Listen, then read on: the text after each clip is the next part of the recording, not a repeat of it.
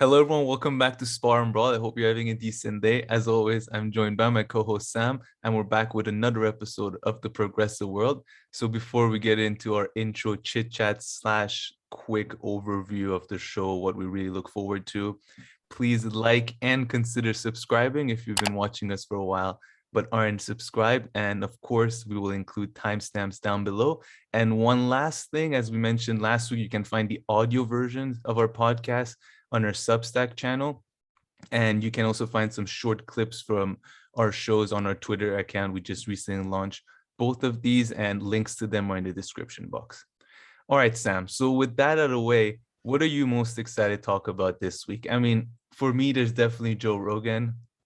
And TYT managed to make it more interesting. John Irola put out a video, so I'm grateful for that. Me too. Yeah. I'm grateful for TYT's existence because I had no idea people use the N-word this often. I mean, I knew people used it, but whatever. Oh yeah, so you're referring to the montage going around of TYT using the N-word in a similar way as to Joe Rogan. They're quoting exactly, just like Joe Rogan.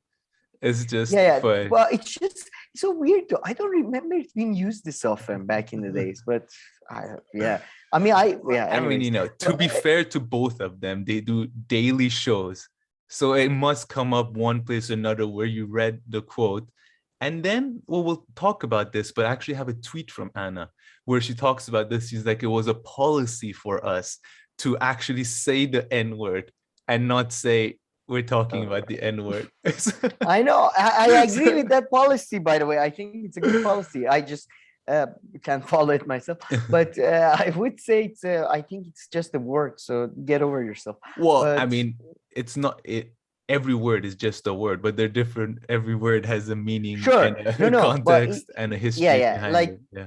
In the context of it, like if you call somebody that, it's awful. But if you're quoting somebody or if you're reporting or if you're reading Huckleberry Finn or something, I mean, it may come up. I'm just saying. But it was just so I had no idea people were just saying it this often. How does it come up this often? Like I just, again, like, you know, I just don't, I guess, anyways.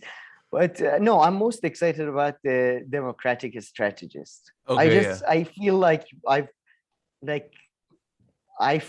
located it like subspecies of human who are just different. They operate on a different basis. I don't know if they eat food. I'm really interested in doing an anthropological study to see if they, like, what do they operate on? Is it sunlight, food? I don't know. Oil.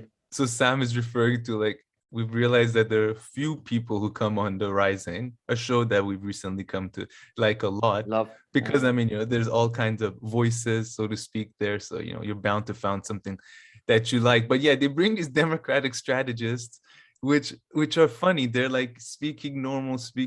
Then they suddenly say something like, oh, true, you're a Democratic strategist. And they say the weirdest. First of all, we'll get into it. We'll get into it. Anyway. I'm the most excited about them though. They sound they sound fantastic. Well, I think our first story is going to be on Brian Stelter, and I think this was probably the funniest thing Brian Stelter has done. His whole it wasn't one monologue, it was like 5 monologues, and as if they would all start back from the beginning, giving his take on his CNN boss leaving. So don't want to get into it too much right now either. Yeah, I think it was just showing exactly why Brian Stelter is where he is. Like, it was like, oh, all right, now it makes sense. Okay, kissing asses. Is that's how you maintain that position. But it's been just media. It was a great fun week in my view. There was a lot of fun shit, and we have great articles this week. Thomas Friedman, thank again. Thomas Friedman, who's right. It's not even bad necessarily. It's just pathetic. What the hell are you talking? It's bad. It's definitely bad. It's stylistically bad. It's not even content. There is no content, but it's just when you read it, it feels like you've had, taken a couple of acid trips. Yeah. at once. So Then some other stuff that I see here, Sam, that we're gonna talk about. From the UK, of course, we're gonna talk about more about oh yeah, Johnson family, I would say, because it also has to do with his wife now and other ones. And then there's the truck drivers, Rising had an interesting segment, which we'll touch on. Dave and I'm gonna Chappelle. be controversial there, probably. Okay, that's good. It's nothing new, I'm sure, for many of our viewers. And then we have this affordable housing Dave Chappelle story where, I mean, to me, it looks like, the Rising covered and then TYT covered as well. And Anna and Jen actually read the story and read the facts, and it just like they choose to ignore part of it. At least At Jen. least Jane, yeah, well, we'll get to it, but Yeah. he does seem to operate in a parallel universe or something. I don't know what's going on there, but whatever. And yeah, then there's a Black Lives Matter kind of saga scandal, which we'll touch on as well. But I Interview by think those three. were most of our stories. So now we can Oh, talk and a about book report. We have book report. Oh yeah, true. Sam's gonna do his first book report. Yeah. So I'm also excited to see I how was a very that's good gonna go. little boy. I did my homework, and it was very hard homework. By the way. Well, that sounds wrong. Knowing the topic, I shouldn't say that. But yeah. So we also have that. But yeah, besides that, how was your week? Oh, chit chat. I forgot. Oh, terrible as always. But Really? Well, I have a topic for a chit chat, which I sent you. Is that video? Yeah. I watched that video and Did it you made me watch feel it? stupid. Yeah. So it was posted on a channel Closer to Truth. And the video is titled Roger Penrose, Is Mathematics Invented or Discovered? Well, it just made me so jealous. I was like, I wish I was a Yeah. mathematician because he knows all these things, and I'm sure he Oh can come on no. here and talk politics as well. Like anybody can Yeah. do this shit, but he has this secret universe. That's okay, fair. No, I was Um, jealous of getting to hang out with Roger. He seems like the nicest man who would just a smile. There's this constant niceness yeah, on his face, and he explains the most complex thing. And you're like, I don't get it, but go ahead. Yeah, continue. Please go ahead. I didn't know him from before, so you knew him. I saw him on a couple of like debate stuff on YouTube and Okay. lectures. So that's I think he may have been on even Joe Rogan or something. Or Okay, I was see. that Dreyfus? I don't know. So the theme of the video is called Is Mathematics Invented or Discovered?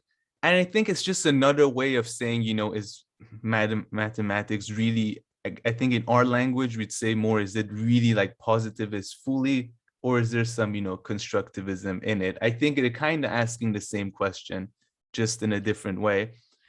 And he talks he talks very interesting. I mean, I would say at the end he kind of reaches the point where he says that some mathematic skills or equations, or however you call them, are pretty much discovered, he would say, because they are just so close to the physical world. And I mean, we're unable to even get them to be wrong. But then again, with his Newton example, it kind of shows that, is it reality if it's like even tiny bit off from reality? Because he says, based on what I was listening, he says that according to Newton's law of gravity, it was correct, it worked, but it wasn't actually right. It just happened to work up to like, a certain extent. And actually Einstein's gravity theory is the one that's far more correct, and so far seems to be absolutely correct. But I guess if you really, really, really push it, it's like even mathematics, which seems to get so many things in the real physical world, at least part of it, because he does say there are some elements in math which we can't even link to the physical world, but the elements that we can, they are pretty much discovered because they're so true. But I guess even those are not true, because we could arrive to a point where we even see that Einstein's theory of gravity, in this tiny space or in this big space or something, is not as accurate and everything as it seems. But yeah, mathematics do seem to be as close as science, and I guess other elements of natural science, get to being discovered, and positivist kind of outlook. I guess, look, in my view, mathematics and physics and geometry to an extent and all that, frankly, difficult stuff. It's it's a type of language, right? We use to interpret the world. And I suppose mathematics is the closest one to the mechanics of the world, if that makes sense. So I would say there are discoverable objective facts, but not in a like. First of all, the objective world does change, so we have to take that into account. The universe is changing, blah blah blah. Yeah, fair enough. Yeah, so it's a constantly changing thing, but at the same time, I suppose there are. I mean, I would say mathematics is the most accurate representation of an objective reality, which we cannot fully, even if we can fully grasp, we cannot fully perhaps explain in other languages or in like this language. I don't know what is this, like the speaking language, but like with formula we can. So I think that's it. That's what it is in a way. But yeah, but I don't. That's the what the question comes in. Where is the line between the objective and constructed reality in mathematics or in any other thing? And I would be more on the side of the construct, like majority of his stuff. But I would, Roger Penrose gave the example of, I think, prime numbers, and there's an infinite number of prime numbers, whether we believe it or not. Accept it or yeah. But at the same time, yes. But then again, numbers on their own, they don't really exist today. Like you have one stone, you have one thing, but you don't have one. So it was fascinating. Yeah. It was definitely ripe for taking some LSD and just joining. Let me join the conversation, guys. No, it was amazing. And I think for sure. I mean, I think if you put if you do like with other things, I would like to, if you put a spectrum and you put invented and slash and on the other side discovered, math or elements of math would seem to come very close to the discovered one pretty much. But even that though, just as Newton example, just as gravity example shows that we might think that it's just 100% exactly that, but no, it's just in this way, in this place that we're doing it with these examples, and it turns out to be right. And one day a lot of these could be flipped on their head. And Newton was that's a really interesting example, because I think he was a religious psychopath. Like he was completely superstitious. I think he famously all his years as a member of the parliament, he just once got up and said, "Can somebody close that window? It's cold." I think that was his only and I didn't know he was in parliament. Oh yeah, he was crazy. He would look at the sun to challenge to see what happens to his eyes. And there's his diaries where he talks about how he wants to kill his mom or something. He's crazy. But then I think the reason why the color spectrum has 7 colors is because Newton believed 7 to be a holy number, so really? Sort of added it's like it's not really 7 colors. So Newton is a really interesting example. And then Einstein, I am so jealous of Einstein, because as Roger Penrose sort of points out, Einstein he didn't really get into a nitty-gritty of physics. He just basically he went full hippie on physics ass, kind of going, yeah man, it's all relative, depends on your position. And it turned out he was more right than everybody put together. So no, I don't know too many backstories like that about none of them. That's interesting. The only one I know about Einstein, I remember hearing this as a kid, which was he even dropped out or left school at a very, very young age, but his uncle gave him a math book. And he managed to do it all by himself, in the summer or something like that. Yeah, it sounds like a bit of a suspicious story, but that's. I mean, no, but even what's his name? Even the guy we just spoke about, I should have written his name down. He said, Einstein just came up with all this stuff in his head. Yeah. So as if he didn't have a mentor or go through classes. He was just that kind of genius. But I don't know much about him. So. No, he basically did give a bit of a finger to the whole like sort of physics till then, sort of going, no, like depends. It According to depends the really. book my uncle gave me. Yeah. And I'm right, it turned out. It's like crazy, I know. The first guy whose uncle was actually right in the history of mankind. The only uncle. The only uncle. The only uncle not Living up to his promises. Like, yeah, man, I knew famous people, and it's, trust me, it's good. It's relativity. But I know the Einstein thing. I got diagnosed with dyslexia when I was in high school and stuff, and like there was that story that Einstein was dyslexic and stuff, and then later on I found that he's one of those people that after like many years after their death and stuff, they think, all right, based on these evidence, we think he may have been like post death, they sort of ascribe them to different. So yeah, it's I see, man. One day someone has to educate me a bit on this dyslexia. And I have, that's the thing, that's why I put the quotation mark, man. I'm not quite sure where dyslexia begins and idiocy sort of ends. So, yeah, I don't want to get myself or people in trouble, myself in trouble really, from like sounding too ignorant. So I have a fucking diagnosis, and it's somewhere. Maybe I should go read about it instead of asking people to tell me. But I never really understood dyslexia. When like a few friends, quite a few people I think of have told me that they have it, and I never got it, I guess, including you.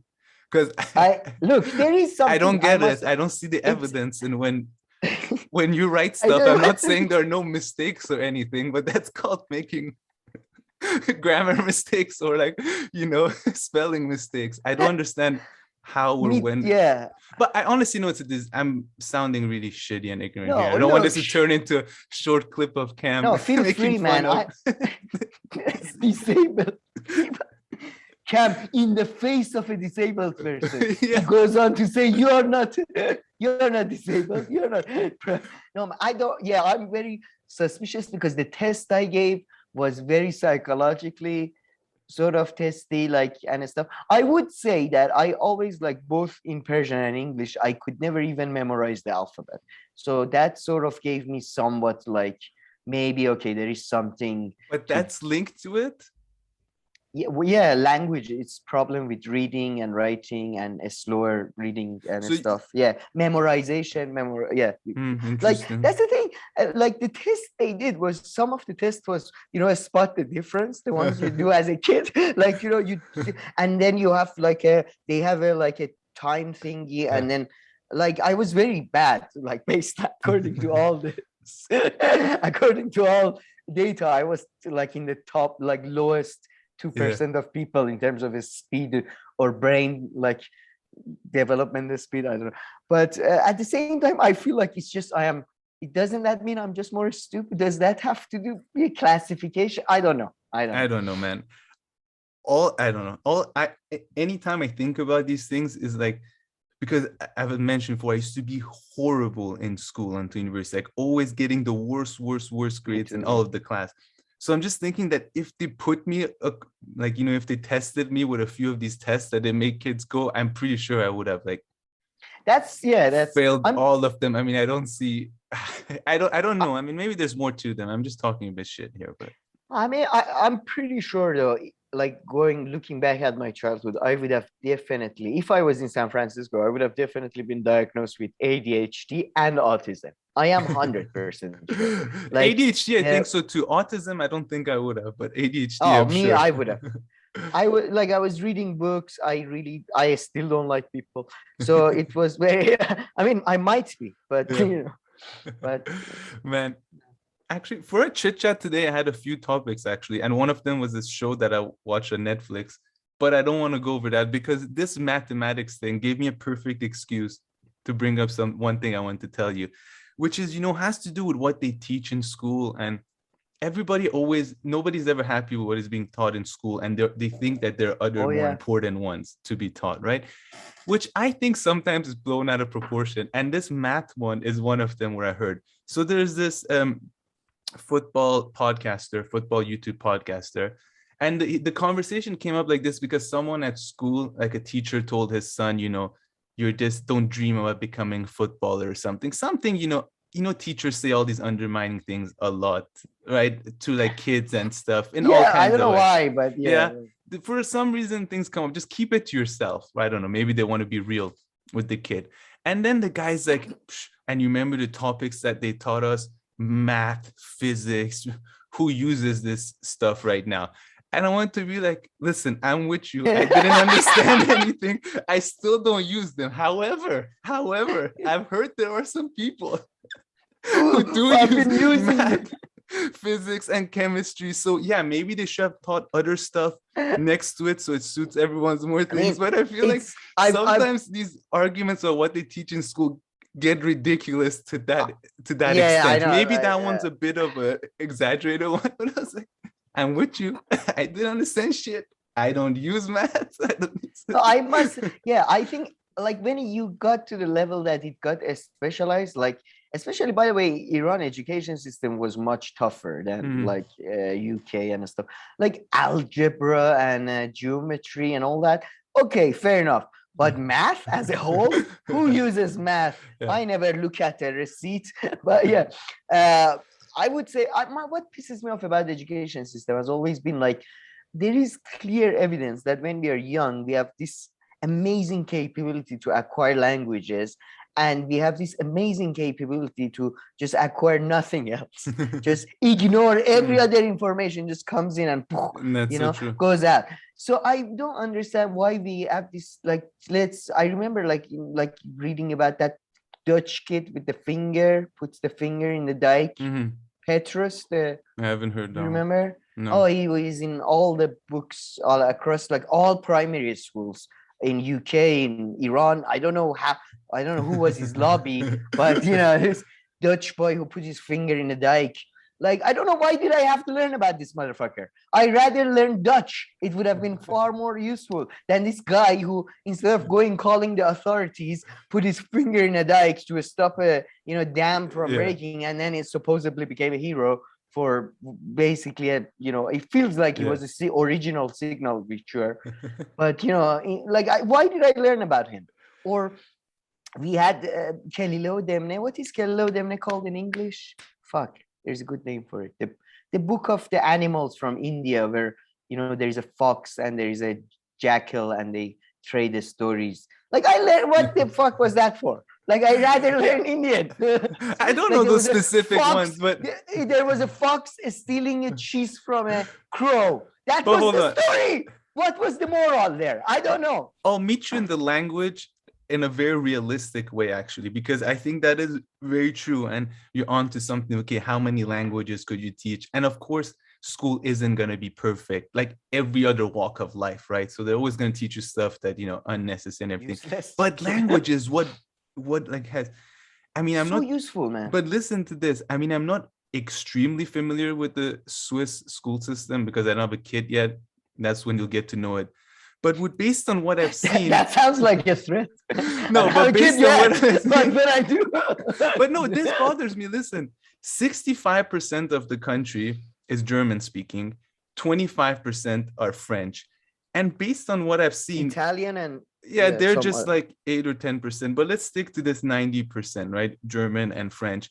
And based on what I've seen, they teach the other language as a second language class at most in schools, at most. So pretty much based on what I've seen, French-speaking people typically can't speak any German except, like how you would go and learn Italian right now randomly, and vice versa. And in my head, I'm thinking, like, why isn't half the day in German, half the day in French? Because I also think kids could probably, I haven't looked at so much of the studies and evidence, but it seems 100%. Like, this could easily, both kids can easily grow up bilingual. And in so many countries, they never do this. They do. In Canada, where they say English and French, it's the exact same thing in most of the provinces based where I've seen. Like, they just ignore one of them if you don't really teach it. No, I would say there is a bit of a European provincialism in that. I don't know why, but Europeans, especially the French, I found to have this weird relationship with their language. They think Well, it's a they sort hate of a way of English. Yeah, they think like English is yeah. like It's a the stupidest no. thing I and know. French is so above it. Yeah, and it's no, and fuck yeah. Frankly, I mean, French. If anything, French is vulgar Latin. So fuck you. But anyway, so to be honest, Germans as well. I have like family in Germany. They sometimes bring us chocolate and shit. There is never English written on it, and it's like, what the fuck is wrong with you? Like, what do you think? Who do you think? Anyway, But at least I they do found a feel way there to is. learn English. I'll They give them did, that. yeah, with heavily accent, Them like and me. the Dutch. But Yeah. yeah, Yeah. the Dutch are, yeah, they are But like they is don't this Swiss like they case read. not Oh no, this ridiculous? The Swiss I, example I I just gave you? I completely agree. I have a friend. I mean, this is anecdotal, but I have a friend who had English parents, but born and raised in France, and he didn't know French until 6 or 5 when he went to kindergarten, and then and he's obviously is like more French than English because he was raised in that system. So I think I completely agree with you. And I know in Iran, where about 40% of people, no, more than that, about 70% of Iranians speak a different language as their mother tongue than Persian. About 40% just speak Azeri, Turkish. So like a lot of them, I mean, things have gotten better during the last 20 years with the like allowing the Kurdish language, the Turkish language to be taught at the schools. But yeah, most people like they speak one language at home, they speak another language at a school.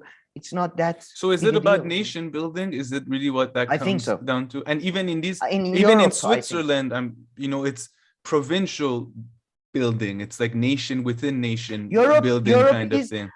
that's the thing. I mean, a lot of people, I mean, especially I think Europe, like people outside of Europe think of Europe as this developed place. It's not. It's especially Northern Europe is extremely underdeveloped in terms of like a state building, like because it just happened late, like Middle East, Babylon has been around for, I mean, it's due to geography. It has nothing to do with innate goodness or badness or anything like that. But it's just Europe is just, yeah, it's just, I definitely agree. It's provincial. Even, yeah, like in Germany, you still have like Bavarian Germany. Is like in Germany, the unified German language is not a finished project, really.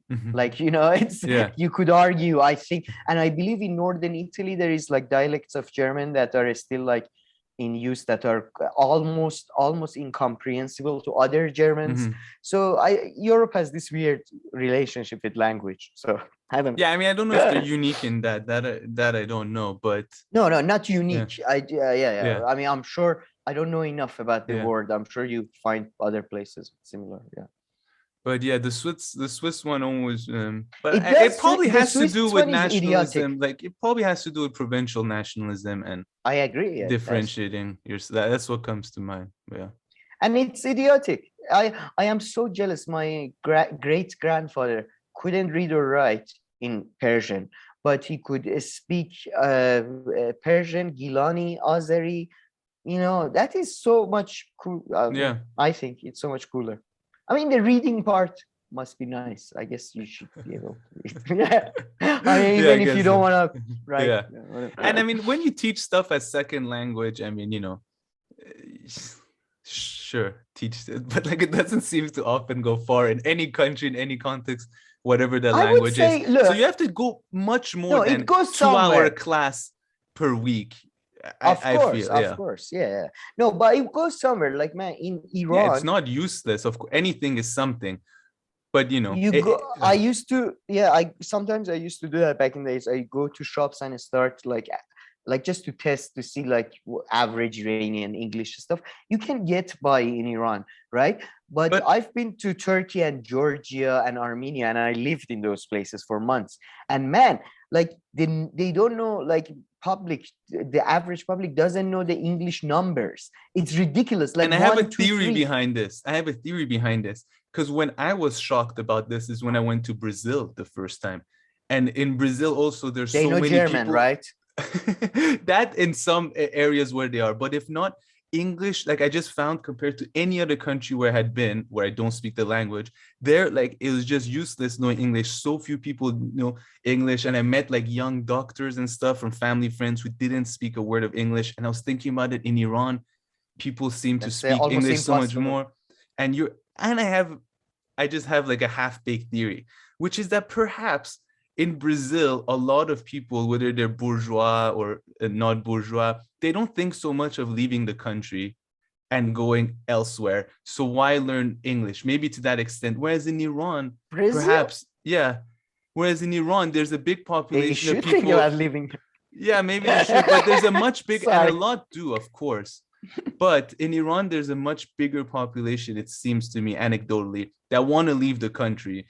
And you kind of need to know English. What other language are you going to use? So maybe there's that in Iran, people want to learn English more, go more towards it. I told you it's a half-baked theory based on I know. 2 or 3 observations. No, and maybe Turkey and Georgia, 2 people, maybe they think that way. I don't know. I think to be honest, yours is more, I think I have my own half-baked theory, and my half-baked theory, I think, is more like fundamental in a sense that I think, like, look at the imperial powers these countries were interacting with. Iran was interacting with UK mostly, and Russia. That's a good point. That's mostly, a good one. And then US. And US in Iran was actually like, because there was a American missionaries that participated in a Persian constitutional revolution, and Iranians always had because of British, they had a much more positive view of Americans. So Iran was sort of internationalized in that sense. Like, I mean, like the first, people always mention Japanese are the first Asians to defeat European empires, but in fact, it was Persians with the East Indian Company collaborating to defeat the Portuguese. So, Iran was always, like, the way we got to know the world was through sort of, we had contacts with France and all that, so whatever. But like Turkey had I was sort of half joking about Brazil and Germany, but Turkey, Brazil, these type of nations had closer relations with Germany. I believe German was the second language taught in Turkey for many years. And in Georgia and Armenia, obviously Russian was the main one, and then the local language. So I think maybe it has more to do with that, but I agree that's interesting too. Yeah, for sure. Like, I agree that if, for example, you're in Brazil, or let's say if you're thinking internationally, you may think through Portugal, you might think Spanish. through Spain, Italy, Latin world. But if you're in Iran, when you think internationally, you automatically think about America, US, France. Yeah, no, France, I think your theory sounds a bit my better. half-baked theory. Your theory sounds better. Although I would say maybe mine has some more contemporary elements to it. But Yours has primary research, mine is an armchair historian. True. Mine is a contemporary anecdotal observation. Yeah. I spoke to doctors, they told me. I didn't speak to them. I just assumed. I didn't bother. I just observe. Very scientifically observe. That would be subjective if I speak with them. I agree. Yeah, you don't want to get too involved with your subjects. Yeah, exactly. No, it's so okay. All right. That was a long chit chat. Yeah.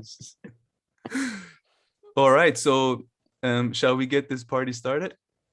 Yeah, let's do this.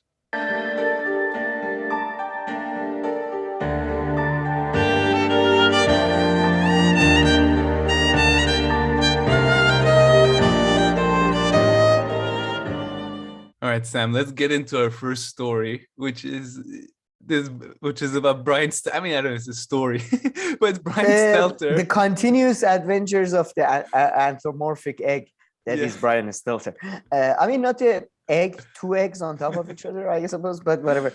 But Jesus Christ, man. Yeah, what so we saw it again through Useful Idiots. Like half of their Monday morning show these days about Brian Stelter, and I don't blame them because this guy is hilarious. So the story that we're talking about specifically, which I didn't know actually until I saw this earlier in the week, which is that the head of CNN quit, right? The CEO of CNN, resigned because it came out that he had some kind of had a romantic involvement.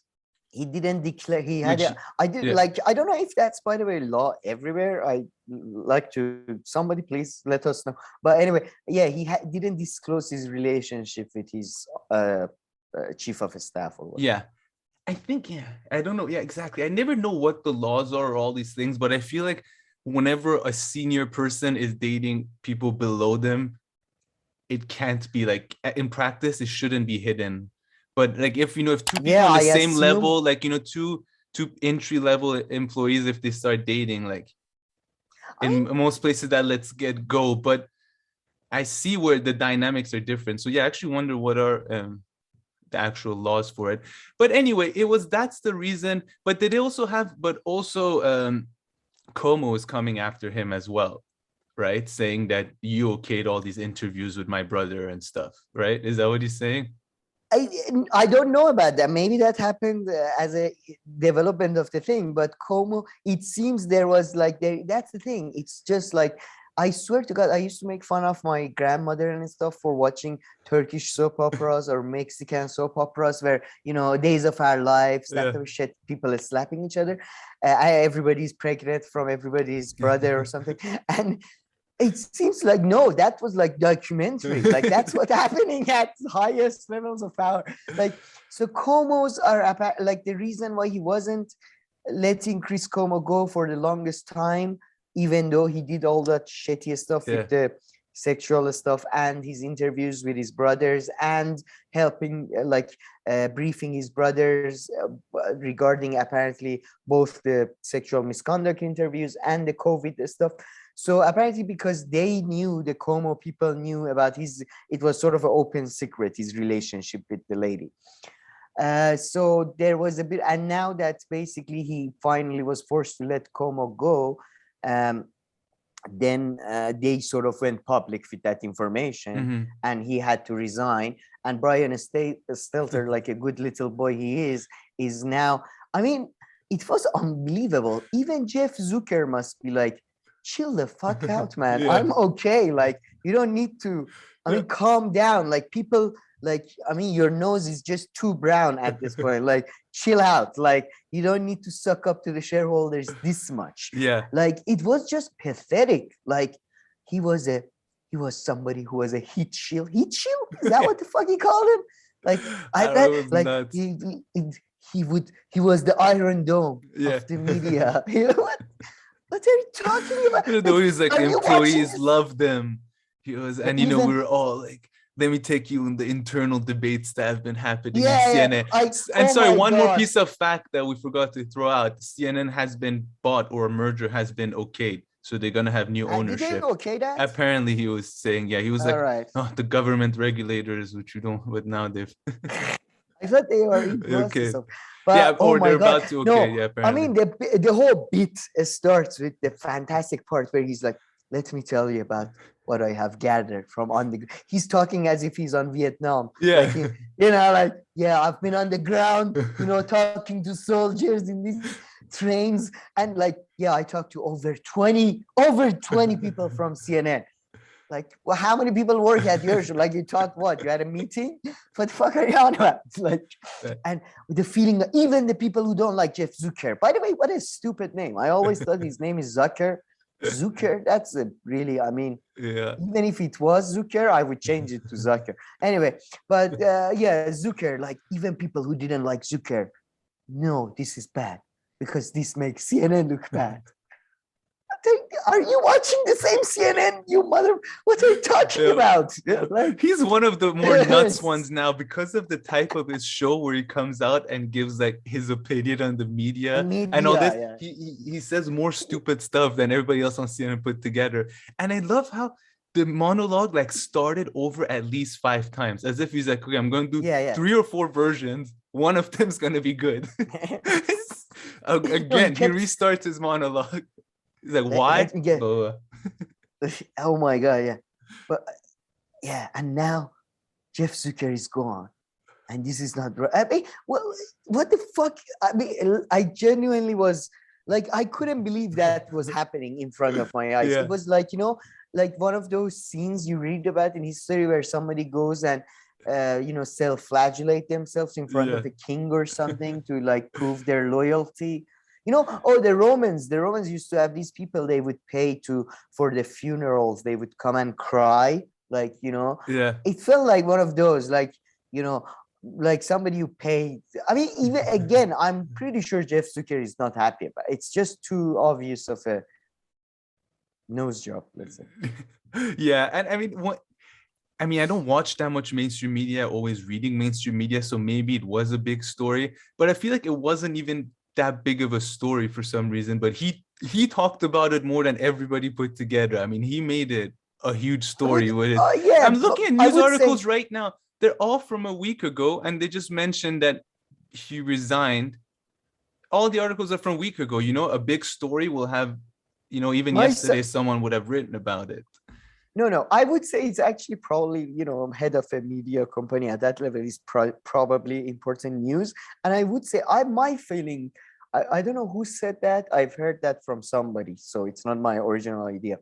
But I have a feeling there is a bigger controversy. Like, it's going to turn out Zucker either like stole some money or something, or it's something bigger is coming, because this is a really this is like, oh yeah, I'm resigning, oh I'm such a bad boy, oh I'm such a bad boy, don't pity me, I'm a bad boy, don't pity me.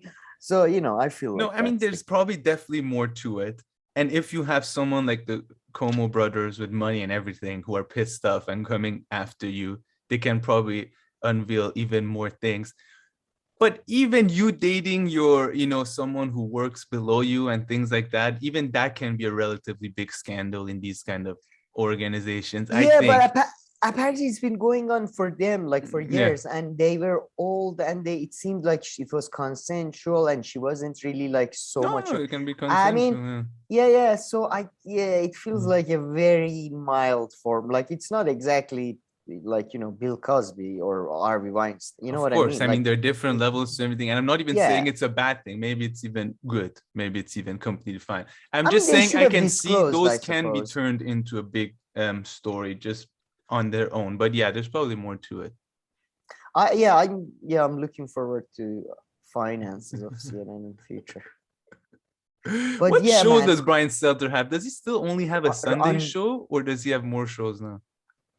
That I don't. I never know the that's why, by the way, is a proof I'm dyslexic. I never know which day it is or what time it is or anything like that. I'm blaming. Let's not get back into this, because if people I'm blaming dyslexia. Fuck you. But I know he has a show called Unreliable. Reliable. Sorry, see, dyslexia. Reliable sources. Listen, I don't remember people's names. I don't think that's because I don't give a shit. No, it's everything I get wrong ever is because of dyslexia. So you can't call me on it. So if you say so. If anybody calls me on anything that I get wrong, they are being what is racist towards disabled people? So I don't know. I don't even know this word. They're discriminating. They're discriminating against disabled. Yeah.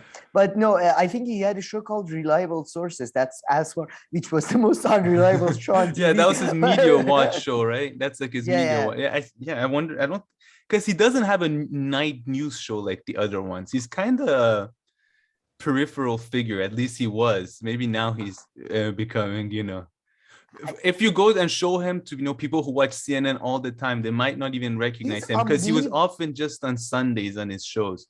He's unbelievably young as well. Like, really? I forget. I think he's 36 or something. It's ridiculous. No, like, I swear to God, I was doesn't look too old now I think about it. He looks like, he looks so polished as an egg that it's almost impossible to tell what age.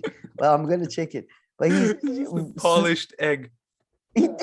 Come on though. Like, you can't look like that. He's 36 years old. It's unbelievable. Like, I can't believe you can be that young and that stupid, frankly. I'm sorry, but that's all. Like, I can. I just remembered a couple of people. But that was a hilarious show. And then, of course, and then at the end, when he goes like, I'm gonna go rogue now. I want to end the hour with a final thought, and I'm gonna go a little bit rogue here, so bear with me, okay? Yeah, Jeff Zucker's departure was shocking to the staff of CNN. He's going rogue. This place is not He's perfect. gone rogue. Yeah. It will never be perfect. We will always have flaws. We will always screw up. We will always have to run corrections. We will always have to keep working to make it better and better and better every single day. That is the goal. But the people who say we're lacking journalism, that we've become an all talk channel, that we've run off and we're all opinions all the time, that Jeff Zucker led us astray, those people aren't watching CNN.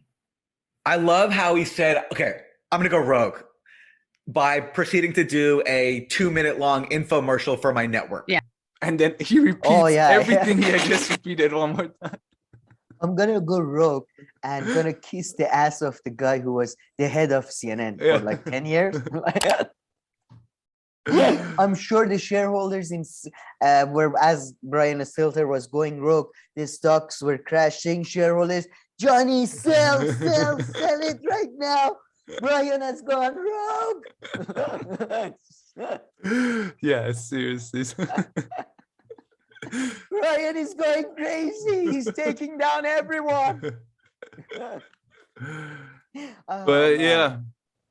Okay. Anything else to mention about the story? No, but please, Brian, go on. I just hope you spend the rest of your life just focusing on Jeff Zucker's documentary, this great man, this iron dome of a man. Yeah. I mean, I think Aaron Mathis said this. He was like, you kind of appreciate a little bit his, out of everything though, his loyalty for someone, who's no longer at that job. Or, I mean, that's the only kind thing you can say out of all this. You're like, I'm still surprised you're being very nice to someone who's no longer your boss. I'll give you that in this. It's not, no, but the thing is, Zucker is not kicked out in a disgrace move. Yeah. I'm sure he has a lot of sway. Friends, exactly. Yeah. Somewhere I'm sure else. he has some share. Yeah. So I don't know. But that's the best, I guess you could be like, you surprised me a little bit, maybe there. I'll give you that. But yeah, I feel you. It was, I don't know. I'm glad Humpty Dumpty finally got his own show on television. I'm glad. I'm for more representation of all, fairy tale characters. Humpty Dumpty, unicorns, whatever. For sure. And we're better than CNN. We're like, everything and anything. They're all fairy tale. Yeah, all fairy tales come true. Like Libyan intervention. Oh, Jesus. Who was talking? Oh, I forgot. Anyway, someone was talking about the Iraq war and stuff.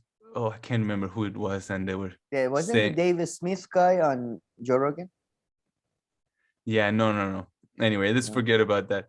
Speaking of Joe Rogan, should we move, Sorry about move on turn. to Joe Rogan? Yeah, let's do. Okay, so the latest thing that happened with Joe Rogan is that they put out this. By the way, thank you, Camille, for waiting to upload our video last week defending Joe Rogan without any caveats or anything. Just the day after the N-word went viral. Thank you for that. And someone wrote that in the comments. He was like, "This makes you guys look bad."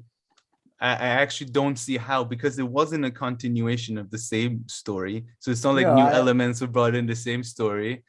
But the timing was the timing wasn't the best. But again, I don't see it. So now, of course, the latest thing that happens is video of him where he says the N-word, where in most cases is quoting other people. However, is he calling somebody N-word? No, I haven't seen all of them, so I said most. And then there's also this story that he says, which he himself admits that it's a racist story. I find it to be a racist story. And he says, and I would just, the one about when he goes and watches the movie.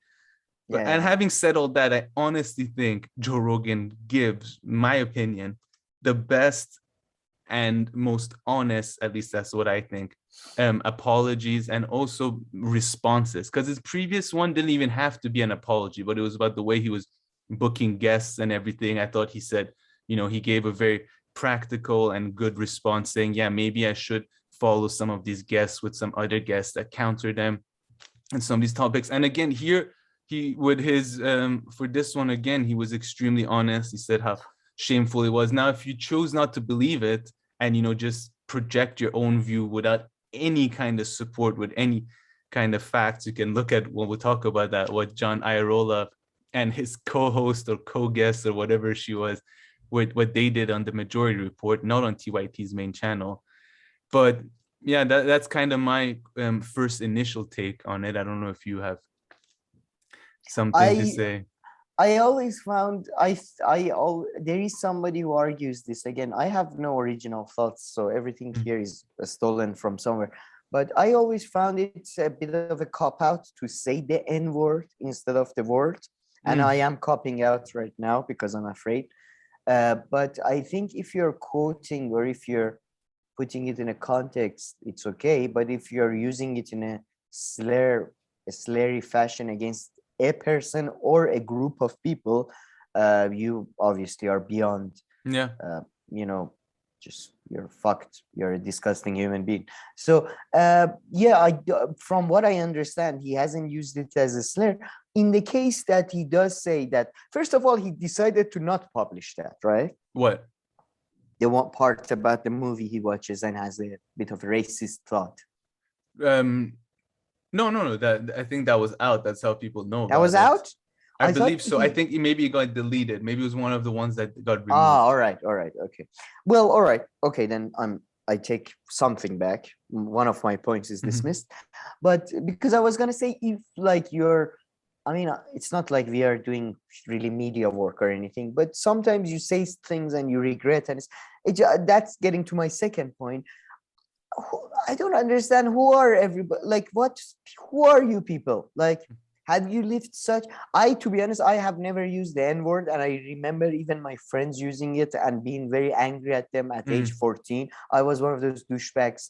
I was a very liberal Karen when I was a teenager. One of our common friends, as you recall, used to use it a lot, and I was very angry, but he didn't give a shit. But I don't know, who are these people? Have they never had a bad thought? Have they never?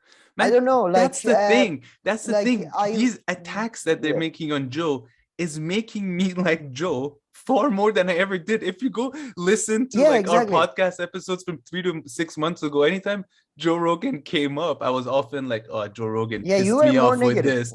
He pissed me off with that.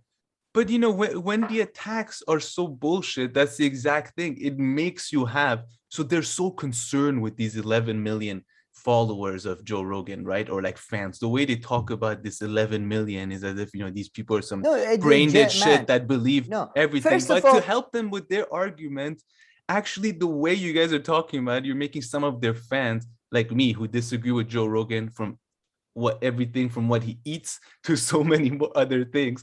You make us like him. You make me at least like him more and find him like a better person compared to everybody else in this mainstream world. And he is almost in the mainstream world. He has a huge number of followers. With that many views, how can you not be mainstream? And he's covered by CNN. He's not establishment. Yeah, perhaps he's not establishment. That is true. But it's mainstream. But yeah, they're making me like Joe Rogan so much more.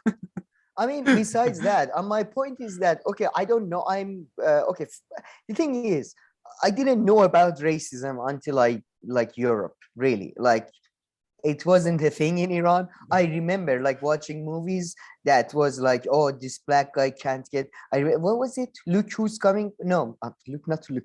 Who's Coming for Dinner or something? It's this movie with Sidney Poitier that it's about this couple, these parents that are white and their daughter is getting married to a black person or something. I remember watching that movie and going, what the fuck is going on? Why are they upset? What's happening? But I have had awful thoughts and have said awful things to my friends, to my close friends. And I take it I regret saying some of them, but and having, but the thoughts are there. What do you want me to do? I've had, by the way, the most racist thoughts I've had have always been reserved for Iranians. So, if that's it. And I think most people do that. Most people, when you talk to them, the British people are the harshest on the British people. Americans are the harshest on Americans. Chinese are the harshest on Chinese. Chinese tourist men, they always nag so much about China and how awful it is, and all that. So, I don't understand. These people are talking as if they're all saints, and Joe Rogan, oh my God. And then it's just the reason why I'm not justifying Joe Rogan's in bad action, which I don't think he took any bad action, it seems in this case. But when you have people like the John Idahora or Lidahora or Johnny Idaho from the Point Break movies, who has branched out into progressive news, he's from the Damage Report. And I mean, to be fair, he does say in the video, I'm not saying that Joe Rogan should be canceled. Yeah. But he's so condescending coming from a channel that, oh my God, like the hypocrisy. Can you not see you are not in a position? It's like me criticizing somebody for having a beard. It's, what the fuck are you going? No, like, I mean, it was so John Irola is so condescending. And by the way, I know, look, if you're watching this and you're a right winger or a big Joe Rogan fan or both, you're like, why are you trying to cancel? Well, first of all, have I ever said he should be banned from the internet? No, we're trying to add content. Like, you guys love to say, no, what you don't get is that we love Rogan because they just debate things and they try to learn. Okay, what do you think we're trying to do right now? People think that the only person who's ever had a conversation is Joe Rogan. The only person who's ever been curious is Joe Rogan. Have you ever listened to another podcast other than Joe Rogan? That's what they're all about, actually. I'm not saying he should be banned. I'm saying we should be learning from this. And by the way, he at least wants you to believe that he is. The issue for me, and again, like if you're a right winger or a Joe Rogan fan, you assume, well, you hope that this will get canceled. No, I really don't care. I think it's weird that his show is like one of the most popular podcasts. I don't necessarily think that reflects 100% well on Americans or humans. But I'm not trying to get him canceled. Don't care. He doesn't have any effect on my life. The thing that bothers me a little bit more immediately, Adrian, and I want your thoughts on this, is the reaction to all of this from his fans. Because he will say, oh my God, I looked at this stuff and it looks terrible. These stories look terrible. I would never do that. And we can debate to what extent he really means it, but he wants us to believe that that was wrong and he will learn. That is not the impression I get from his fans. No, you're absolutely right. The fact is that there are people out there who simply want individuals who can speak like this, who do not have to be self-aware, who don't have to regulate their speech so that they don't engage in racist antics that can be sexist without license. Like, these people, these are who these people are, and this is their God. So no, they don't want to see you apologize because they're going to have to acknowledge other people's feelings too. If you get to be up here on the stage and act a fool, then they get that license to do so too. And so it really shows you who these people are. And so when people tell me they're big fans of Joe Rogan, it's one of those like, okay, I already know who you are. I'm good. Yeah, and look, there need to be shows for all sorts of people because there are all sorts of people. But we also do not have to buy into the branding and the public relations, which I've alluded to multiple times, that there are conversations on the internet. All of them are BS. This is authentic. This is what the only sort of conversation that is truly authentic is a white guy mostly talking to other rightish white guys and saying the things that rightish white guys want to hear. And I'm not saying that's the entirety of his audience, but that seems to be the most vocal defenders. I got news for you. There are other sorts of conversations that are authentic that don't sound anything like that. Towards Joe Rogan and anybody who watches his shows, I mean, I don't know what he's up to and if he's seen TYT, but they're nowhere to judge. Are there not more intellectual content to watch out there? Sure, but you sitting from the channel that you're making it, who the hell are you to talk? And this whole thing, if aliens looked at us, the least thing they'll be surprised, I think, is that Joe Rogan's podcast, maybe they'll be more surprised about more horrific things going on in humanity than this stupid thing about Joe Rogan's show. But I mean, John Irola, I never realized how annoying and condescending he is until recently, because after Cenk, it seems like it's him. Anna at times is slightly more balanced, except when it's about Aaron Matte, let's say, where she completely loses it. Okay, Anna is like the smart one. Yeah. And it's ridiculous. I mean, this is just, saying that, like I laugh out loud. It's ridiculous. But John Idora is kind of like JR. He's the most mundane. He's the type of guy you see at a party that sort of makes a point and you just want to go, Like you watched CNN, didn't you, today? Like, oh, anyway, but yeah, I just by the way, talking about Roger Penrose, I just Googled, Roger Penrose has been, that's where I saw him. He has been on Joe Rogan. When was the last time they had, like, I'm sorry, by the way, who the fuck was she? Who was that? She was, I don't know, she was, maybe her title is somewhere in there. She was so condescending as well. Yeah, you're absolutely right. The fact is that there are people out there who simply want individuals who can speak like this, who do not have to be self-aware, who don't have to regulate their speech so that they don't engage in racist antics that can be sexist without license. Like these people, these are who these people are, and this is their God. So no, they don't want to see you apologize because they're going to have to acknowledge other people's feelings too. If you get to be up here on the stage and act a fool, then they get that license to do so too. And so it really shows you who these people are. And so when people tell me they're big fans of Joe Rogan, it's one of those like, okay, I already know who you are. I'm good. Simple and one-track minded. Did not care about the apology. She just heard the apology. Like, no. He said that he took it. He said that those words he was just, repeating quotes. He never uses them. She's like, and he thinks that he has the right to use them and stuff. I mean, there's a reason that certain people are using that term, but that doesn't mean that you get licensed to use it. The two of them together, how condescending they were, really blew my mind. Exactly. Like, when was the last time you had somebody fucking interesting, half as interesting as, say, Roger Penrose on your show? Yeah. Like, when was that? Young Turks, who did they have on? Like the deepest, and I like that guy. What was the guy? The rugged individual? I don't know, whatever. Like, I like that guy, but he's not exactly he's not exactly Roger Penrose, you see. He's not exactly, I hate Sam Harris, but he does have a goddamn PhD, doesn't he? He did write a couple of books. I mean, again, I don't like Sam Harris. TYT, there's a higher chance of them inviting us. They only invite people if you're just like some kind of, YouTube host. That's the only people that... No, come here, say something negative about Joe Rogan. You get invited, right? That's right. They only invite podcast hosts and stuff, it seems. Yeah. Glenn is a grifter. Jimmy Dore is bad. Have us on. And then I'm sorry to break it to, by the way, I think this is something that is very common in Black community in America, that I'm going very controversial. But don't get us in trouble. No, but I'm sorry, but just because you're born a certain way, all right, doesn't make you an expert on that. Right? Okay, so get over yourself. But I don't understand. Like, we invited this kindergarten teacher. She's Asian. We invited her to talk about the China and the expansion of Chinese foreign policy in Taiwan. What the fuck? Listen, you took the example a bit too far, right? Because I mean, I guess she's an African American invited to talk about something related to African Americans.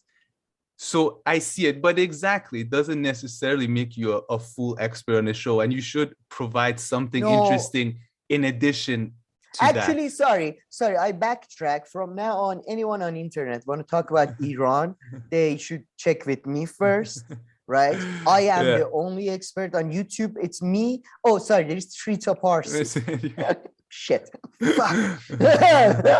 But Trita Parsi hasn't been in Iran for a while, so it's just me. All right, you have to check with me because I'm from Iran, so obviously I'm the only expert on the matter. And I don't know, who was she? To be honest, what did she have any expertise? I'm sorry, because I don't know. I mean, they don't introduce it. They don't introduce it. So unless it says, that clip they don't introduce her. So unless it says it under her name, I don't have that in front of me. I watched the clip right before we recorded this, so full disclosure, if she turns out to have a PhD in racial studies, even if she does, she doesn't offer any of those insights in the video, so we're just judging her in the video. But man, I love it. And in the comment section, I don't know if you looked at the comment section, but that's where I found the video of TYT doing exactly what Joe Rogan did. Niggerland. What? Hey, nigger. Let's go hang some niggers. He doesn't acknowledge what a nigger he is. Literally, as I said in the beginning, shoot the nigger. I hate niggers, that is all. By hating all the niggers. It's awesome that it's called niggerhead. You got to say it. Nigger Hill Cemetery. Nigger, and I apologize, I know these are difficult words to hear, but words like nigger and fag. Nigger. You niggers are why I lost my job. John Irola surprisingly doesn't show up. And I told you there's a tweet by Anna Kasparian where she says there's a policy for them to say the N-word, actually say it. Oh, yeah. But yeah, John Irola, good for him. He doesn't show up. But Cenk and Anna, and there's a few times where as if it seems like Anna was forced to say the N-word. She's like, I don't want to say it, but Cenk has said that I have to say it. And there's just all of them saying, but yeah, in the comment section, they go after them. It's so funny. And then, man, who goes another after thing, them? I don't like understand. the people in the comment section, like go after. No, goes after who? John and TYT and saying what hypocrites you are, because they put links to this video over and over again, which I'll play. It was apparently called niggerhead. Oh, you're a nigger? Doing fucking nothing and being a lazy nigger. They were nigger lovers.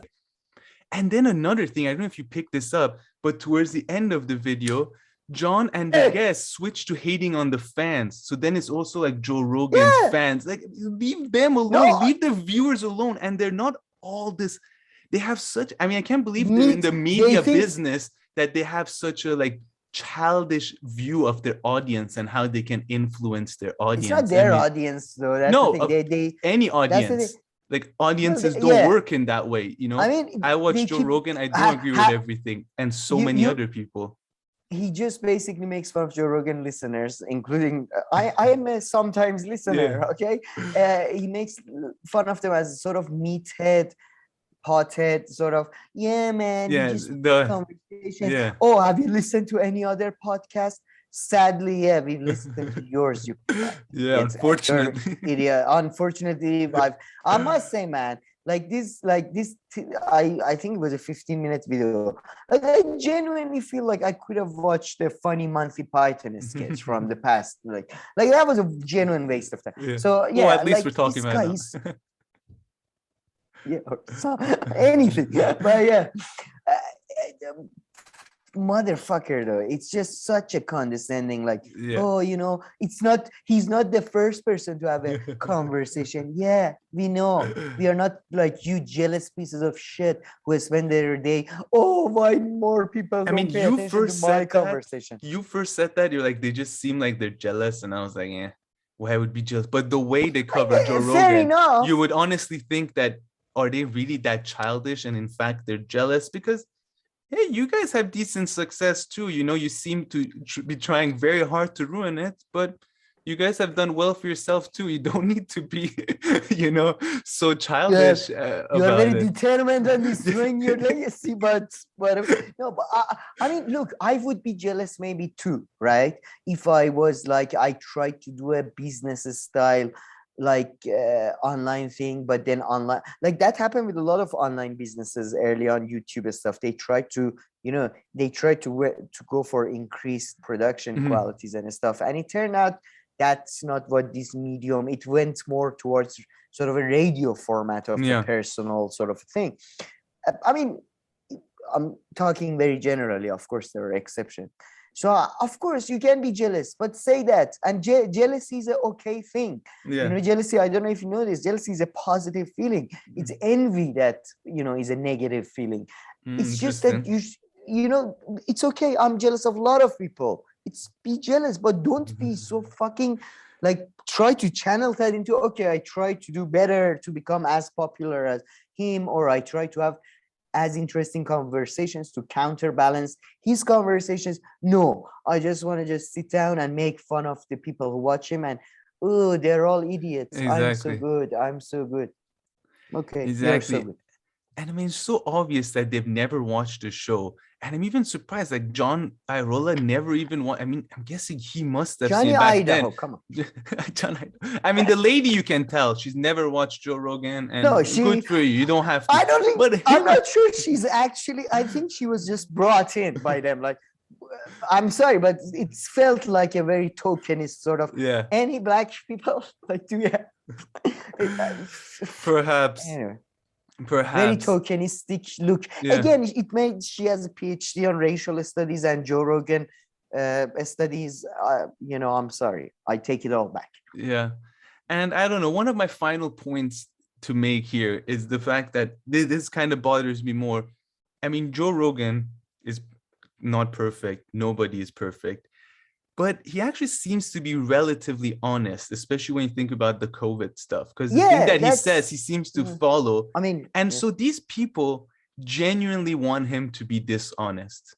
That's what they want him to do. They want him to lie, censor yeah. himself and be dishonest and Oh, lie.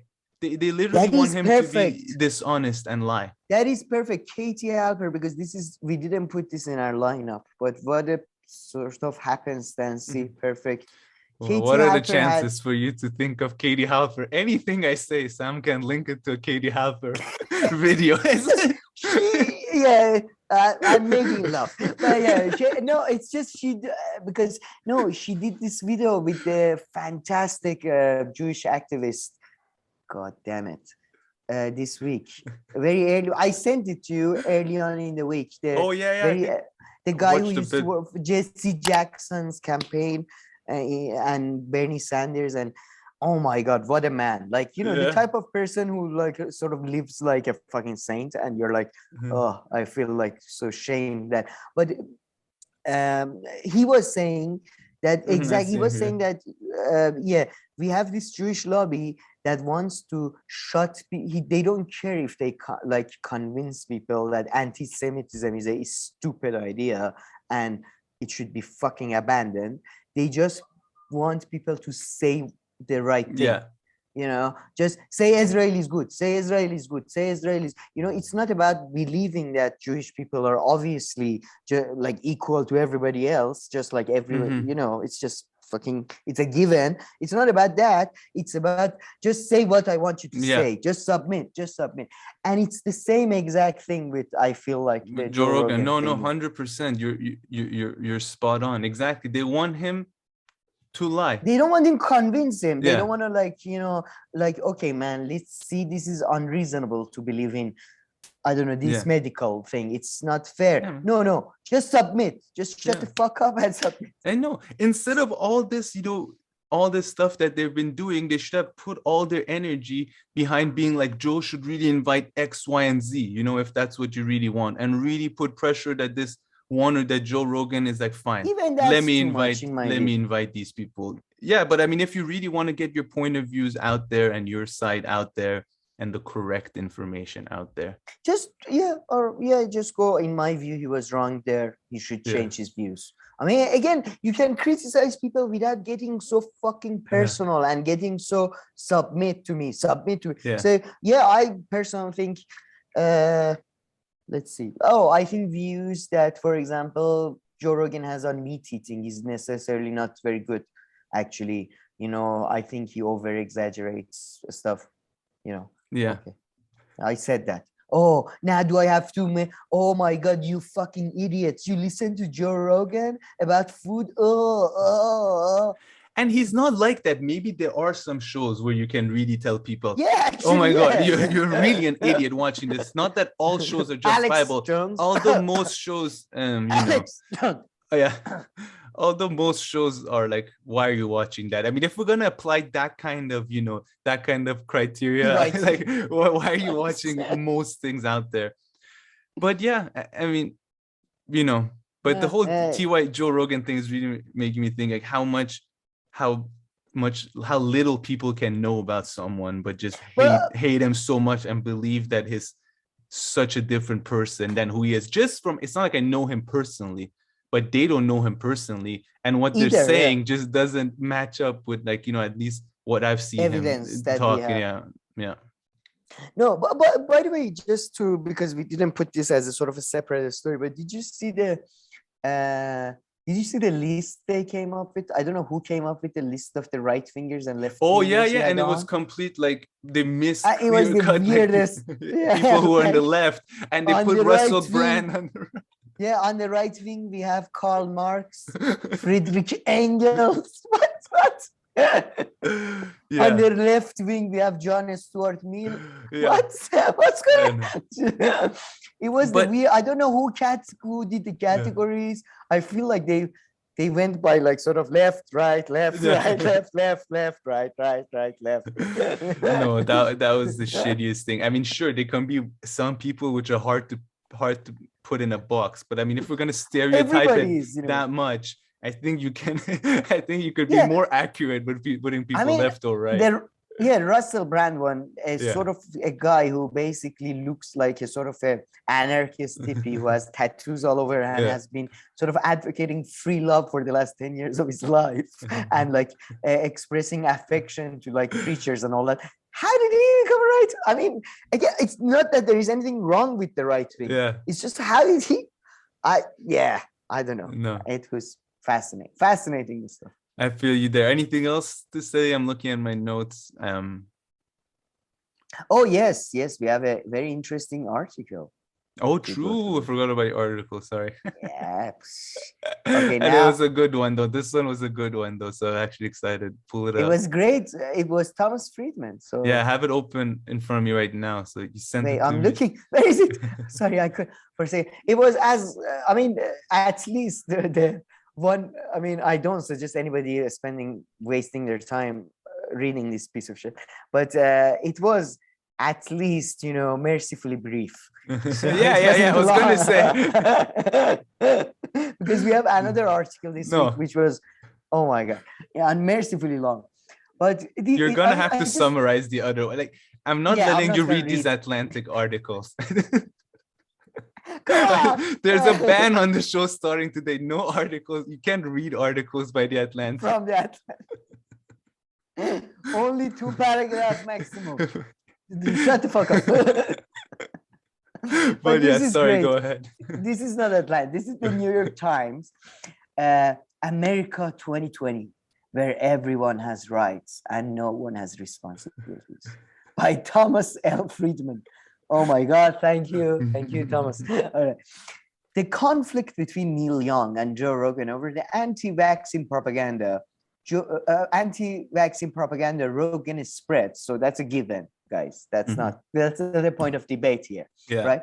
Through his podcast, triggered a heated debate over the boundaries of free speech on platforms like Spotify and whether one entertainer, Young, had the right to tell Spotify to drop another, Rogan. I mean, this motherfucker, why do you write like that? Why? Just the fucking, anyway. Yeah, they love those M dashes. It's just like, who talks like that? What do you think this is? Like you're Voltaire in like 17th century? Anyway, sorry. Just Rogan, Young. Anyway, or he would leave himself. But this clash was about something more than free speech. Really, Thomas, was it? As a journalist. By the way, again, I would like to clarify, we are not journalists. I don't know what journalism is. Whatever it is, it feels like equivalent of like a prophet. Like, I'm a journalist, follow me. That is true from all sides in a way sometimes. Yes.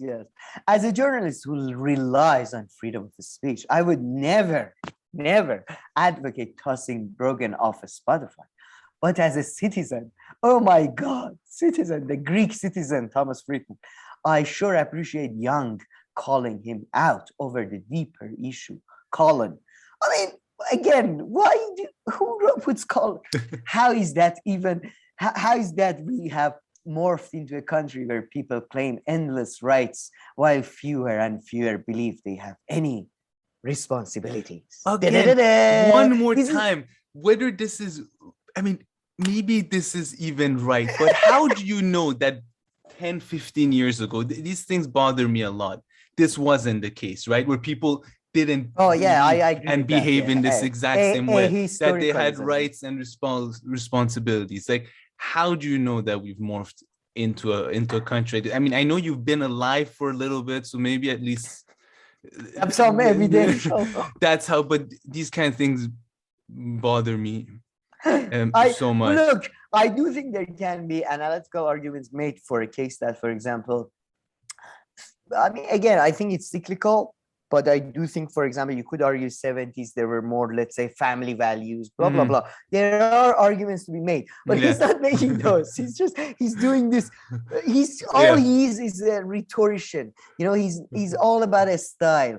I love, like, Thomas Friedman, he's always about, on this hand, And on this hand, and on the other hand, and on the balance, I, as a journalist, but as a citizen, but as a media person, I don't know. They don't see as the a irony douchebag. though, with all the even though how bulletproof they are, with all the scandals that they've been hit from Iraq war and all the other ones, he still can write that, you have a responsibility to your fellow citizens. So that's from like the next paragraph. Like, how did they forget? Yeah, I mean, you need this Come on, kind man. of Man, they asked the guy from Institute, why are you True, I love how the so-" Institute guy comes into an opinion piece as if they're like, okay, is everything. But read that paragraph before too about responsibility to your fellow citizens. So yeah, exactly. So I mean, as always with opinion pieces, and we discussed this, there is always sort of, you trinkle a bit of bullshit scientism to sort of add to your heft of your, you don't want to actually engage with scientific arguments, you just want to trinkle a bit for the idiots to for those of little learning to be attracted. So quote, we are losing what could be called our societal immunity, argued Dov Friedman, by the way, D-O-V, I don't know how is that name pronounced, Dov Friedman, founder of How Institute for Societal Immunity, quotation mark, societal immunity is the capacity for people to come together, do the hard things, and look out for one another in the face of existential threats like a pandemic or a serious challenge to the cornerstones of their political and economic systems, like the legitimacy of elections or a peaceful transfer of power. This is Trump. This is like, you could replace that whole sentence with Trump. Like, with the elections, legitimacy of elections and peaceful Trump. We are scared of Trump.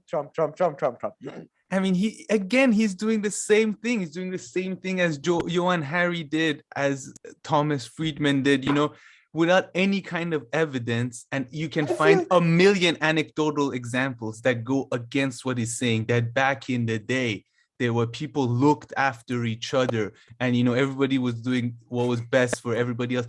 I mean, I can't believe if there wasn't World War II during the past century, I don't know how people would look back in the past century and stuff. I mean, thank God there are these clear, obvious, not thank God that they happened, but that there are these clear examples that show how messed up society also was a year ago, 2 years ago, 5 years, 10, 15, and so on and so forth.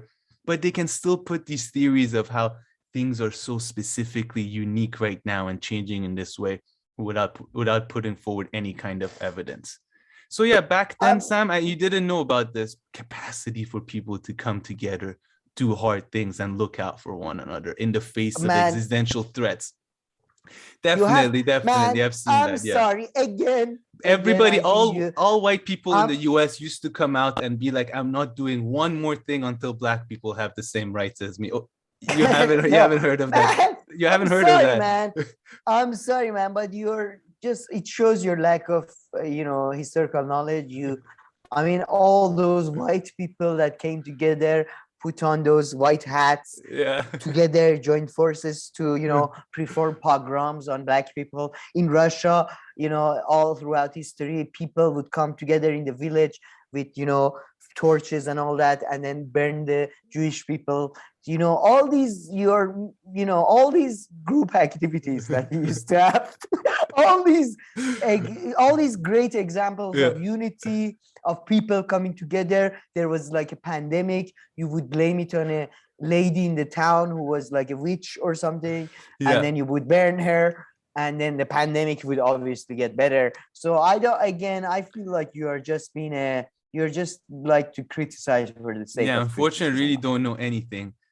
But Sam, I'm kind of reading and discovering this article with you right now, with everybody else, and I just cannot believe what I read in the first two sentences of the following paragraph.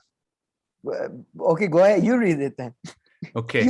So he first goes, but societal immunity is a function of trust. I mean, I would usually stop right there and have fun with that. But then he goes, disclosure. Friedman, the guy, he just is a donor to my wife's museum, Planet Word.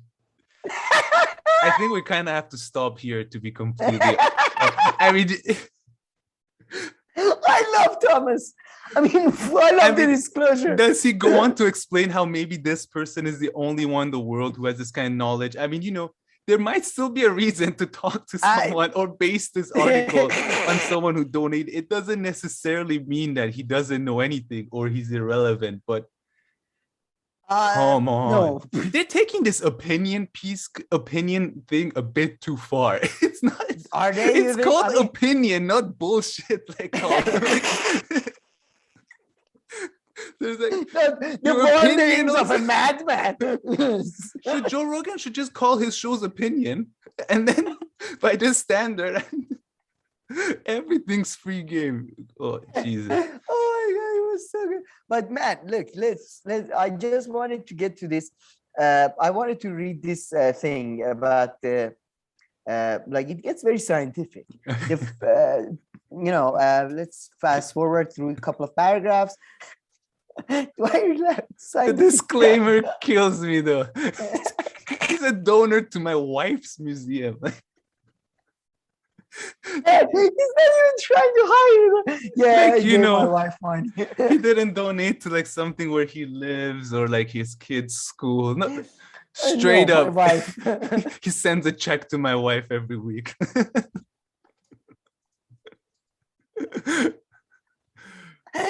Actually, man, you work at New York fucking Times. At least go out of your way to interview somebody who's not a donor to your wife. You're telling exactly in New York. You're telling me, or anywhere else in the world, you couldn't find somebody else who would immediately answer to a response to, of course, be featured in the New York Times. By the way, exactly with the same bullshit. I've been these people who are journalists like him, and people want to be on their shows. I've seen. I was working. They send emails that are one sentences. They're not can you please come on my show? They're looking for blah, blah, blah expert, ? And everyone wants to be featured in the New York Times. They jump immediately. They're yeah, of course, I'm free tomorrow, today, whenever you want, let's talk. So it's something you couldn't find somebody Thomas else. Is tired. Thomas just had, he was probably the last guy who called him Dove, whatever his name is. I don't know, but yeah, he was he was talking to his wife, whatever, Jane. Let's say she's called Jane. Jane, how's Dove? Can you call him and ask him about? I mean, the level of research, Anyways, because the Rogan podcast episodes that set off the controversy, an interview with Dr. Robert Malone, who has gained fame with the discredited claims, completely ignored the 4 most important statistical facts about COVID today that highlights our responsibilities. I mean, even if the statistics are right, we'll get to responsibilities. And anyway. I see he actually quoted he has a McKinsey study in here as well. Yeah. And his friend, my friend, Dr. Stephen Packer, president and CEO, Montage Health and Community Hospital, Montreal, California. Jesus. It's for Thomas Friedman, New York Times opinion pieces are really, I figured this out after a couple of years, that it's basically he's showing off to people ooh, look, I know Mohammed bin Salman.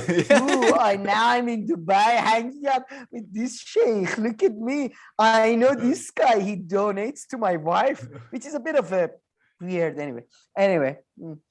But to our fellow citizens, even more so to the nurses and doctors risking their lives to take care of us in a pandemic. By the way, this is a side note, just Sam controversial take there. I'm sorry, but doctors, nurses, different story, but doctors, some of the highest paid people on earth. I'm sorry, it's like army people that you have to feel sorry for soldiers. Yeah. I'm sorry, but what did you think you signed up for when you become a doctor? Doctors, you thought you're gonna for sure nose jobs for the rest of it. And Sam, actually nurses, I mean, I'm willing to bet that if you surveyed nurses in the US and around the world, 30 or 40% would fall on the side of arguments made on Joe Rogan's show and Dr. Malone when it comes to COVID. I mean, so many of them. Whatever. So many of them don't want. Yeah. So that's the irony. He's trying to bring them up to defend. I mean, I've seen it anecdotally. You see the stats on those who don't want to get vaccinated. You see the strikes that they've done and walking out and all these protests. So, he'd actually be surprised that so many of them don't agree with the official narrative around COVID. I know personally, I know quite a lot of doctors that are vaccine hesitant. And by the way, and nurses, even nurses a lot. I think even more, I don't know any. Perhaps. All right. But no, it's just I hate the reverence that doctors and nurses get. Why? Like, I'm sorry, but I don't have any more respect for their profession than I have for a street sweeper.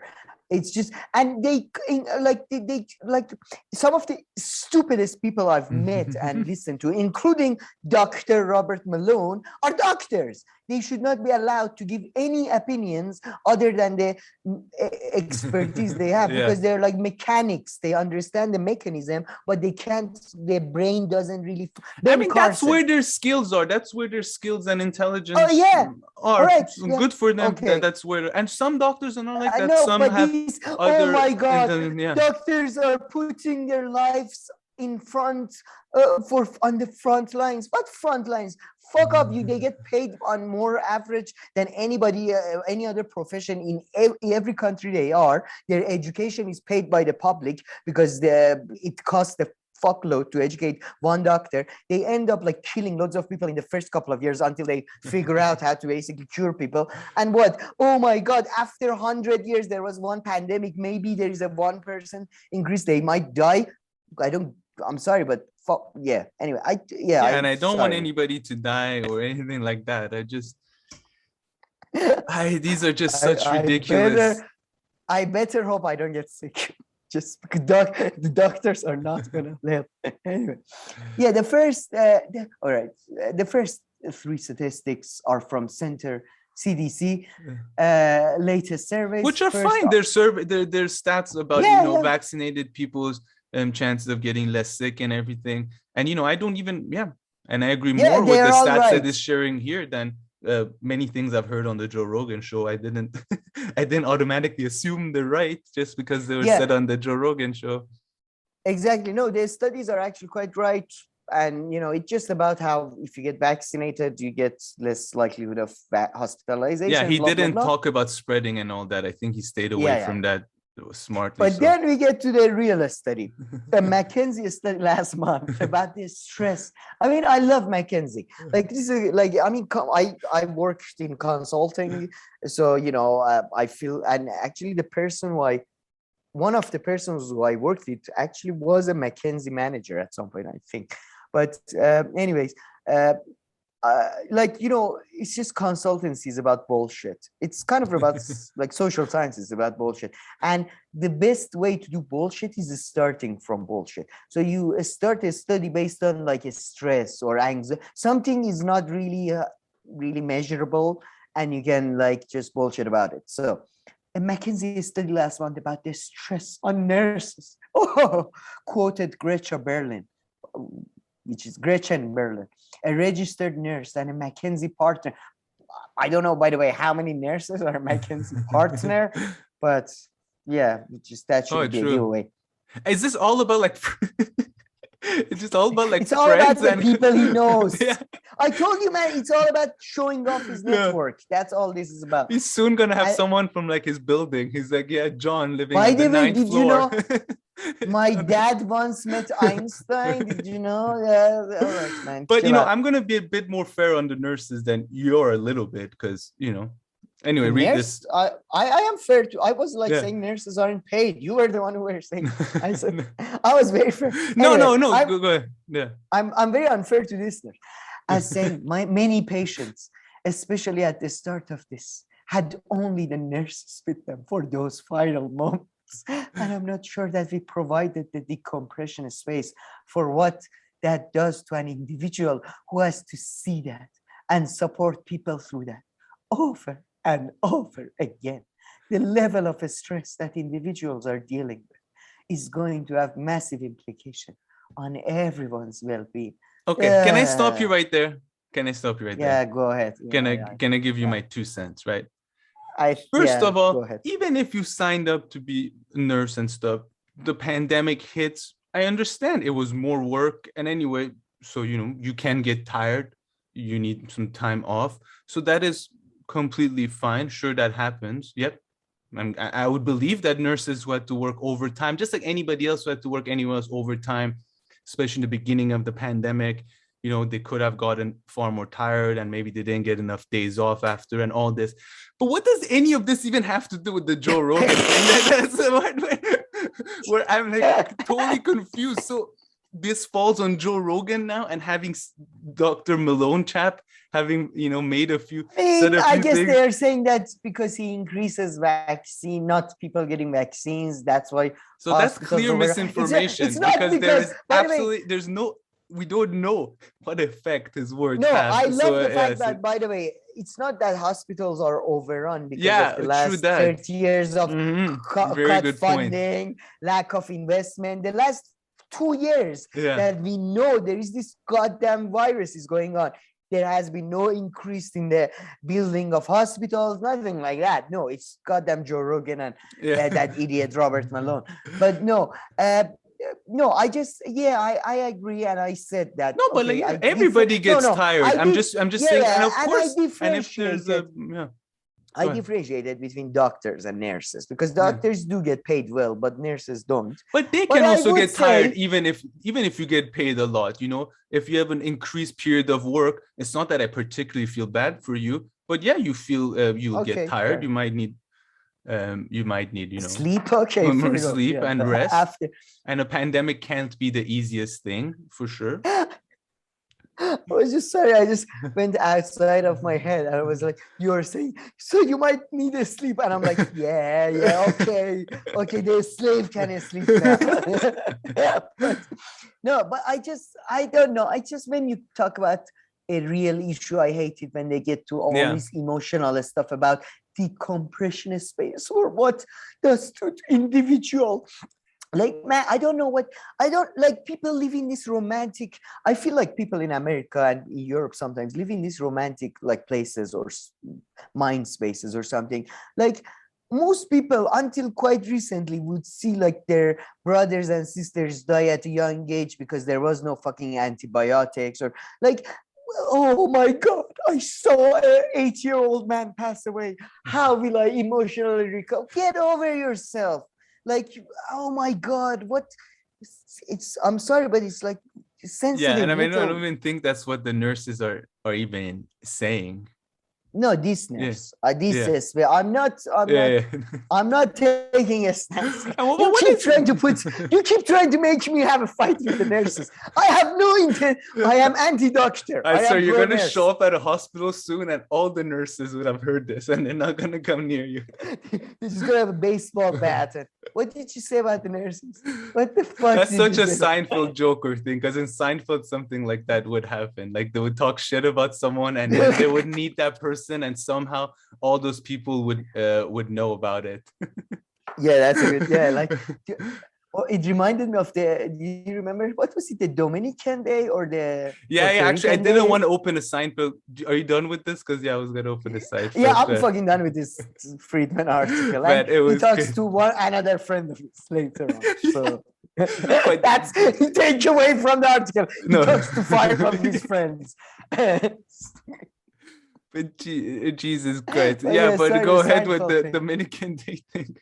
That was, I remember the Dominican was, it was they were stuck in the traffic. Was it the Dominican or Puerto Rican parade? And then, sorry guys. I think it's Puerto Rican. Sorry for mixing all those things up. But it was, I remember then later on, there is those 2 guys who are like, what did you say about Dominican? What did you say? No, it's so funny. And there's actually a doctor episode too. I was just watching last week. And that's so relevant. And Elaine is dentist? No. These are with doctors. And Elaine was difficult in one of her doctor visits. So this chart that they have, it's all about the chart, and they keep on writing about it. How Elaine is difficult. So Elaine can't find a doctor at some point. So I think the same thing is gonna happen to you with the nurses. I'm gonna go to a blacklist. By the way, Elaine, I watched this video on the Take recently. It was about like how Elaine was like a feminist hero before it was like fashionable to be, and I was like, it's so right, because Elaine was just such a like, as a man, I was completely like could empathize with Elaine without like, it was not like it was a character without being like, Elaine was just another character of the gang. She wasn't the lady or the love interest. No, you're or, you know absolutely right. They blended so well, and she does take stands. I can't think of them, but explicitly take stands for some feminine stuff at times and things like this. But she's also like the other three, is a self-interested individual who is just like oh my, do you remember the episodes about what's that thing that female, like it's like a female condom or something, a sponge? I never heard of those outside of I've never heard of it. Sponge thing. Neither. Well, according to that episode, they stopped selling them, so maybe it's true. I don't know. I was a bit young in the 90s at that point. Yeah, exactly. But the Dave Puddy, it's her boyfriend at the time or something. So the interview she does with, I don't know if you're a sponge material, man. I loved Elaine. Elaine was so amazing show. Now that's what I watch on Netflix again when I'm eating, and it's much better than How I Met Your Mother anyway, because I told you they removed How I Met Your Mother. So that's my to-go sitcom right now for the billionth time. I last time I rewatched Seinfeld was like 3-4 years ago. I'm due for a rewatch. I'm due for it. I'm gonna do a It's Always Sunny, which I consider to be the spiritual sequel to Seinfeld. I haven't seen early seasons in such a long time. Same. That would be a good one. That would be a good one. I think that's a good idea. I think if I watch it now, I would pick up on so many things that I hadn't spotted back then. Yeah. Did you see the podcast I sent you, by the way? Oh, I watched it. They actually have a podcast now, right? But I watched the teaser trailer that you sent. No, it's they watch every episode and then they sort of kind of talk about the episode, and really they just chill. It's so funny, man. It's so funny. Because the debate is like, should we make a video podcast? Wait, what's a video podcast? And then, right? That's like kind of... Well, the first 12 episodes is just audio. Then so maybe that's where the joke... But man, it's so good. It's the real life characters is just slightly dim, like dim as in like the colors are not so... Like, it feels like they basically exaggerate their personalities to an extent in the show. So it's great. It's a great podcast. It's awesome, so good. Awesome show. But anything else on Mr. Joe Rogan? Oh no, no. I feel we moved. So this was quite a spiraling conversation. All right, Sam. So I think once again we milked the segment as much as we could, had as much fun as possible. No Whoopi Goldberg this week. As I mentioned last week, I think they did her a favor for once, honestly. Telling her to sit back for 2 weeks like this. If not, we would have had some Whoopi Goldberg fun too. But unfortunately, that's not there anymore. We should, I still think we should email her about the whole Armenian genocide. Was that about race or not? It's about people. So how people treat people. No, man, call it what it is. But okay, let's move on to our new kind of segment here that we're doing for this one. I don't know how regular it would be, but this I hope. Yeah, we'll do it, but we're not making any promises we can't hold. Or maybe they'll happen every now and then. We shall see. We have a few series with this, a few segments, that aren't regular, but they make their appearance in this 3-hour long or 4-hour long podcast we do. So this one is called it's not called that, but Sam Book Report, let's call it. So Sam has read a book this week and he's here to share with us his unorthodox views and take on the book. It's not no, it's a very, not all my views are unorthodox, but it was fascinating to me. So I thought I have never read Moby-Dick. I think I've only seen the movies and the TV. I think there was a TV adaptation with what's his name, Patrick Stewart and stuff. You know Moby-Dick. At least you're familiar with the story, right? Listen, I've literally only heard Moby-Dick. I've never read the book. I've never read the show. I've never seen the show. I've never seen the movie, and I honestly don't even know what the plot is about. And as you know, I never read fiction, and I still don't read fiction. I'm just not into it. And I've never even heard it. So actually, tell me, summarize quickly. What's the story about? All right, I did well. But before that, just tell me, do you know about like Hercules? Yeah. Okay, good. All right. Just checking. But now this is for Iranian audience. Do you know about Rostam? No. You kidding? Rostam, you don't know Rostam? Maybe I've heard of him. Rostam Sohrab, Rostam Esfandiar, no? Oh my God, what the fuck, man? Like, seriously? I'm saying this is live. Oh my God. Oh my God. I feel, okay. But let's stick to Moby-Dick for this one.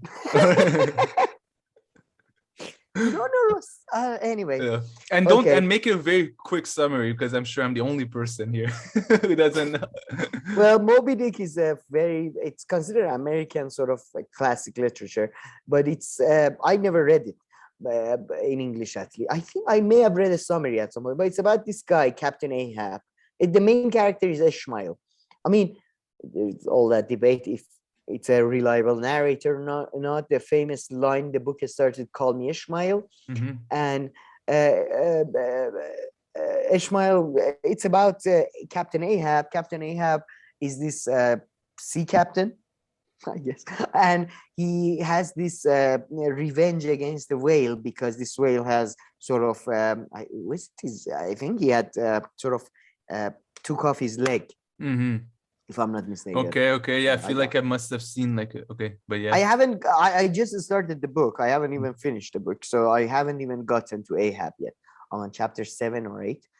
And yeah, so it's about him. It's about some people argue it's like Captain Ahab's futile attempt at hunting down a sort of this monster of nature that is, this white whale. I don't know, you've heard the phrase, the whale, like his whale.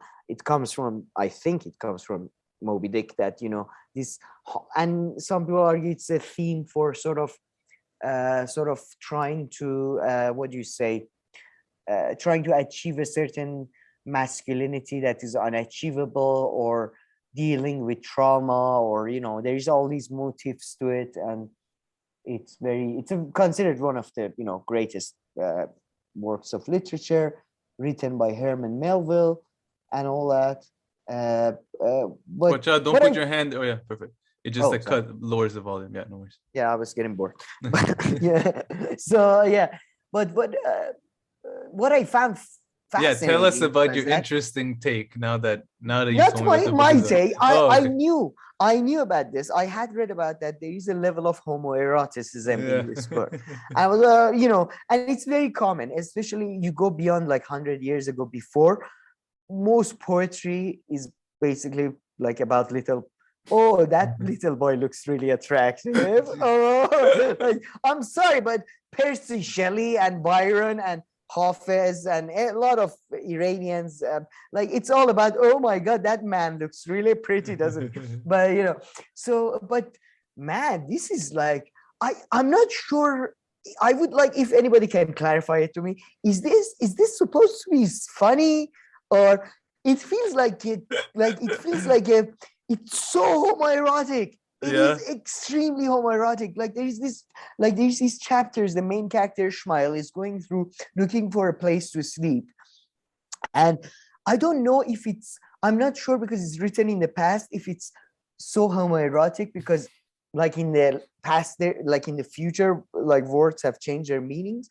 But he's constantly like, yes, I'm looking for a place to sleep, but the man is not giving me a place to sleep. I'm looking for a harpooning. He says a harpooning man would be a good man to have on my back. And but would I have anyone on my back? is that even a clean thing to have? I'm not the type of man who would have any type of semen on his back.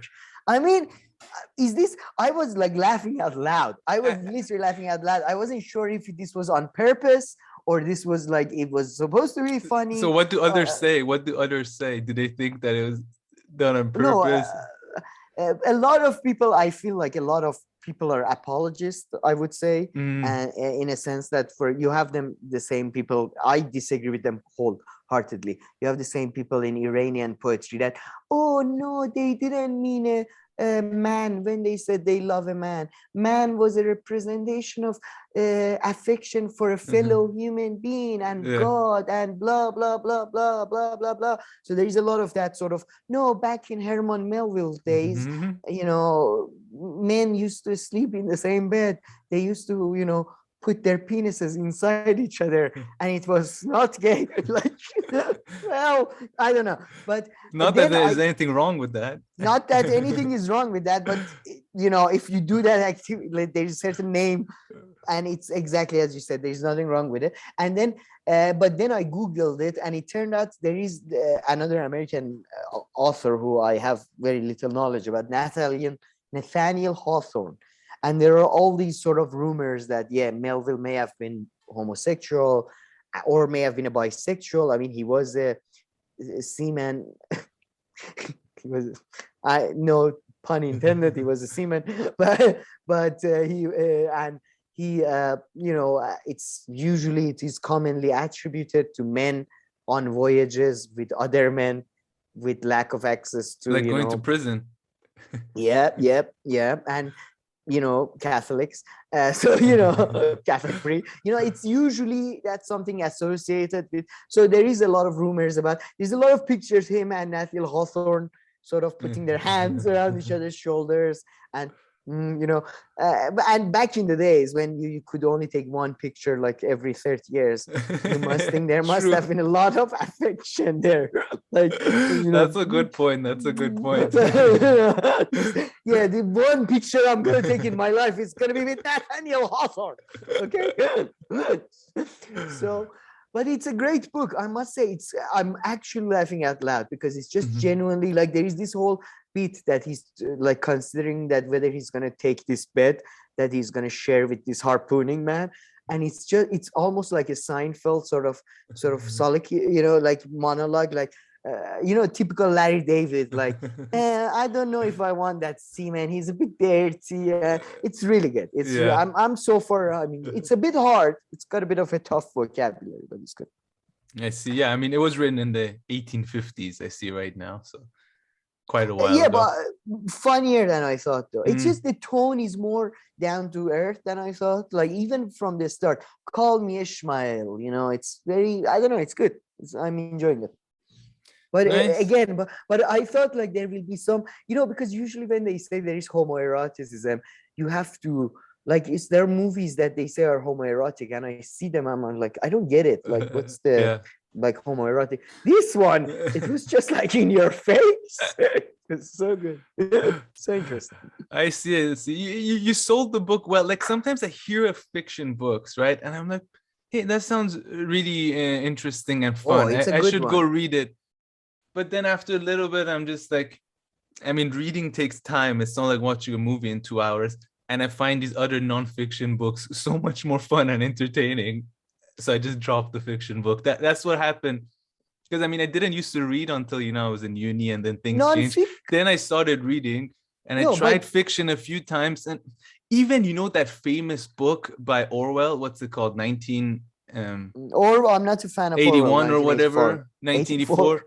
Even that one, that's actually one of the only fiction books I tried to read. Very short, and I was reading, I was like, yeah, beginning interesting and all that. And then there's like this segment that's like about like, you know, the love between the two main characters and like more about that. And then I was immediately bored and I was like, if this was in a movie, I would watch it. But yeah, now I'd rather go back reading the nonfiction stuff. That's kind of my issue with fiction books, and I guess I don't get that enjoyment that many people do, so they don't see this problem. Look, the thing about, I think you're very, I mean, it's gonna sound harsh, but I'm an fiction idiot. is just a bit on fiction, yeah. Lack imagination. Lack imagination, exactly. Because, and by the way, Einstein, I think Einstein said that a measure of a man's intelligence is his imagination. Hey, don't turn Einstein stuff around on me as if I'm some kind of big Einstein admirer. It's like as if I got Einstein posters on my wall. I don't know where you got that from. I am. So I'm just. I'm not saying I trying hate him. Anyway, go on. Sorry. No, I'm using Einstein against. No, but I would say the thing about. I would say the thing about non-fiction writing is that it's extremely limited, really. It's really, you either have the empiricist kind or the analytical kind. So that's it, right? Political philosophy, it's kind of like it borders onto fiction. Yeah, I agree. Analysis, yes. Thomas Hobbes' Leviathan or Plato's Atlantis. I mean, it is pretty much fiction. So Plato's Republic and stuff. Now that's interesting fiction. That's fascinating fiction. Interesting. I must say I despise Plato as well. So yeah, but I would say but fiction, and with fiction, for example, historical fiction, with real history, there is a limit to what we know.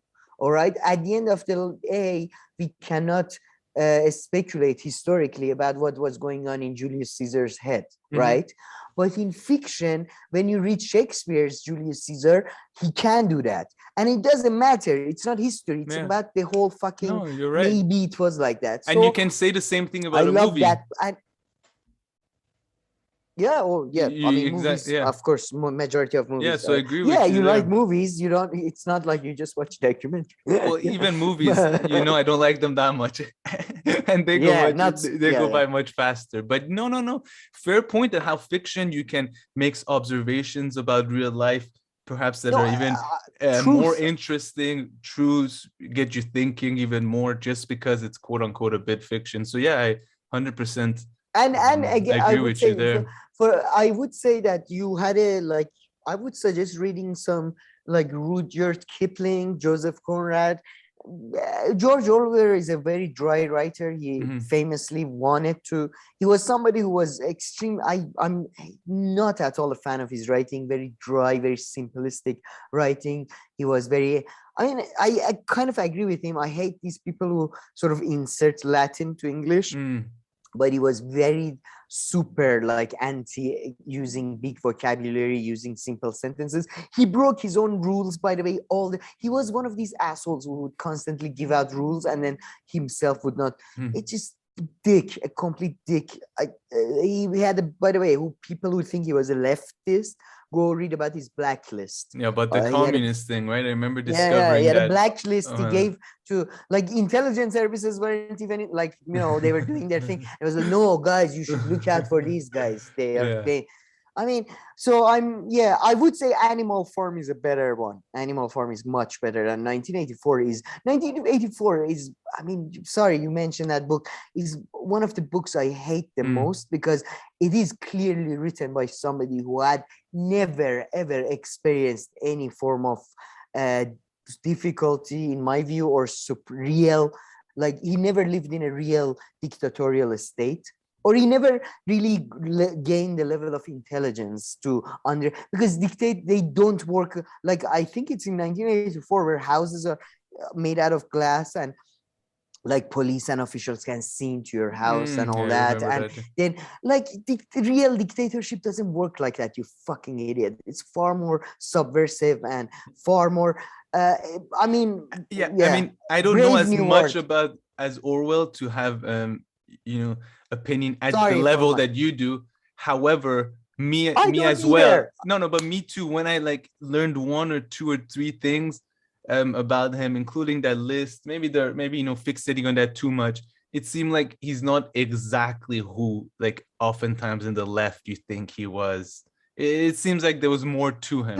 So I'm definitely not surprised by things that I would say I would disagree with you there in that sense that there was less to him. He was extremely, it depends how you look at it. He was your typical fucking, graduate student who, I want to go fight the fascist in Spain, and but the left is mean too. There are bad people there too. So, oh my God, any system can become a dictatorship. Oh, any system of control is dictatorship. Be afraid, be afraid. A typical liberal bourgeois, pathetic. Sorry.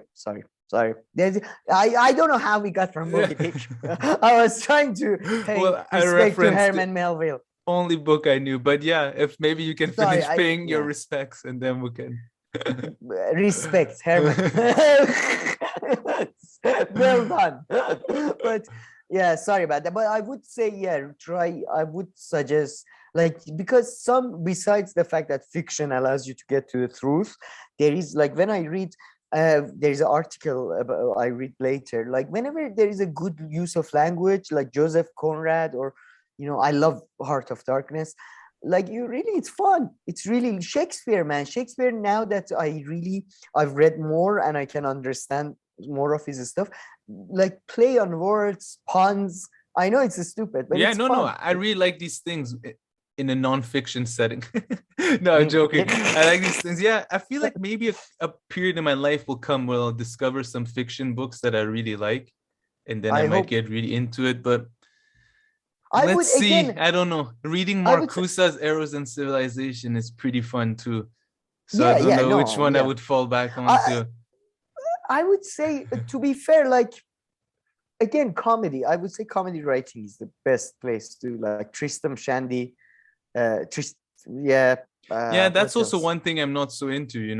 Comedians. I'm very limited on who I know. Yeah, fair enough. But reading comedy, so I don't know. It's one of the most reading comedy. Well, have I ever read comedy? Oh, mostly I've read comedy. I've never read comedy in my life. What's reading comedy? Comedic books, comedy. Interesting. They're different. There are joke books. I've read joke books. I've read comedy, poetry. There's Iranian poetry is very satirical. So that's fun. But joke books, I love joke books. I love offensive joke books. I love limericks. Do you know limericks? I once knew a man from Kentucky whose dick was so long he could suck it.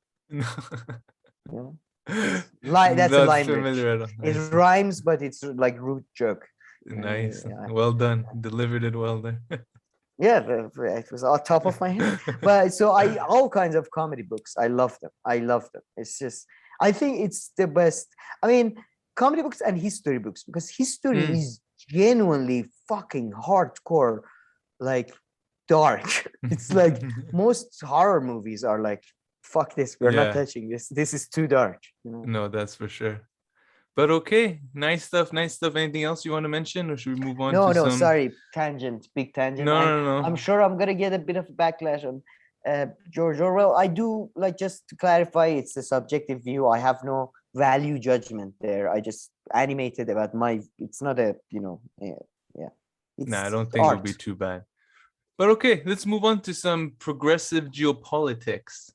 So I see one of the first stories that we have is Russia-Ukraine. I don't know if you have much to talk about there, or you wanted to refer people mainly to video on the Analysis News, the interview done with Alexander Buzgalin, a Marxist leftist professor from Russia who was really great. Moscow's Marxist Institute of Marxist Studies of Marxism. Marxism. But he's great at demystifying about, the Russia and Ukraine ties and culture. Oh, it was awesome. And what is going on. And he didn't even talk necessarily about Ukraine that much, or NATO that much like everybody else. He was more talking about Russia and culture and society and all these kind of things. Both critical of Russia, but also being realistic and stuff. So, he's very critical for a professor about his own country. And because Paul J kept on saying you can say the same thing about the US. He's like, well, I know a little bit about the US, but it's true. But then he brought it right back to Russia. I'm a Russian. I talk about Russia. No, he's great. I've seen him a lot on the Real News and Analysis News. That's where I've seen him. before. But yeah, he was great. And also, Useful Idiots had I forget her name. Amazing. One of Oh shit, I didn't she's watch a that. professor. I think she was married to Stephen Cohen. Oh, I should have Somebody watched could that. correct Yes, I me. think Katie Halper mentioned as well. Yeah, I think. You didn't watch it? It was No good. It was really good. shit. Damn Yeah, it. I sent it. It was a long time ago. This week Yeah. was busy. I Yeah, but might have to go back there. I must say, I feel like there was her and Kim Iverson on the Hill did a thing about. I mean, let me just put this, just the news bit is that America sent about 3,000 like soldiers to Poland, or was it Ukraine? I think it was Poland. I'm not sure. Yeah. Sorry. Anyway, sent to Eastern Europe as a sort of to bolster, and then Russia and Belarus performed a sort of a military parade, including 30,000 Russian troops in Belarus. So it's just I love it that Americans are like, yeah, let's send one gun with with a magazine that is half full, not fully full. And then I'm sure the Russians will back down. I'm sure. Yeah. But at the same time, Kim Iverson did a segment, and the lady who I think was fantastic on Useful Idiots. I do feel like they were like, there is this campaign that escalate tensions with Russia and blah, blah, blah. I do think they are overestimating the potential for a war with Russia. I don't think there is going to be a hot war there. At the maximum, it's going to be like the 5-6 years ago, sort of a local fightings between groups. And I think, they are trying to escalate tensions to sell more weapons. They don't want a war. I mean, I don't think the deep state wants a war with Russia. They're not crazy. I mean, they're crazy in a sense that they're willing to sell weapons to the end of the goddamn earth. But I don't think there is an imminent threat of a World War III or anything like that. No, I would agree with you there. I mean, that's a sentiment. Again, that's what I hope is the case. So yeah, exactly. To leverage more gun sales. And the 3,000 troops, yeah, you were right. They went to Poland, but also Germany and Romania. So whether you said Poland or Eastern Europe, both of them worked out well. Kind of correct. And yeah, and also the gas thing, I don't know how much that's playing right now to also, like I mentioned last time, the US has become such a bigger exporter of liquefied natural gas. So maybe that's also a new angle with their attacks on Russia, and whether trying to have Russia to have less contracts with Europeans.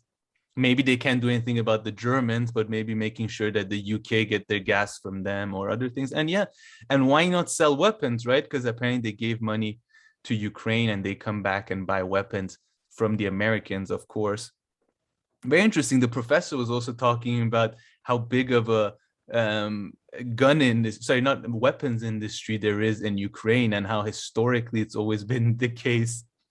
So it was like also very interesting. And also the role of the military industrial complex in Russia. I mean, he kind of talked about how everything and anything falls under that really. So that was also really interesting. Yeah, exactly. I mean, look, that's the thing. That's why I hate it when there are some people like Ben Norton and stuff talk about Russia, China, or Iran, or where Caleb Maupin forging a new path. Mm-hmm. What are you talking about? It's the same. It's like a smaller cartel, you know, like America, in a different context. Cartel. So you're forced to do and behave in different ways.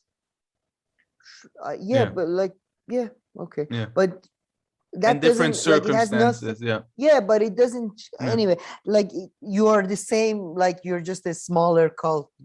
Anyway, but that's why I hate sometimes when people talk about China and stuff, like as if this is like going to be a new path. It's going to be the same shit. Trust me. I mean, just because there is a insane amount of bullshit China propaganda doesn't mean that anything that you say on the other side is true. That's just propaganda from the other side, really, or simplification or romanticizing. My main sort of point of contention is with motivations. Nobody in nowhere, in no entity, whether it's a corporation or a government entity, is motivated by the common good. I think that's a lie. No, that's exactly what I was trying to say. So because people will point out that China's behavior in Africa, for instance, is more communal. Is almost categorically different than the way the US behaves. but they're both trying to achieve their own objectives and advance their own situation. It's just that China, because of circumstances and context, is forced to do it so much more through this way that is actually it can actually be beneficial for people, because they have to do it through investment and infrastructure and building this, and that's, by the way, that's throwing money. Exactly what the USA did after World War II with US and Europe. Back then they were looking for markets to sell consumer goods, so they invested money to expand those markets in Europe. Now they are looking for markets to sell guns, so they start wars. So I mean, this idea that this is, sorry, again on a tangent. No. I hate it when good tangent. I find it a bit of a reverse Orientalism in a sense that Edward Said talks about this Oriental, like, no, you are.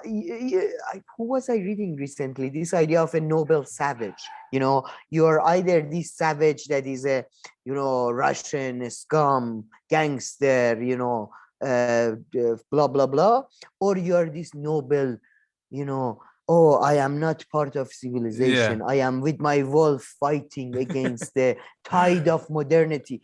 Oh, fuck off. Like, stop, grow up. These are caricatures.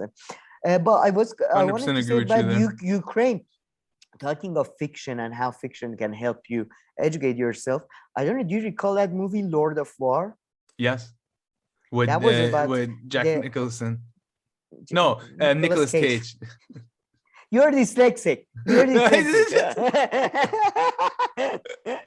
Man, this dyslexic thing is what's gonna get us in trouble in this episode. I'm dyslexic. But do you have your certificate somewhere? Can you pull up that certificate? I can't. Give me a minute. But yeah, Nicolas Cage, his character is of Jewish Ukrainian background, and I don't know if you recall, the Soviet Union falls and he gets super happy and he starts kissing the screen, and then he makes his money through going to Ukraine, and there is basically a state infrastructure is collapsing. So you have, for example, he has, I think, this like a uncle or some family friend who is in charge of a sort of a repository for weapons and arms, so he starts selling those to around the world and all that.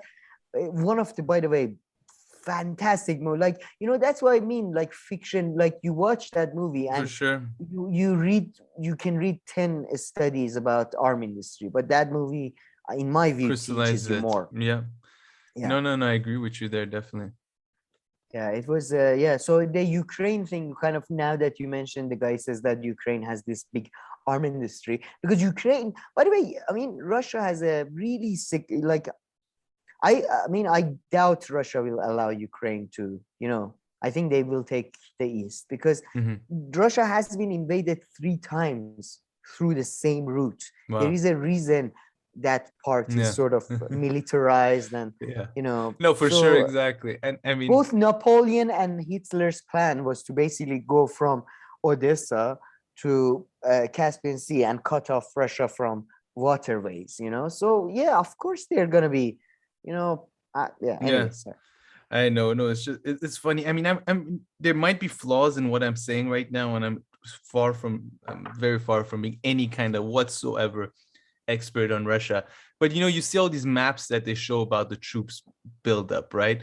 It's funny. There's been, like, I don't know if I have a tweet on this, a few like English and like US diplomats, but English diplomats being like, Russia has to withdraw its troops and stuff. But I mean, they're in Russia. And sure, maybe they increased the troops that they have there. I'm sure this can be checked factually and whatnot. But even on Al Jazeera, the guy was showing the map of like where the people are. And even the professor, which we talked about, he said they're 200, 300 kilometers into Russia.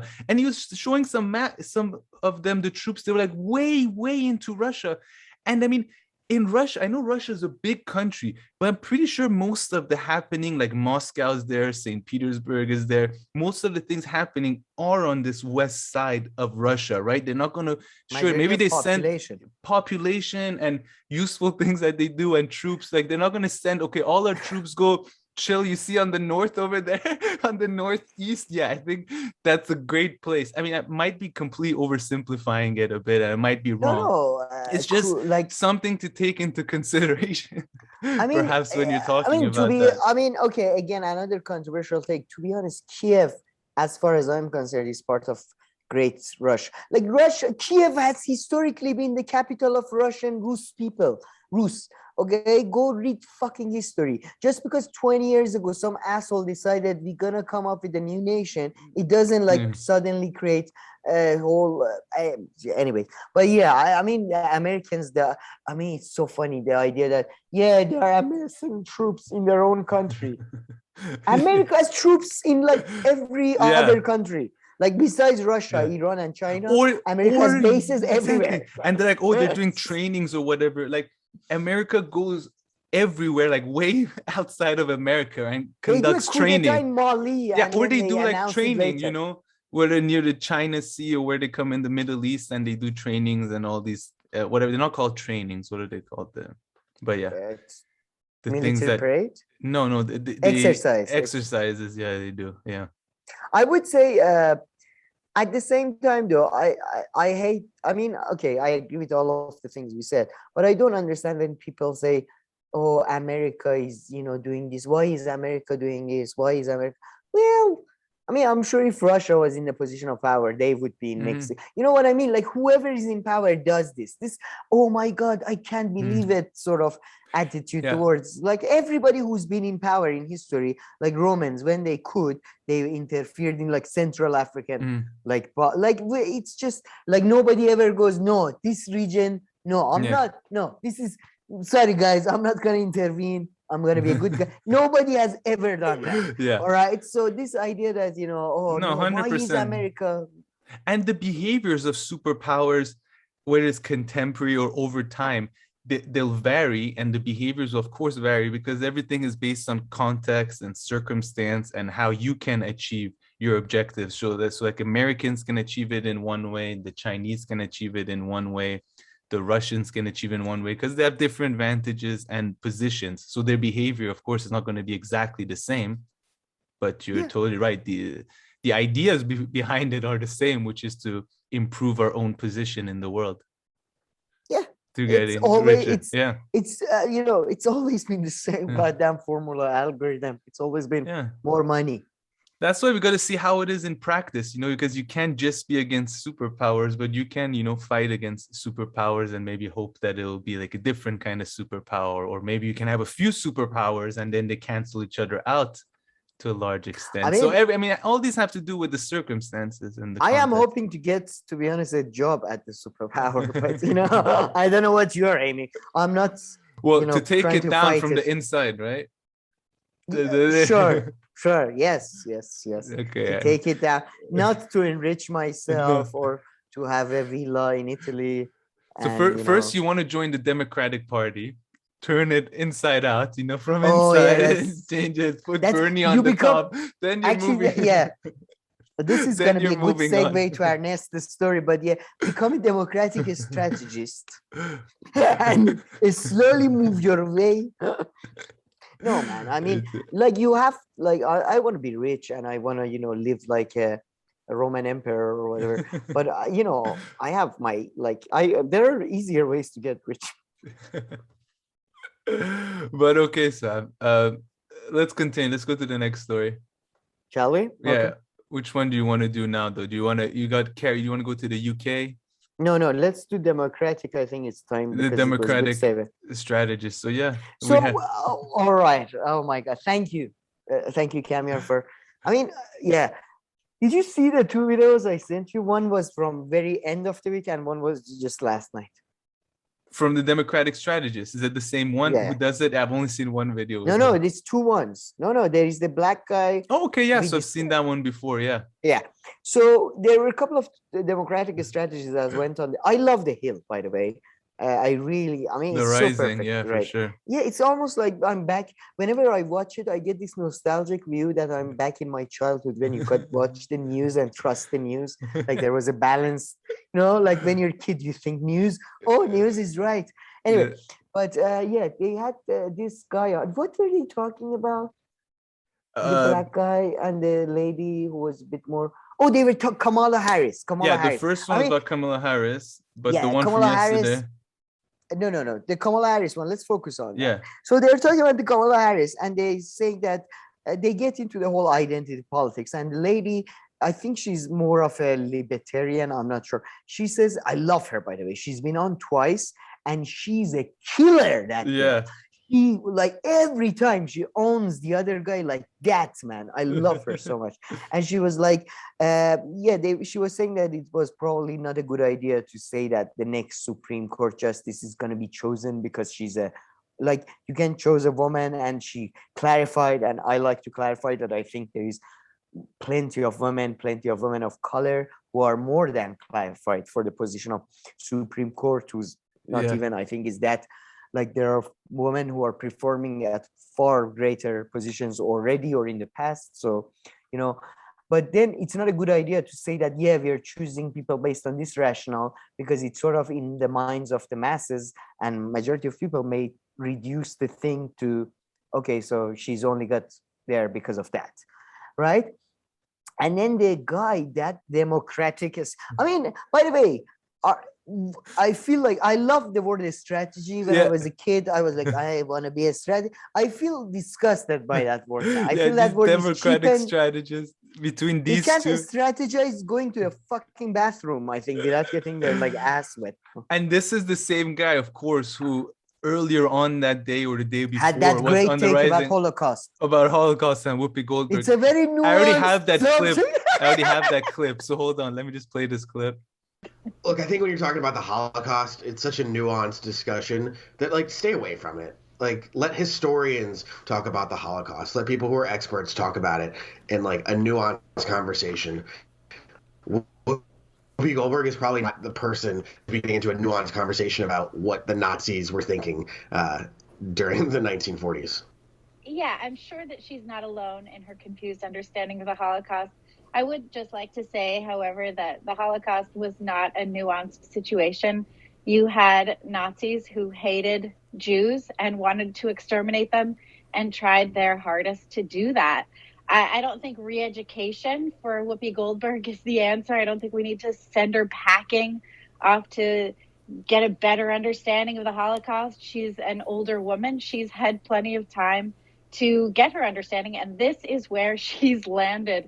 In terms of having her kicked off The View for 2 weeks, what is this, some kind of like cancellation light?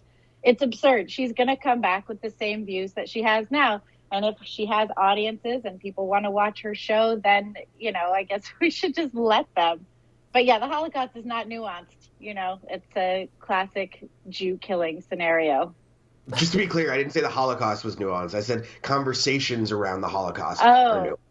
Yeah. I would disagree with you on that one too. I don't think there's a lot of nuance in, a brutal fascist horde maybe we could say that their race.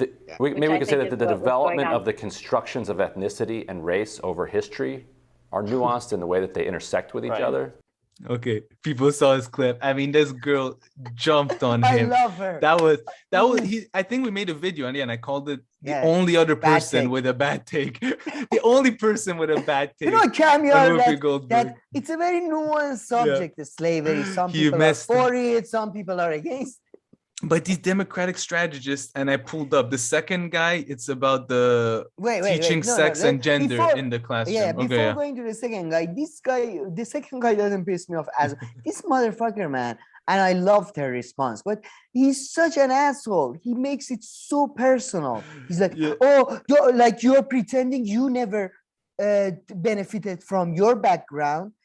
As if he know. I mean, okay, I don't know if they're friends or whatever, but do you know her background? Do you know what she has gone through? Do you know her family? Like, do you know if her mother, I mean, the arrogance in that man. And then I loved it that she didn't respond by saying, oh, I am blah, blah, blah. She said, why is this a personal thing? Why are you making it why are you such a pathetic fucking fool? I mean, the only thing to his defense is that he could be like, no, I didn't mean you. I just meant you as in people. And you guys are saying that it's unfair for someone to get an advantage because of their race.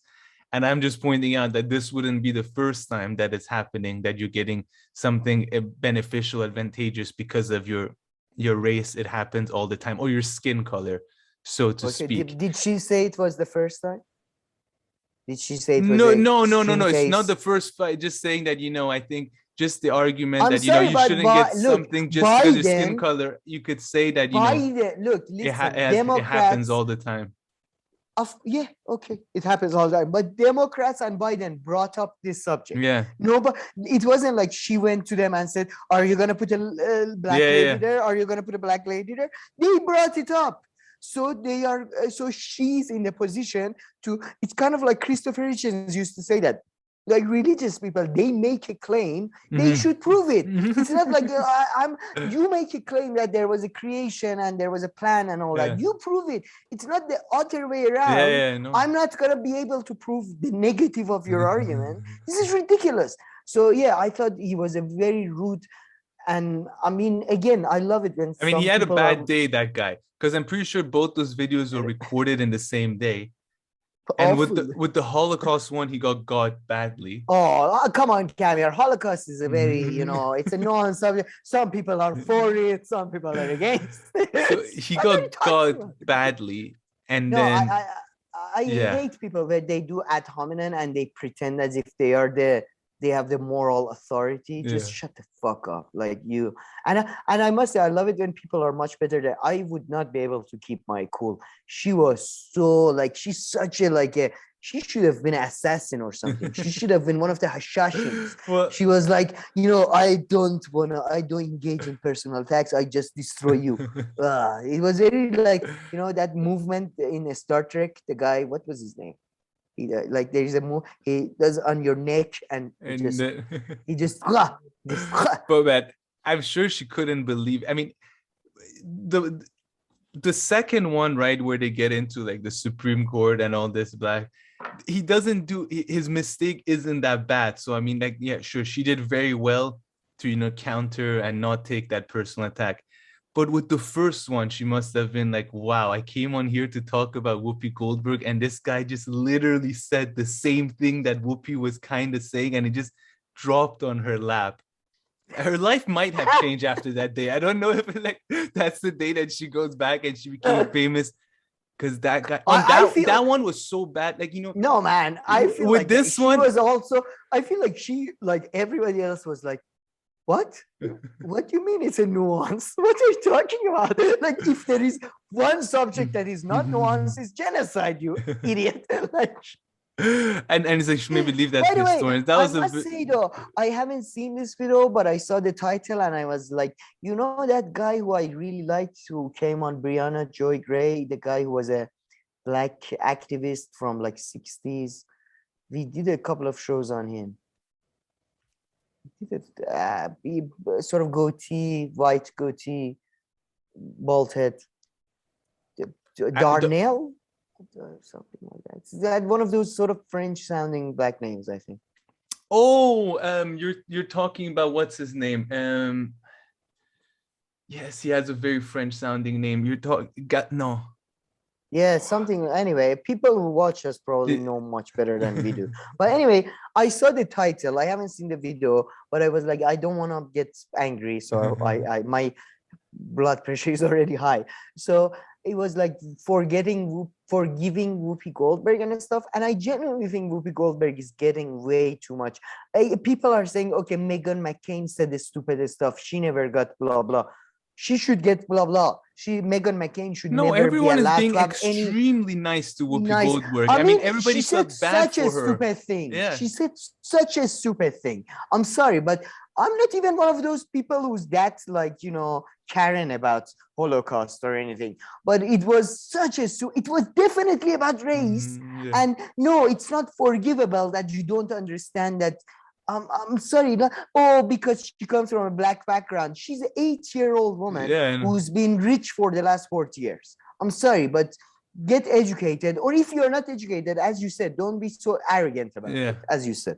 Which was, I mean, I don't if somebody everyone was tomorrow, so nice. I mean, every single person who spoke about it, they're like, we understand, I guess, where this mistake comes from in your understanding, although there is How do we just no understand this? I really don't no get it. justification. I really don't.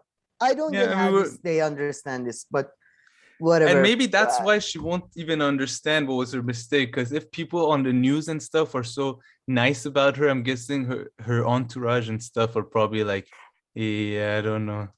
I really, again, though, I do think maybe I'm like, when you're from Middle East, like, again, if you're Iranian, if you're Arab, or if you're Turk, you have people from the same language, same culture, with like, maybe that's why I don't get it. But I really don't get why, like, she should get a pass on this. No, not get a. I mean, yeah, I mean, no, we understand the misunderstanding in her head for some reason in her, and not for some. I guess maybe there's one or two reasons you give. In her head, racism only means a white person being bad to a black person. But there apparently is no that's such a thing as a white person, though. That's are you arguing with me? I'm just trying to tell you what. I'm angry. What Whoopi Goldberg. It seems like that is clearly what she thought. She thought that if you like open a dictionary, and maybe in some dictionaries they've rewritten it like this, who knows? White person. It says that like it's a white person.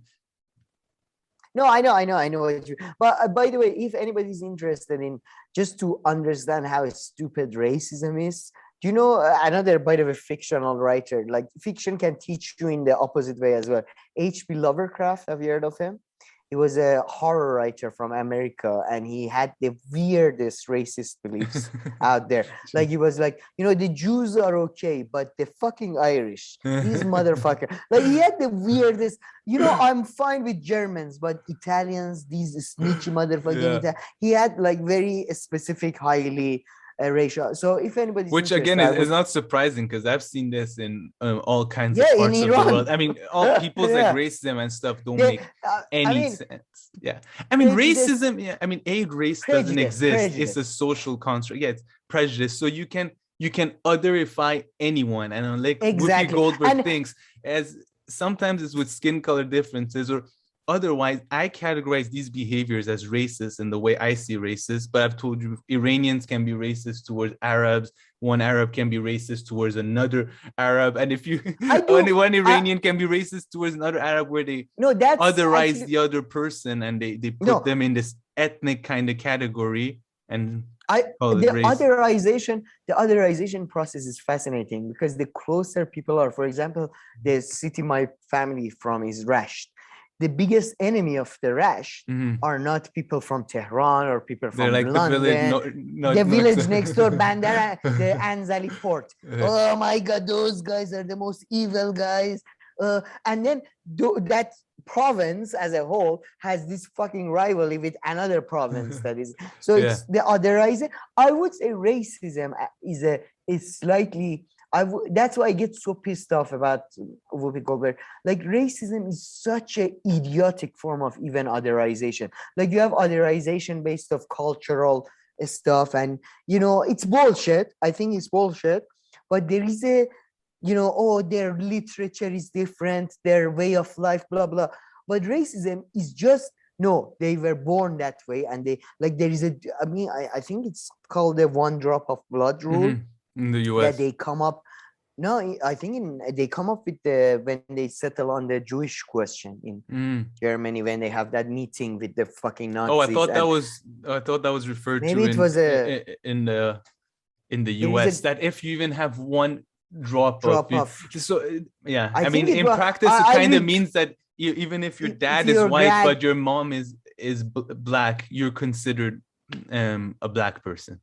Like, yeah, man, there's this great TV movie that Kenneth Branagh plays that guy who Hitler said he's too scary for me. The cold guy who Czechoslovakian, Czech, I don't know, resistance fighters murdered. He was somebody who Hitler said he makes me chill to my bones. He was so scary. But anyway, they have this meeting that they want to settle on the Jewish question.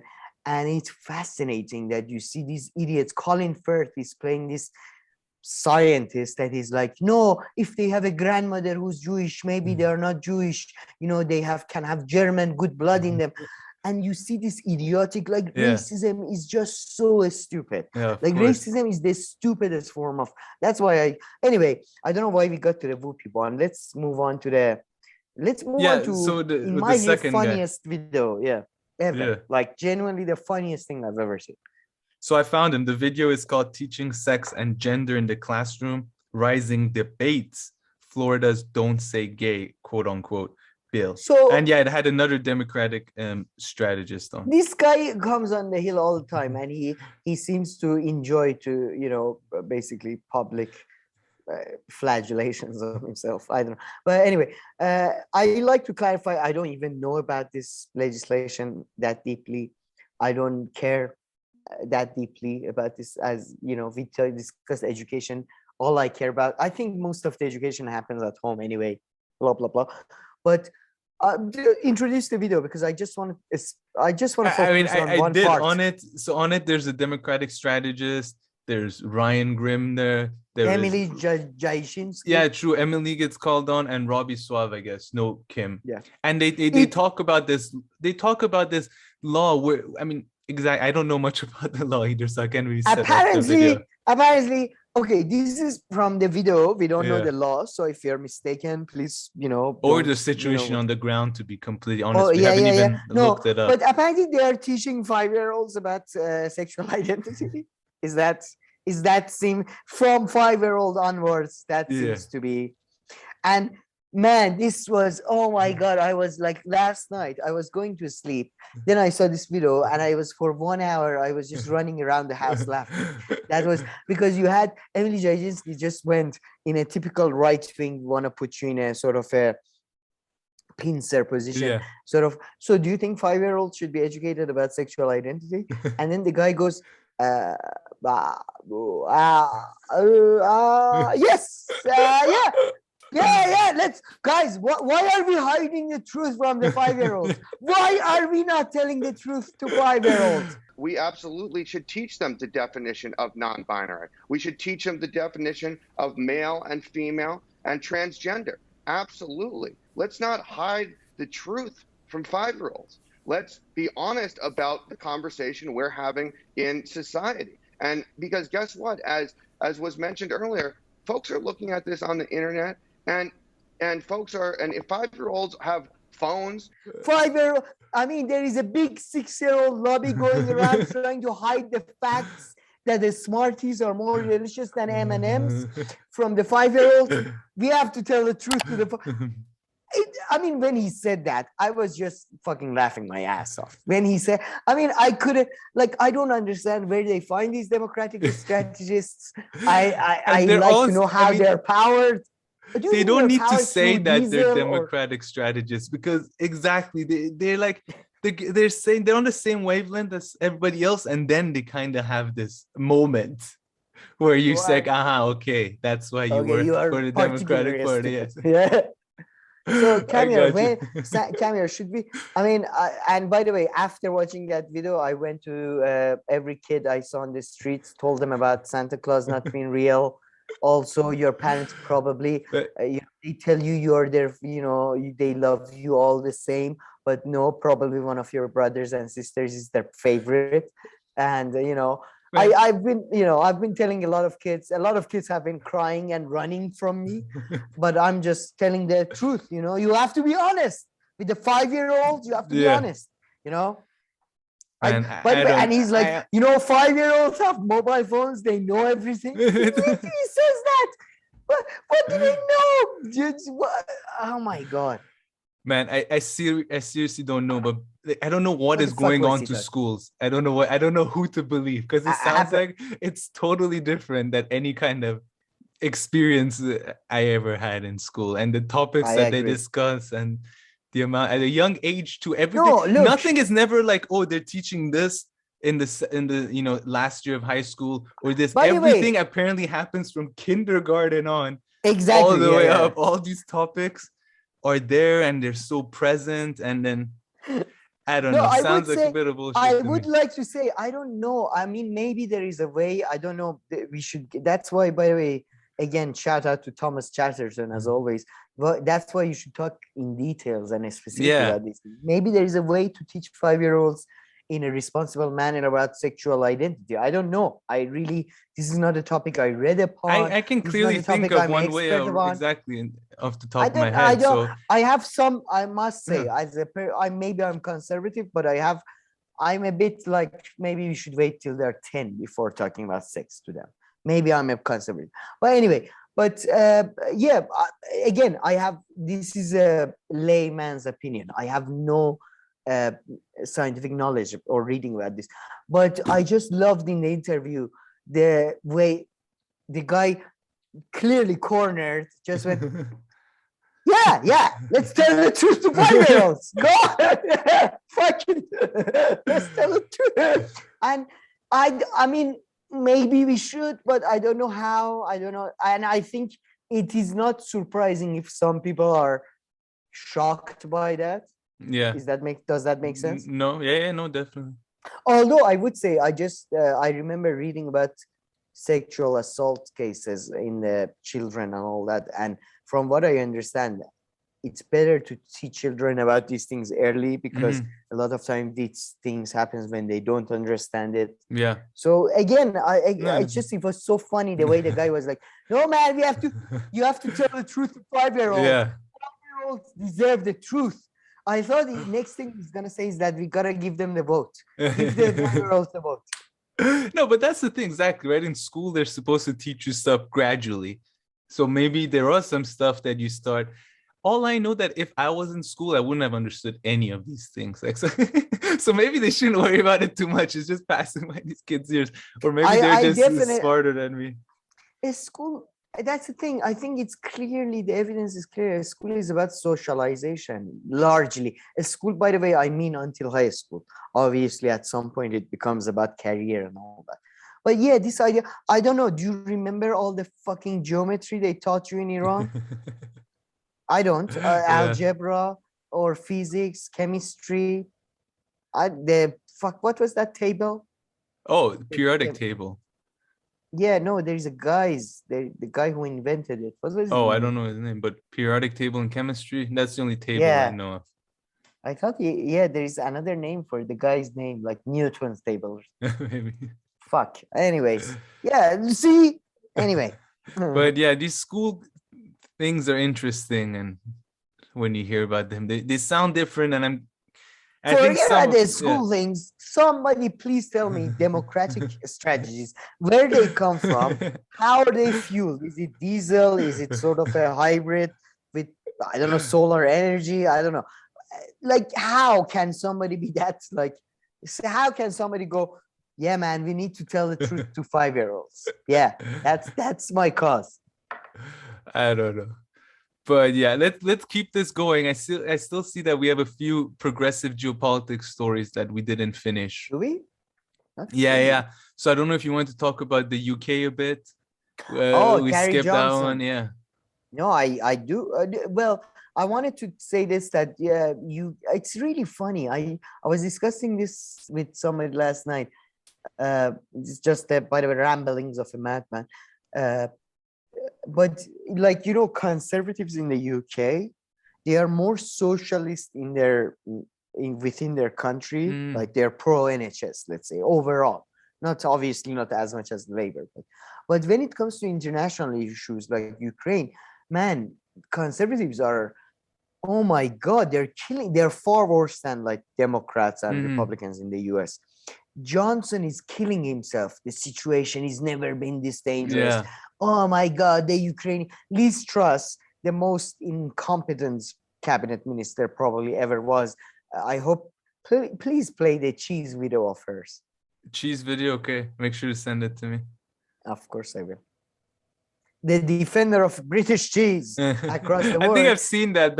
Yeah. I've talked about it a couple of times. Yeah, she's talking, and then Guardian is like, I love the Guardian, by the way. A couple of weeks ago, they were like, Liz Truss is like the idiot, you shouldn't trust her and stuff. And now they're like, UK foreign minister takes a harsh stance against Ukraine. Like, fuck off. So yeah. The UK seemed to be one of the stronger voices there on like, war is gonna happen and like, well, they're closer to Russia. Yeah. But I find a juxtapositioning that they're again, it's kind of like national socialism. Yeah, I was gonna say that's what you usually say. Everybody's a nationalist socialist. So just saying. It's a different way. But I mean, perhaps so Johnson has been kind of having a lot of these personal attacks, whether it had to do with the Partygate. And now the latest one is also this book has come out that said what? That his wife was using his phone to tell like bossing people around. Is that what? And mention this gentleman too if you want, like who. All right. Yeah. I want to introduce guys.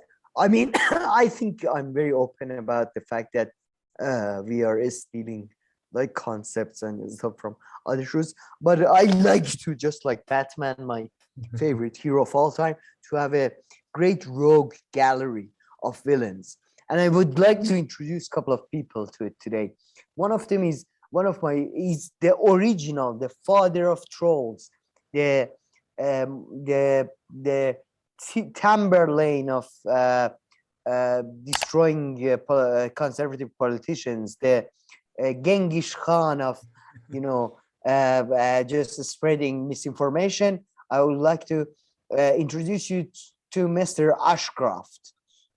So Mr. Ashcroft is a prolific writer. Do you remember the Piggate in the UK? David Cameron and the Piggate. Rings a bell, but yeah, not really. All right, let me give you a bit of a background on Mr. Ashcroft. I think he's a lord or a sir or something. He's a prolific publisher and a billionaire, whatever. And he came to, he came to my attention. He was obviously an important person. Way before that. That he was a huge Tory donor, right? He's a huge Tory donor. He heavily contributed to David Cameron.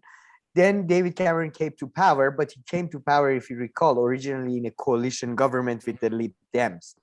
So he offered him a sort of a second-tier foreign ministry sort of position. And Ashcroft, man, I love Ashcroft because he's not. By the way, this is what he's. It's not like he's hiding or anything. He said, "After I donated this much, they offered me this. Fuck you." Like I love that he's not like this is about like meritocracy or anything. It's about the fact that I donated. I want a fucking job, you piece of shit. And but then David Cameron, I think David Cameron used the excuse of Lib Dem because Ashcroft was a bit of too much of a wild card. So they sidelined him. And then he's a rich guy who comes up. He's the original troll in a sense that, these days, if you want to troll people, you go on Twitter, you go on Instagram. It's easy. He would just publish a book. It's cheap. This guy comes from a generation. You write a fucking book. You publish it in thousands, in millions. And, that's what he did with David Cameron. And have a team of people who write it for you. Of course. Of course. It's not like, what, you're crazy? You're going to sit down and write it yourself? What are you, an idiot? But yeah, he came up with the book. I forget the name of the book because I never read it, to be honest. But it was about the Bullingdon Society in Oxford that, all David Cameron and Boris Johnson are a member. And there is this rumor that to become a member, one of those loyalty pledges bullshit type of thing you have to do is put your penis inside of a dead pig's mouth. Jesus. And apparently he said David Cameron did that. And then David Cameron had to go and deny having had sex with a pig for a while. So I love Ashcroft. So that's Piggate. Yeah, and he's I love the fact that, by the way, whatever leftists want to say about him, he's fucking honest, man. He's like, I want to get a job. I paid to this party, I want to get a job. Yeah. And now he's come out with this new book, which I have no really. Oh, the book about the Piggate was called Call Me Dave. Because David Cameron was always, call me Dave. Anyways. But yeah, he's got a new book out. in which, by the way, he's still right wing. He's a big fan of like people like Rishi Sunak, that type of more. But he's got a new book out which attacks Carrie Johnson. And I don't know if you're familiar with Carrie Johnson. That's his wife, right? That's his current wife. Whose wife? Boris Johnson's wife. Yeah, all right. When you said his wife, I thought you meant Ashcroft. Yeah, that's his third wife. And by the way, I like to say I'm a feminist. I am going to read from 3 articles from feminist writers, from female writers. I do think it is a bit odd for, to, hey, I think you're heterosexual, aren't you? You're married, so you should, to a woman. So, it is odd for us a bit to, it's tough to say that a woman should be criticized, but she should be criticized because, of course, there should be, equality even in criticism, right? So Carrie Johnson is according to reports, she's one of the more conniving and low-level, basically, political actors surrounding Boris Johnson. She's somebody who, according to an article which I'm going to read, had met and developed a relationship with Boris Johnson while his second wife had cancer and was going through treatment. She's somebody who's been active in political fights within the number 10.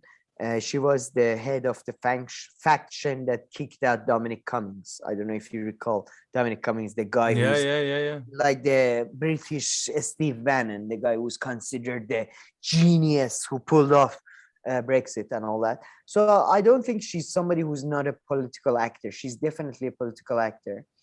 But you had a couple of fantastic articles, one by Yasmin Ali Bahi Brown, who is a very fantastic columnist.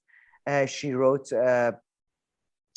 this is the title, Carrie Johnson is not simply a wifey who is above criticism. It's a sexist to suggest she cannot be scrutinized. Using feminism as an excuse is frankly abhorrent. I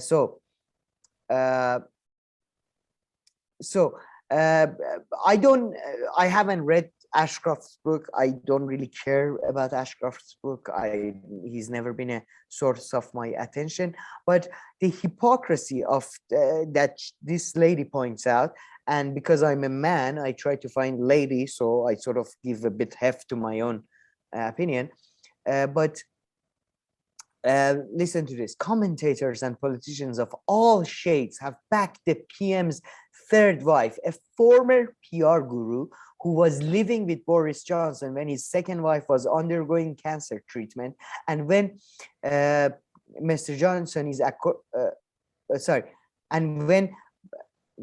I'm missing a part. Cabinet Minister Sajid Javid and Labour's Jonathan Ashworth, among others, have said the attacks on Mrs. Johnson's were unfair, sexist, and that the partners of the politicians should be off limits. I do not agree. Again, I am quoting especially Yasmin Ali Bahi Brown. Yeah. Sorry, no, go ahead. It just kind of reminded me of the Melania Trump and Michelle Obama and all these things. Yeah, if you're someone's spouse and you have nothing to do with politics, then yeah, sure. But of course, when you're involved, then it doesn't matter if you were their spouse or whatnot. Exactly. That's and she clearly is. That's why I thought I start with this article. Mrs. Johnson is, according to the BBC's Vicky Young, steeped in party politics, quotation marks, and was once a major player at Conservative HQ headquarters. We know she brought some of her besties into Downing Street, and that she was in a photograph of a gathering in the garden with the PM, Dominic Cummings, and others on 15 of May 2020. Number 10 insisted it was a work event, so why was she there? Yeah. Two journalists contacts two journalist contacts I trust say Mrs. Johnson is no wifey, but a forceful woman who exerts a lot of influence on her husband. If so, some of the criticisms leveled at her are legitimate. But when Mrs. Johnson is reduced to just a wifey or used to wash away the PM's many failures and defects, that is sexism. So I really wanted to read this article first because it highlights the fact that she's not somebody who's like I'm not involved in politics. I'm just married to a man who's, I feel she's not above criticism, right? No, 100%. And even in that case, you could be if like something happens. But yeah, someone like her, 100%. It's just like the Trump family. I mean, they all worked in the White House, so you couldn't say, you can't say shit about me. Maybe just the little kid who was a kid and not involved, or to an extent, Melania Trump. Melania Trump, I don't know, but okay. Yeah. But I have two more readings on this regard. Do you have anything to add? I have two more readings to highlight. One was a really fantastic reading. One was an awful piece of shit. No, go ahead. Which one should I go with? Whichever one you prefer. Okay, let's go with the awful one because we just had a good one. Guess which publication I'm going with. Guardian. Of course. Gabby Hinsliff. Carrie Johnson shouldn't carry the can for her husband's mistake. Blaming the PM's wife for his political failures obscures the fact that he's the one who made a vow to the country, not her. Oh my God, I hate Guardian. I'd rather, I'm sorry, but I prefer conservatives so much. At least, you know what I mean? Like conservatives, they don't stab you in the heart and they go, love me, feel sorry for me. We are so, boo, boo, boo, boo, boo, boo. Oh, fuck off. Really fuck off, Guardian. Like, how can you be so out of touch? Yeah. Oh. Jesus Christ. Let me just, read a little paragraph if you want utter bullshit. Carrie Johnson has certainly found it hard going, judging by a new biography from the Tory peer, Lord Ashcroft, in which her critics portray her as the wrong kind of wife entirely. Too meddlesome, too woke, too insistent on her husband's changing the odd nappy, and altogether too unlike her predecessor, Marina Wheeler, who made his life run so smoothly that he didn't have to worry about anything, in parentheses, and was duly rewarded for effort by being repeatedly cheated on. But I'm sorry, but Johnson cheated on her with who? With her. She was also like, of course, Johnson is the bigger monster for cheating on his sick wife, this piece of shit of a human being. But a 32-year-old who's sleeping with a 60-year-old with a wife, she's not to blame. She's not to fucking blame for anything. Oh my God. Oh my fucking God. Like, Guardian needs to get a life. I wish. Sorry, it just pisses me off. This is Guardian that Engel and Marx used to write for. Like, yeah, Guardian these past few years, needless to say, they've changed quite a bit. Not that I'm sure they weren't always amazing, but now, they've gone full out with this kind of stuff. No, but by the way, according to Guardian, it seems to me, I consider myself a feminist, but according to Guardian, women don't have really any they're not independent or independent agents. Women are just, manipulated by men, whether they're cheated on or whether they cheat on other people, whatever the case, they are manipulated. Jesus, grow the fuck up, you backward pieces. By the way, I'd like to point out, just to be clear, this article is written by Gabby Hinsliff. So, whoever she is, I don't think she's grown up beyond the age of 5. Carrie Johnson, meanwhile, may well have been guilty of using the network she once developed as a special advisor. So she did work. So she was a special advisor. The network she developed, it wasn't just a bunch of fucking assholes that worked with her and then continued their parasitical relationship because they feed each other through projects. No, it was a network she developed. These hardworking 32-year-olds who sleeps with 60-year-olds for their money and power. Oh, fuck off, gold digger piece of. She once developed as a special advisor to steer her husband's government in her third direction. Oh, by the way, because as we all know, so this article is saying that how she actually worked for the Conservative Party, Johnson's wife. No, yeah, she's admitting that, but she's saying, oh, she should be judged on that. Oh, we should judge people based on conflict of interest. Oh, that's so sexist. Yeah. That is so sexist. What is her point here? I'll get it. Well, meanwhile, may have been well guilty of using the network she once developed as a special advisor to steer her husband's government in her preferred direction. And by the way, I'm sorry, wife of a president or wife of a prime minister is not either elected or not even a fucking appointed position. It's not a political position at all. So any influence to steer anyone towards any position based on your marriage, like Jill Biden or like Carrie Johnson or like anybody, I don't care, like the most leftist person on earth, is unjustifiable based on law because you're not either elected or appointed. You're just married to someone. For fuck's sake. Like, I feel like I'm dealing with like 4-year-olds. Like, guys, we have to learn, like, oh, when you teach math. Well, you are. I don't know why you do this to yourself, reading so much Guardian. Oh, well, masochism. I don't know. But she has become a lightning rod for unfair criticism and downright misogyny. I'm sorry, who said anything about her? Like female, did anybody say it because she's female, she's less capable? They said Carrie Johnson, the individual, is a corrupt human being who used to work for a conservative HR and now is pushing her own agenda as somebody unelected and unappointed. She's not even like, people are like House of Lords. These guys, House of Lords, they're unelected, they're appointed.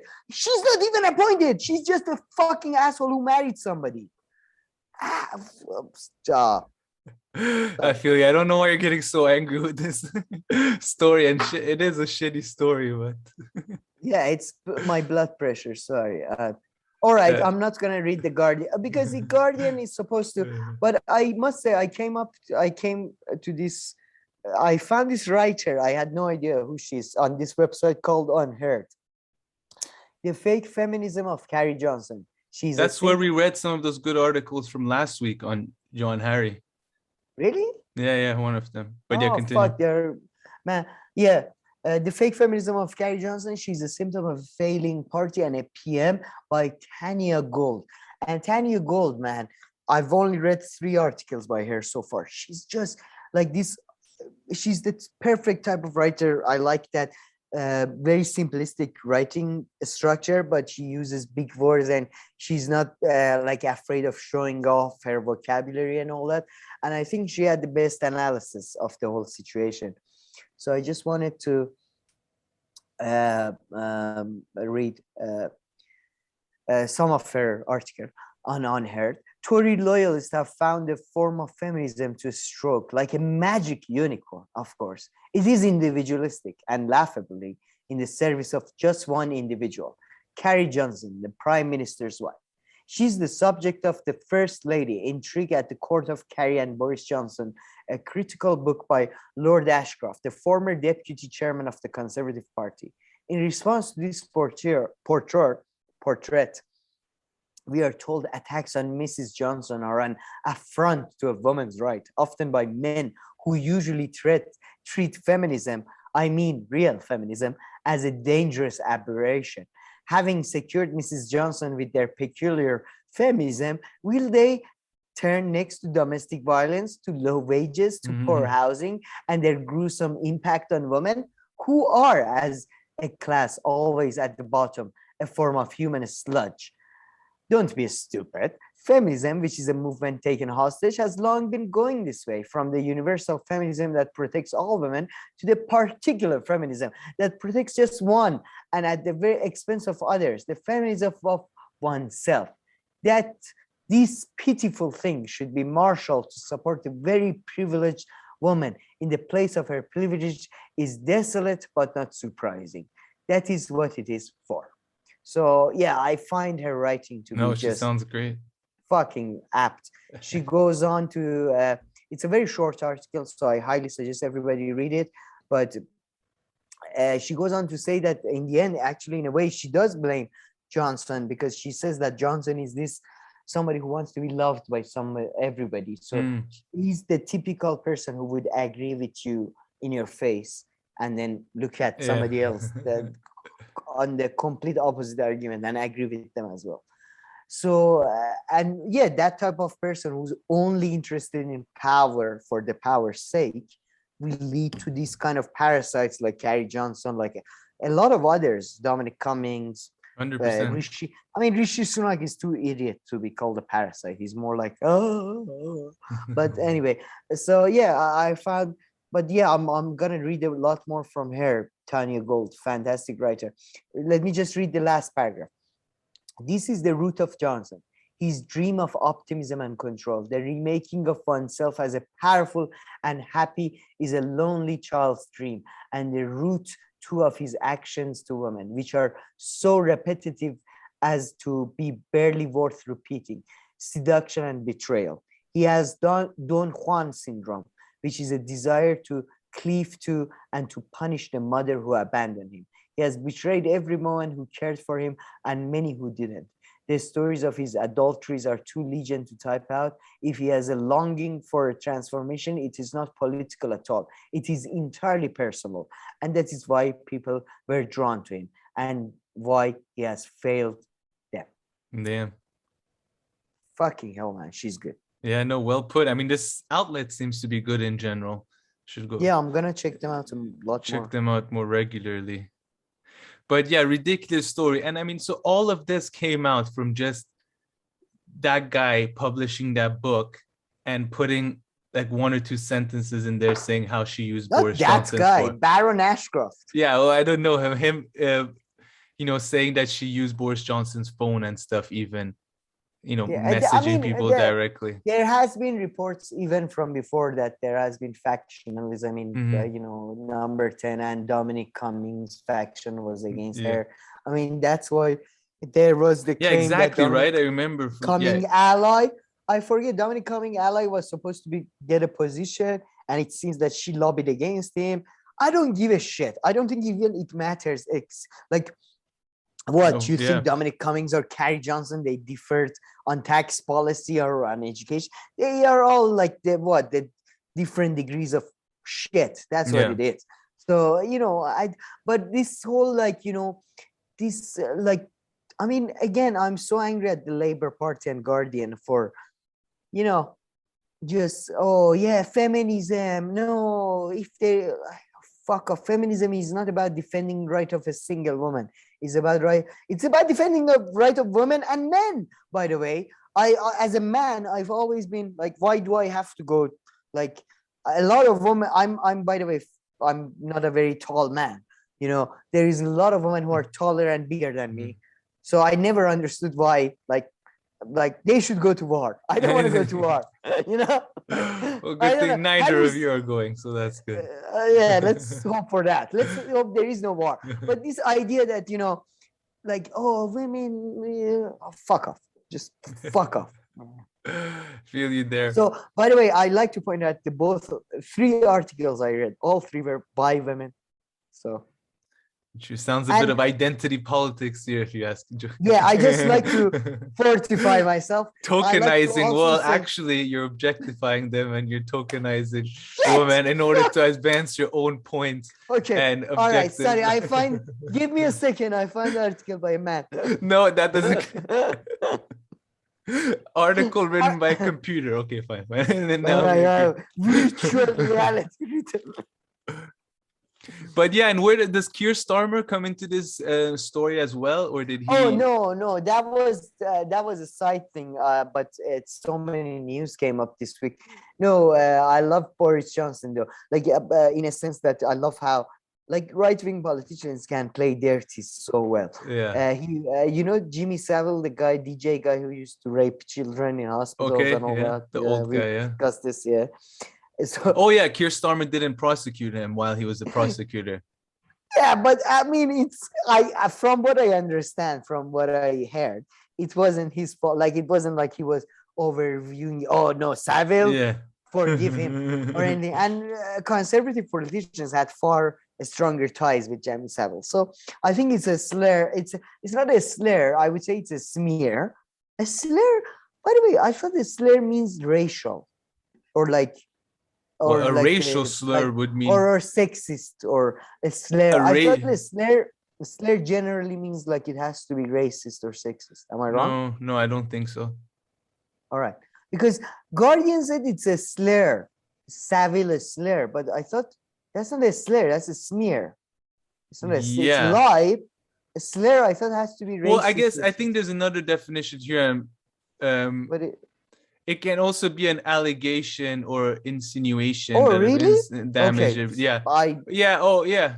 So you can like, I guess, slur someone's reputation, I guess. So it's a synonym for a smear then. Yeah. Anyway. Yeah, so Johnson basically said that, and then there was this bunch of fucking right-wingers who, for that reason, and based on their the things they were shouting, based on a number of other issues they had, they shouted everything. So they attacked Keir Starmer outside the parliament and were like, you people lover, yeah, mate, you're a fucking people lover, you mate. But I mean, in a way, I hate Keir Starmer, but this is not what I want him to be attacked on. So yeah, I feel you there.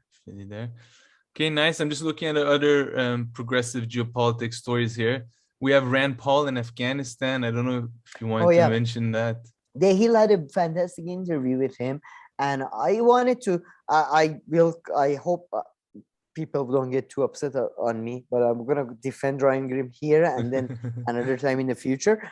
But yeah, I feel like Ryan Grimm is so good at getting tough questions on, even when the guy is in the interview. Like, because politicians, they love an interview when everybody agrees with them. Yeah. But then Ryan Grimm sort of does this sort of a British style thing that he threw in a question about Afghanistan, and I found Rand Paul's answer to be fucking pathetic. All right, and one real quick question on Afghanistan. You've said you don't want the Biden administration offering more aid to Afghanistan, but at the same time, the administration is holding on to $7 billion in assets that belong to the Afghan government, not releasing them back to the central bank as they were before. Do you think that the Biden administration ought to continue holding on to the Afghan assets, or ought to release it back to the Afghan government?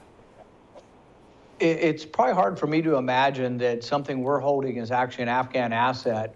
We were giving them $50 billion a year. I would think the $7 billion is stuff they owe us.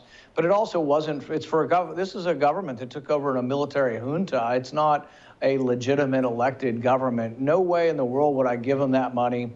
And the thing is we've spent billions and billions, if not trillions there. And I think it's a big mistake. And to reward people, look, as much as I was for leaving the Taliban agreement, they broke every bit of the agreement. They said they wouldn't advance and they wouldn't take cities until we had gone. And they did anyway. So I think they've broken every agreement we had.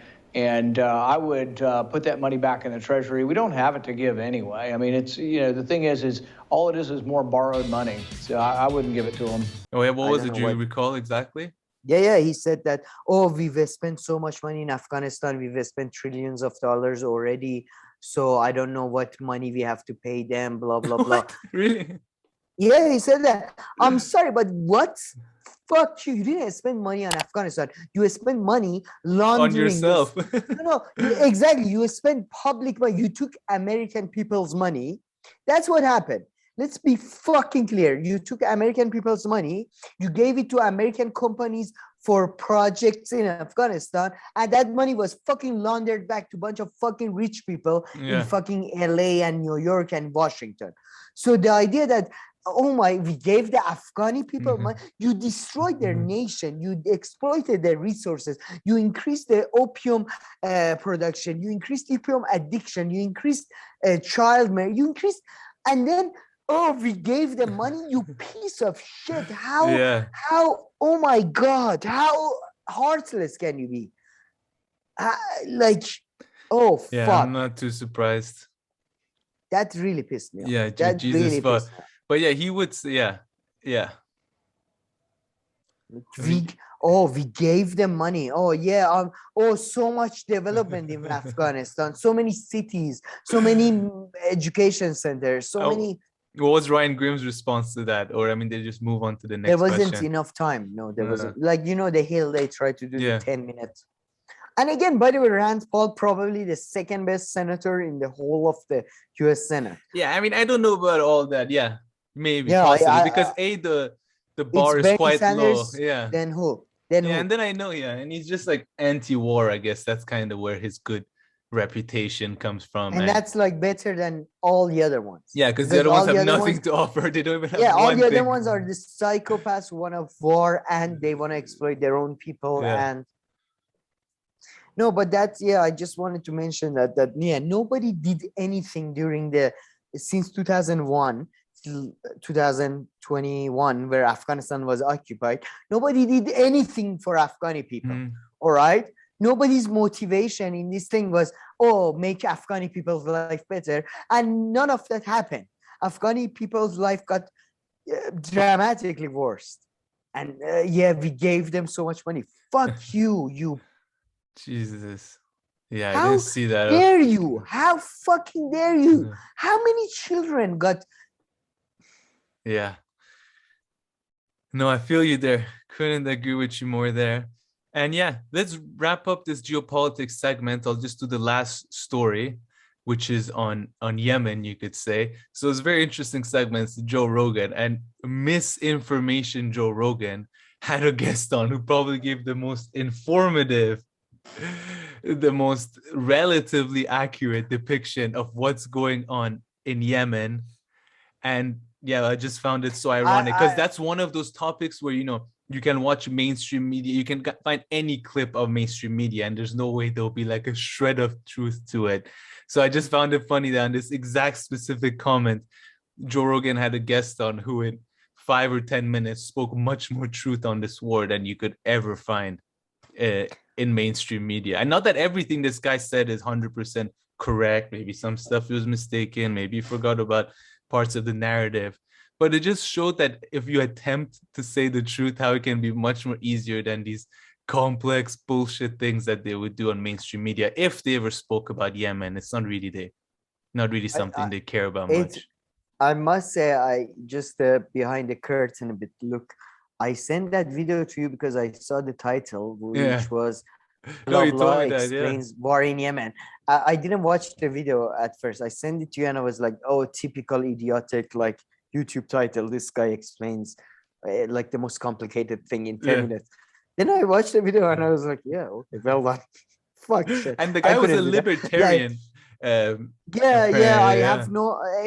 fine. But I mean, his libertarian stuff sounded good. He said like no war. I was like, okay. I told you when I was a right wing, I was a libertarian. Like I had some self-respect. But he was one of the he was a great guy. A lot of libertarians I find or right wingers, even when they're anti-war, they talk from a theoretical position. This guy was very on to the point about the historical facts and all that. So I really enjoyed his presence, and I liked. And by the way, you said about Joe Rogan being honest.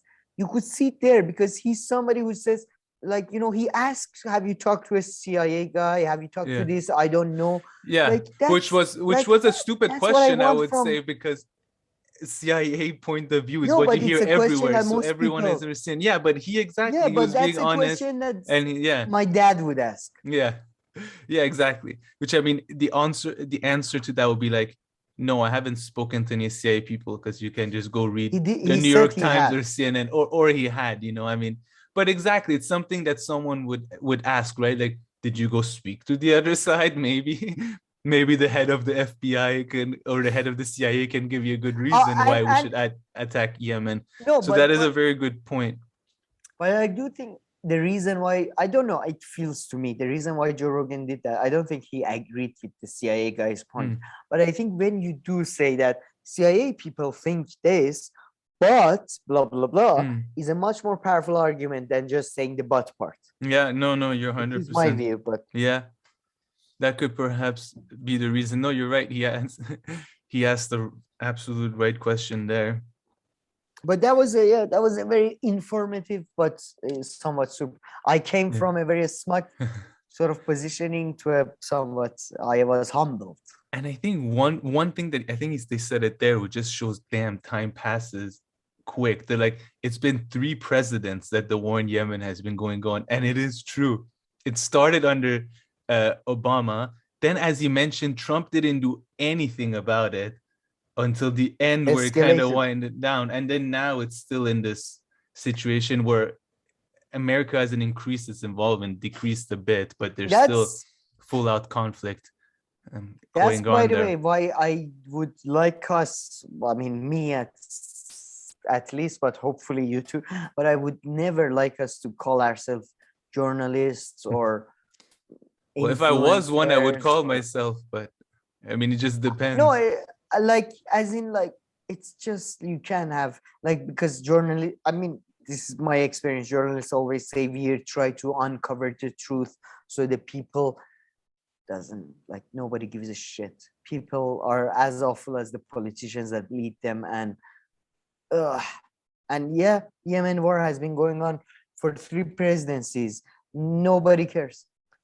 What they care about is, for example, inflation. Inflation is far more important than children fucking dying of diseases from Middle Ages. That is more important to people. The fact that I can, and I am counting myself in this, I'm not saying I am above this, but the fact that I can buy my beer at a price that I can afford is more important to me as example, than children dying in Yemen. That's just every time we held election that has been proven. So and the thing is, people can care whatever they want. The truth is, you can care about much more things than one issue. So the reason that Yemen is going on is not because the focus is all on inflation and the economy. What do you mean by care?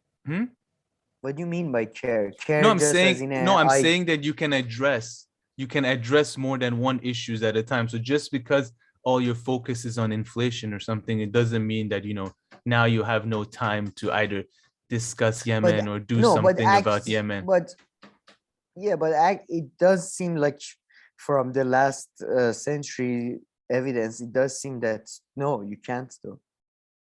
Don't you agree? Majority of people cannot have, because people are voting about labor rights in the US and also think about the rights of but I mean, it could affect you differently because they can't.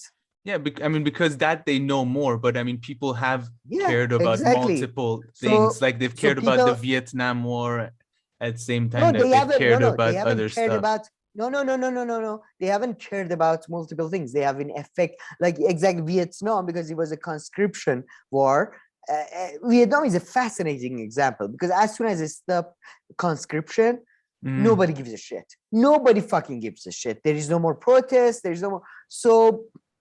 Yeah, no, I mean, I understand to a certain extent. I wasn't even talking about people. I was talking about politicians or governments and stuff. So you can do something about inflation and you can not go to war with Yemen. But yeah, day to day people, especially when you don't hear it and people have their own issues and their own problems. Yeah, problems of war in a totally different country across the world often take the I'm sorry, but no, they take the back seat, but that shows how pathetic and shitty human beings are. That's what it is. Not just politicians, the people who vote for them again and again, for Obama, for Trump, for Kennedy, for Reagan, for George Bush the father, for George Bush the son. I'm sorry, but I'm tired of this, like putting all the blame into the politicians' hands. Fuck the people. Fuck them, including my people.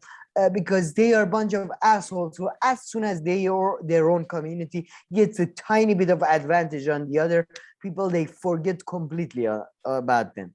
Yeah, So, that often happens. I mean, I would not be that harsh on people at all, because how much would people know about this? How many things can they, address really? It's each not that person fucking hard. It's I'm sorry, but you're being too kind. YouTube is free. We are not living in a age of like two channels, are we? Yeah, I mean, anyway. But yeah, sorry, I mean, it's obviously totally true that people often more. I mean, when the election and stuff, what you're referring to is that contrary to what people thought, like when the Afghanistan withdrawal happened, people are like, oh, how this is going to change how people are going to vote for Biden. That is the least important thing, and that's not going to determine, what happened. But at the same time, doesn't mean that it's not cared about fully, or but yeah, it does. No, as a society, it does though. I'm not talking about individual level. I care about blah, you care about blah. Well, who gives a shit? As a society, there has been 78 years of sort of a free media and sort of a democracy. And every time, I'm sorry, how did Bernie Sanders got defeated this time? Black people in South Carolina voted for Joe Biden. Black people in South Carolina voted for Joe Biden, right? Some of the people who are the most fucking oppressed. So they are as responsible as the fucking Joe Bidens of the world, as the fucking Rand Pauls of the world for what's happening in Yemen. Well, I'm sorry. Yeah. Fuck you. You have as much responsibility as those politicians. You can't just push off all the responsibility to these politicians. It's been 70 years of democracy. It's been like at least 30 years of internet. And if you're still falling and voting for these shitheads, you're not falling for them. You're supporting them. I mean, so many people would also say that who else would you vote for? So many people don't Bernie vote Sanders. For them. Yeah, that is true. And many did vote for Bernie Sanders. And then you hear the same fear mongering. So I think it's a bit more complicated than the way that you're putting it. But yeah, a lot of your points I take. I don't think it is. But by the way, I just would like to point out before anybody goes crazy, I have black people in my background. So I have black genes as well. Just because it doesn't show, you fucking idiots, doesn't mean I'm not. Ugh. All right, I think let's wrap up this progressive geopolitics and move on to some quick takers. Some quick hitters. You're dyslexic. All right, Sam, let's do some quick hitters to wrap up today's podcast. So the first one is more of a shout out to the Vanguard boys. Although I find that they do a beautiful job to take down Vaush, because I think they play clips from Vaush's debate on Secular Talk, and I mean they really do a good job addressing his points. But Vaush had this one comment, it was so funny.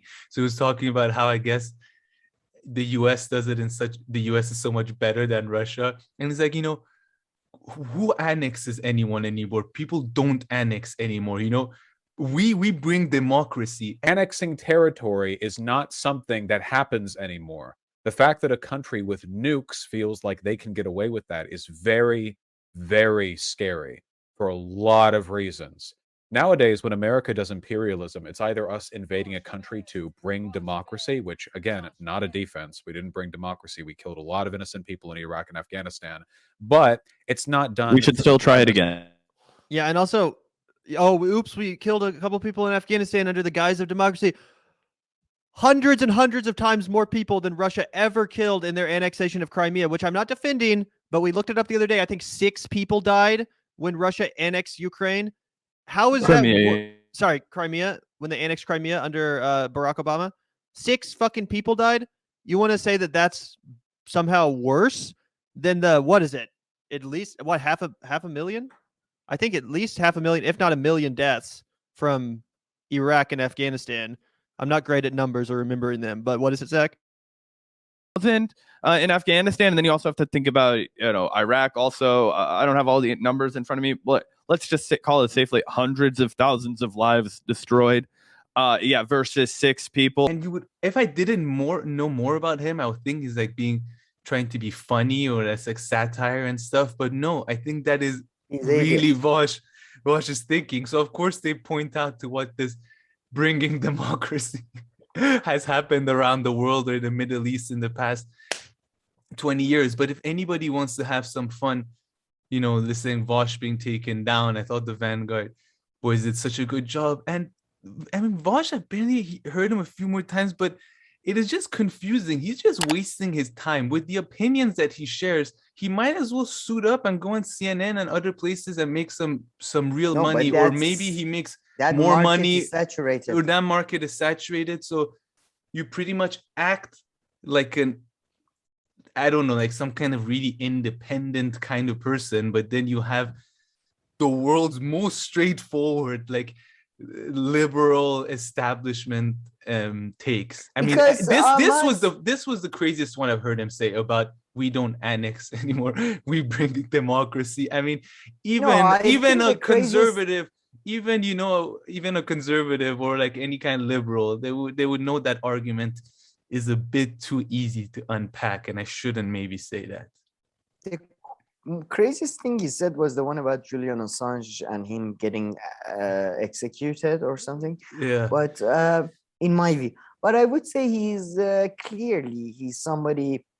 I don't think he's even deep enough to know that he's doing a grift. He's some idiot from LA or New York or whatever, Manhattan, I forget. But he's just like, like people around me. I mean, the way he talks just clearly shows he's just too stupid to even know that he's doing a grift. So if he was, you're right. Maybe if he was of a slightly higher intelligence, he would be able to okay, I wear a suit, I go to CNN. But I would say from his perspective, that market is saturated, and there is all these, this idea that the new generation is going to be any different, and there is going to be more left-wing, more communitarism. I'm sorry, but who says that? Where did you hear that? A lot of leftists. Chris Hedges, Future, Education, The Next Generation. Really? No, doesn't he say that? Maybe I am misunderstanding his takes. Maybe because I'm not saying that this generation is worse. I hate these kind of this generation is worse and better than the past ones, but that they're going to be anything different and better in the future. That's interesting. Well, I feel like a lot of left, when they talk about, that interview Brianna did with Chris Hedges and Shamana something, and she was in this idea, gradualism, gradually blah, gradually that. Even in the original Marx historical materialism, there is this gradualism of that I don't agree at all with. And again, that seems more accurate than this. I just think it's idiotic, and Marx and Chris Hedges and all these people are fooled by their own historical position. They are in a historical position that was in a slightly sort of upward trajectory that came to a halt. So they think, the upward trajectory must continue. But if you came from Asia, that no, fuck you. Yeah. The universe goes, no, fuck you. So, so, I don't like that. Yeah, no, I agree with you there. But I haven't heard that too much. But yeah, I'll probably would have played some clips of the videos here. If not, go watch it. But the Vanguard guys, they're always on Vaush's case. So I feel like the arguments they had memorized them or something. Never seen them be so good at it at articulating. But they went right after, and they made even this one hilarious point, because Vaush started saying that Kyle and stuff and blah blah blah and Gray Zone, making it seem like Kyle and Gray Zone are together or have friends and stuff. And he points it out that Kyle never talks to about the Gray Zone guys or have interviewed them. Maybe he likes them, I don't, but it's just a funny example. And then they pointed out the thing which I don't understand, why Kyle tries so hard to be like friends with Vaush or like even have Yeah, that is the discussions. I hope weirdest he thing. With I hope it Vaush- boosts his views or something. I mean, What? if there's a Well, I reason like don't, that, but sure. I don't care. But I don't even feel like he's getting that kind of rub. So I don't know why he kind of went out of his way There is a recently bit to of- make sure that he's fair to Vaush or that he's and David listening Dole, to him. another useless, like David Dole, the most like Yeah. middle of the road. So I don't know why fucking- Kyle doing Yeah, that. Go no, ahead. I don't care. But no, sorry, I just wanted to say that the whole Vaush thing I said about, like, I think Vaush has found that there is enough reactionaries among Mhm. the young people who are into gaming, as there will always be more reactionaries than progressive people. So I can't. If CNN is a dying business model, the reactionaries are coming online and That is the absolutely true. shit lips, whatever. So exactly true. I mean, so I to can't think believe down the line. I genuinely cannot believe you seriously think about anything and have the same idiotic ideas that these people have. So, including, by the way, Vanguard people. Yeah. I mean, Vanguard, Vaush seems older, at least. Yeah.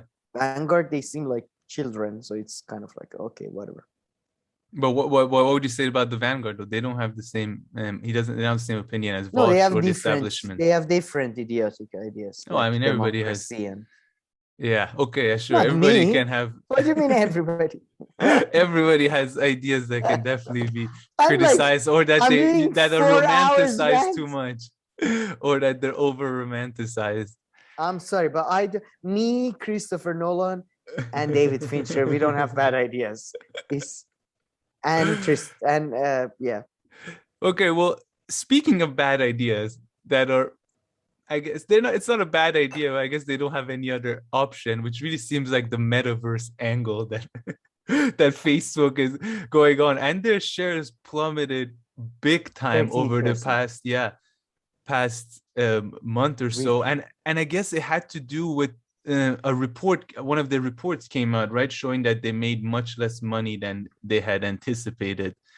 Well, it seems the main thing was that they basically it for the first day ever faced, at least last 8 years, I don't know how long, their user base went down. Yeah, that too. Yeah, true. I saw that. So, and I think, I don't know, I've had this discussion with a lot of friends. I feel like if there are two companies that are just complete scams, one is this Facebook Meta thingy, and one is the Tesla thing. So I'm glad, and I so hope, I pray every night for Instagram to get destroyed, Instagram and WhatsApp, because I hate them so much. But they will sooner or later. Business. And sooner or later they will be man. replaced. No, 100% they will be replaced by another platform. I don't know. In the next 2, 3, 4 years, because I mean that's the trajectory. That's usually the trend. But WhatsApp has remained monopoly through governmental deals, because WhatsApp is the worst messaging service in terms of security, in terms of features. It is the worst one. But because it makes deals with every other fucking government, they allow WhatsApp in, but they don't allow other ones in. So WhatsApp. But sooner or later, despite these advantages, of course, I completely agree with you. I hope but I'm not sure. Just like how Facebook itself, sooner or later it's losing and it's dying. First it lost the young people. Now I'm guessing it's going to start losing, middle age and older people too, and then there's nothing left. I mean, the penetration, that's the word that they use though. But among young people, Facebook is extremely low. Like talking about 10 to 15% of. So, just like. By the way, I must say I was talking to a friend the other day. I much prefer Facebook's UI to Instagram is the worst. Oh my God, I hate Instagram so much. You can't even put a link. You can't share a link of a trailer of a film. I mean, they use all these little tricks and stuff at which point you can and how you can. And all Iranians love Instagram. Food. I put a picture of my food. Everywhere. Kebab. That's the least unique thing in the world right now, probably. Because it's everywhere. Oh, I went to yoga. Fuck off, all of you. Die. I feel you. I'm sorry. I had a tough week. But okay, let's move on and let's talk about Matt Stoller now. So because this is Yeah, linked and Amazon, I think that's interesting. So he did like his own segment on Breaking Points. Yeah, he's gonna do. They said that they did the interview with him, and they're gonna do. I feel like my criticism and I think my criticism still continues to stand that Breaking Points has no. They have no like the added value to offer. I don't understand why would anybody pay for, like. I mean, Crystal Ball and Sager. I'm sorry, either of them, both of them are middle of the road to like very low level analysis in terms of depth. Like, I'm sorry, but yeah, whatever. Okay, fuck it. Yeah, low level, not even middle, low level. Fuck it. I'm taking a stand. So I think they're trying to basically they trying to like diversify their I don't know, which is a good idea, I think. I think Matt Stoller is in. Although I would say this was I like Matt Stoller, but I think this was a video in favor of monopolies rather than anything else. Yeah, do you want to discuss the content of it a little? Because I listened to it a bit last minute just to get an idea of it, so it didn't full sit in, but I didn't digest it fully. But he was kind of talking about how they're a monopoly, and the reason that they offer free shipping is because they make their money off all these other places and stuff. But I didn't grasp the full argument, so maybe you can super simplify the thing. The Amazon business model is that they make money out of their logistical and product stocking systems. So like if a business wants to become one of their top sellers and to have that add to the cart and to have the Amazon Prime next day delivery, they have to go along with Amazon's logistical and operational businesses, in which case they would be charged fees and blah blah blah, and give a good chunk of their money to them. And first of all, I was surprised because from what I had heard in a very just general magazine way, I never researched it. I thought Amazon was losing money on all of this, but was making money on its web hosting services. That was what I had heard.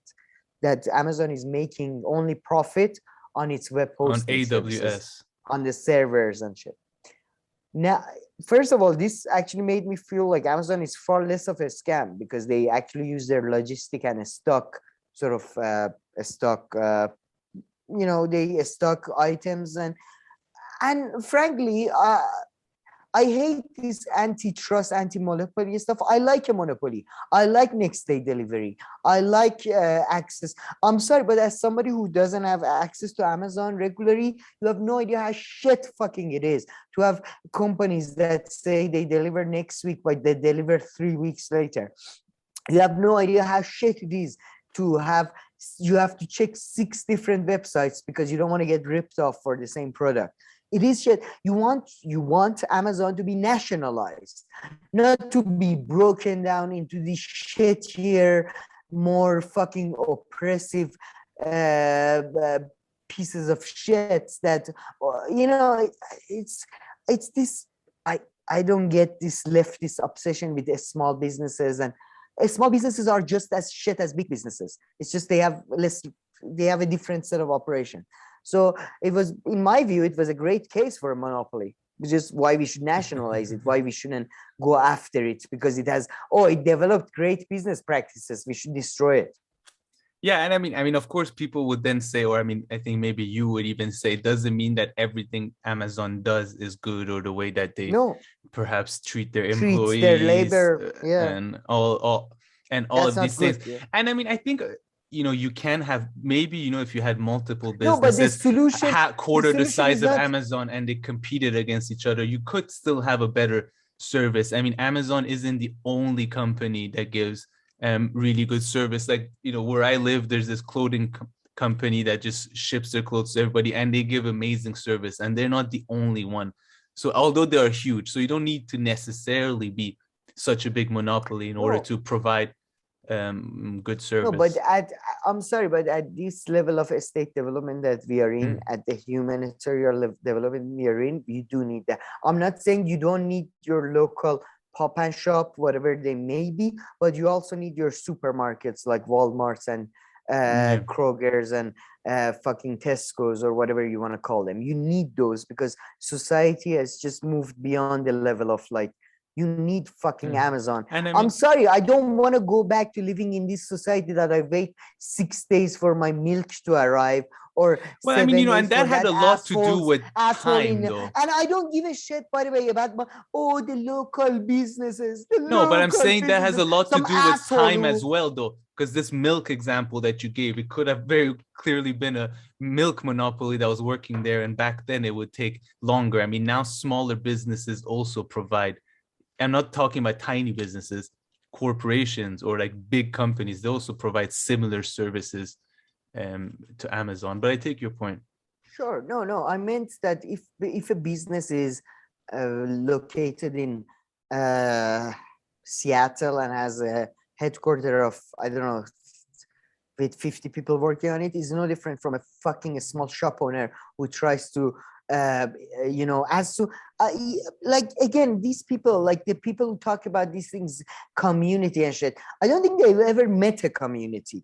You know what is fucking community? You go to a shop and just because you're dressed in a slightly like because you wear a tie, they charge you twice for the same chocolate that they charge you somebody else. Yeah, that's nice, that's good, that's fair. Fuck off. Like, I'm sorry, but I don't feel any empathy for a small business owners, or I want them all destroyed. I want them all to become Amazon, and I want them to all become nationalized and fucking over with. Okay, I don't think this whole thing that you just said make much sense. It does. How can everything to become nationalized, or everything to become small or big? Or I don't know where you got the small company aspect so much, or them.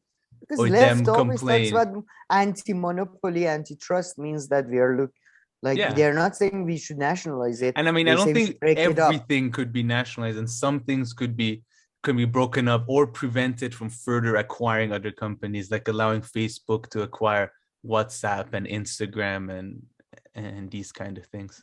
I think I think it's better to. I mean, they didn't make it any better. They didn't make it any better by becoming a big company, Facebook, by buying Instagram or by buying WhatsApp. They didn't make it any bigger. No, but they didn't. I don't think they did it. They made it any worse, though. Like, if it is Facebook and Instagram is state separated, who gives a shit? Two separate monsters instead of one, like, monster. I don't give a shit. Like, again, like, with less influence and power or something. I'm sorry. No, I don't. Again, no. I like businesses as a like, not a single business, but businesses as a class have as much power. I don't get. I'm sorry, but I don't. This antitrust, monopolies are fucking fantastic. Monopolies allow for economies of scale. They allow for good services. It's just they have to be nationalized. That's the only thing. Yeah, in some segments, I'm sure people can find examples where it turns into stagnation and not improving anything and providing shitty services and not having to, because you have a monopoly and you have no competition coming after you. So that can also be the case, right? Like Microsoft monopoly offering the best services. I don't know. No, but that's when I think they all have their space, though. No, I don't think antitrust and small businesses have any. I'm sorry, they don't. Fuck them. Fuck off. It's about innovation. No, it's about innovation. It's about development, and it's about improving quality of life. I am tired of sort of catering to these fucking assholes. Innovation. We want this space to fuck off. Sorry, innovation comes from investment, comes from monopolies, come from a state. So fuck right off. Yeah, no, it can happen. A monopoly can bring advantages, and many people, they don't even argue that their problem mainly with Amazon is monopoly. So they would say if X or Y regulation was in place, you could have Amazon Okay, but behaving this in a video much different way. specifically, this video, both Matt Stoller and the guy he keeps playing that fucking funny video, Yeah, Monopoly behavior, ha ha ha ha. That fucking funny guy. Yeah. They didn't talk about anything else but antitrust, and And in that's a why I'm non-monopoly setting, companies can also behave badly and horribly. Like, Walmart has Exactly. some That's what I'm saying. competitors, maybe in some I mean, towns where Walmart they is a go bad to, they don't example, really have but a that's competition. exactly what I'm but saying. That's exactly what I'm saying. It's not about monopoly. It's about control. It's about public or private control. Yeah, and Amazon is really one company that has reached this status. But then you look at Amazon other and companies. Google. Yeah, Google, true. But other corporations over time, oil ones, other ones, energy sector, they weren't necessarily a monopoly, but they still did horrible things. No, so but it can happen. no. I mean, I'm sorry, you keep using bad examples, my friend. I mean, come No, on, but I'm oil- trying to use the oil biggest was- examples. I know oil was dominated by the Six Sisters or Seven Sisters companies, and then it got dominated by the OPEC countries, especially True. energy is the industry that is. I mean, that's the thing, man. Every fucking industry, because innovation and development is only possible through a state-led or through centralized development. Japan developed through a state. UK developed through a state-led development. This idea of a free market, let the thousand flowers grow, it's bullshit. No, It's I was complete just fucking trying bullshit. to. I was just trying So, to back your argument that monopolies aren't the only ones. So fine, let's take the clothing industry, right? H&M Okay. or Zara are not monopolies, right? They're gigantic corporations. They but are pretty close to monopoly. They are close to, but they're not monopoly, right? There's you go to a mall and there are 15 of them, right? So I think that will be pushing it, calling monopoly. However, they do engage in a lot of horrible behaviors and actions and practices. So I get your point that being a monopoly isn't the only source of all of Amazon's evils. You don't even need to go as far as H&M and stuff. Anybody who hasn't lived in a country where there has only been supermarkets and had to deal with an off license or a shop knows that the individual at a very individual level can be as much of a fucking asshole, a profit-seeking piece of shit, racist in many cases than the corporation. So this idea, I just hate this whole antitrust, monopoly, ha ha ha ha, very bad. Fuck you, very bad. They provide, at least they provide good system. Unlike some of these sometimes, not always. Business. I'm sure there's some monopolies that didn't provide good service. I'm going on a rant. It's an emotional thing, man. You don't need to bring rash. I see. Well, now I'm scared to go to the next story because I don't want it to be like a huge crazy rant. But for this one, there are a few rants even out there, which is the Black Lives Matter story. No, I feel like my blood pressure has come down. But yeah, pretty much with the Black Lives Matter, there's quite a few reporting coming out. Bad Fate Brianna just did an episode, which pretty much is people had set up a foundation and had the Black Lives Matter name over it, because Black Lives Matter became both actually a real entity and this movement. Incorporation. Yeah. So it seems like all the money or like a lot of it was going to the Black Lives Matter organization. And I love how they all say it's unclear who's in charge now. What do you mean? Either someone's in charge, this organization doesn't exist anymore. So I haven't looked into it enough. I just don't understand does that mean? I mean, is there not an office you can call, or maybe they don't have an office anymore and the organization fell apart? I thought the organization, I mean, yeah, it was fascinating. I think they offered the position to a couple of people and they declined to become the head of the... But that's genius, huh? Having your organization the same name as the movement. Yeah, but that was the... inadvertently, anything that this movement does... It's not inadvertent. It's very much... Sure. And you reap all the benefits by simply having the same name. And then you go to have like dance classes with Angelina Jolie. I don't know. Yeah. Like it seemed like...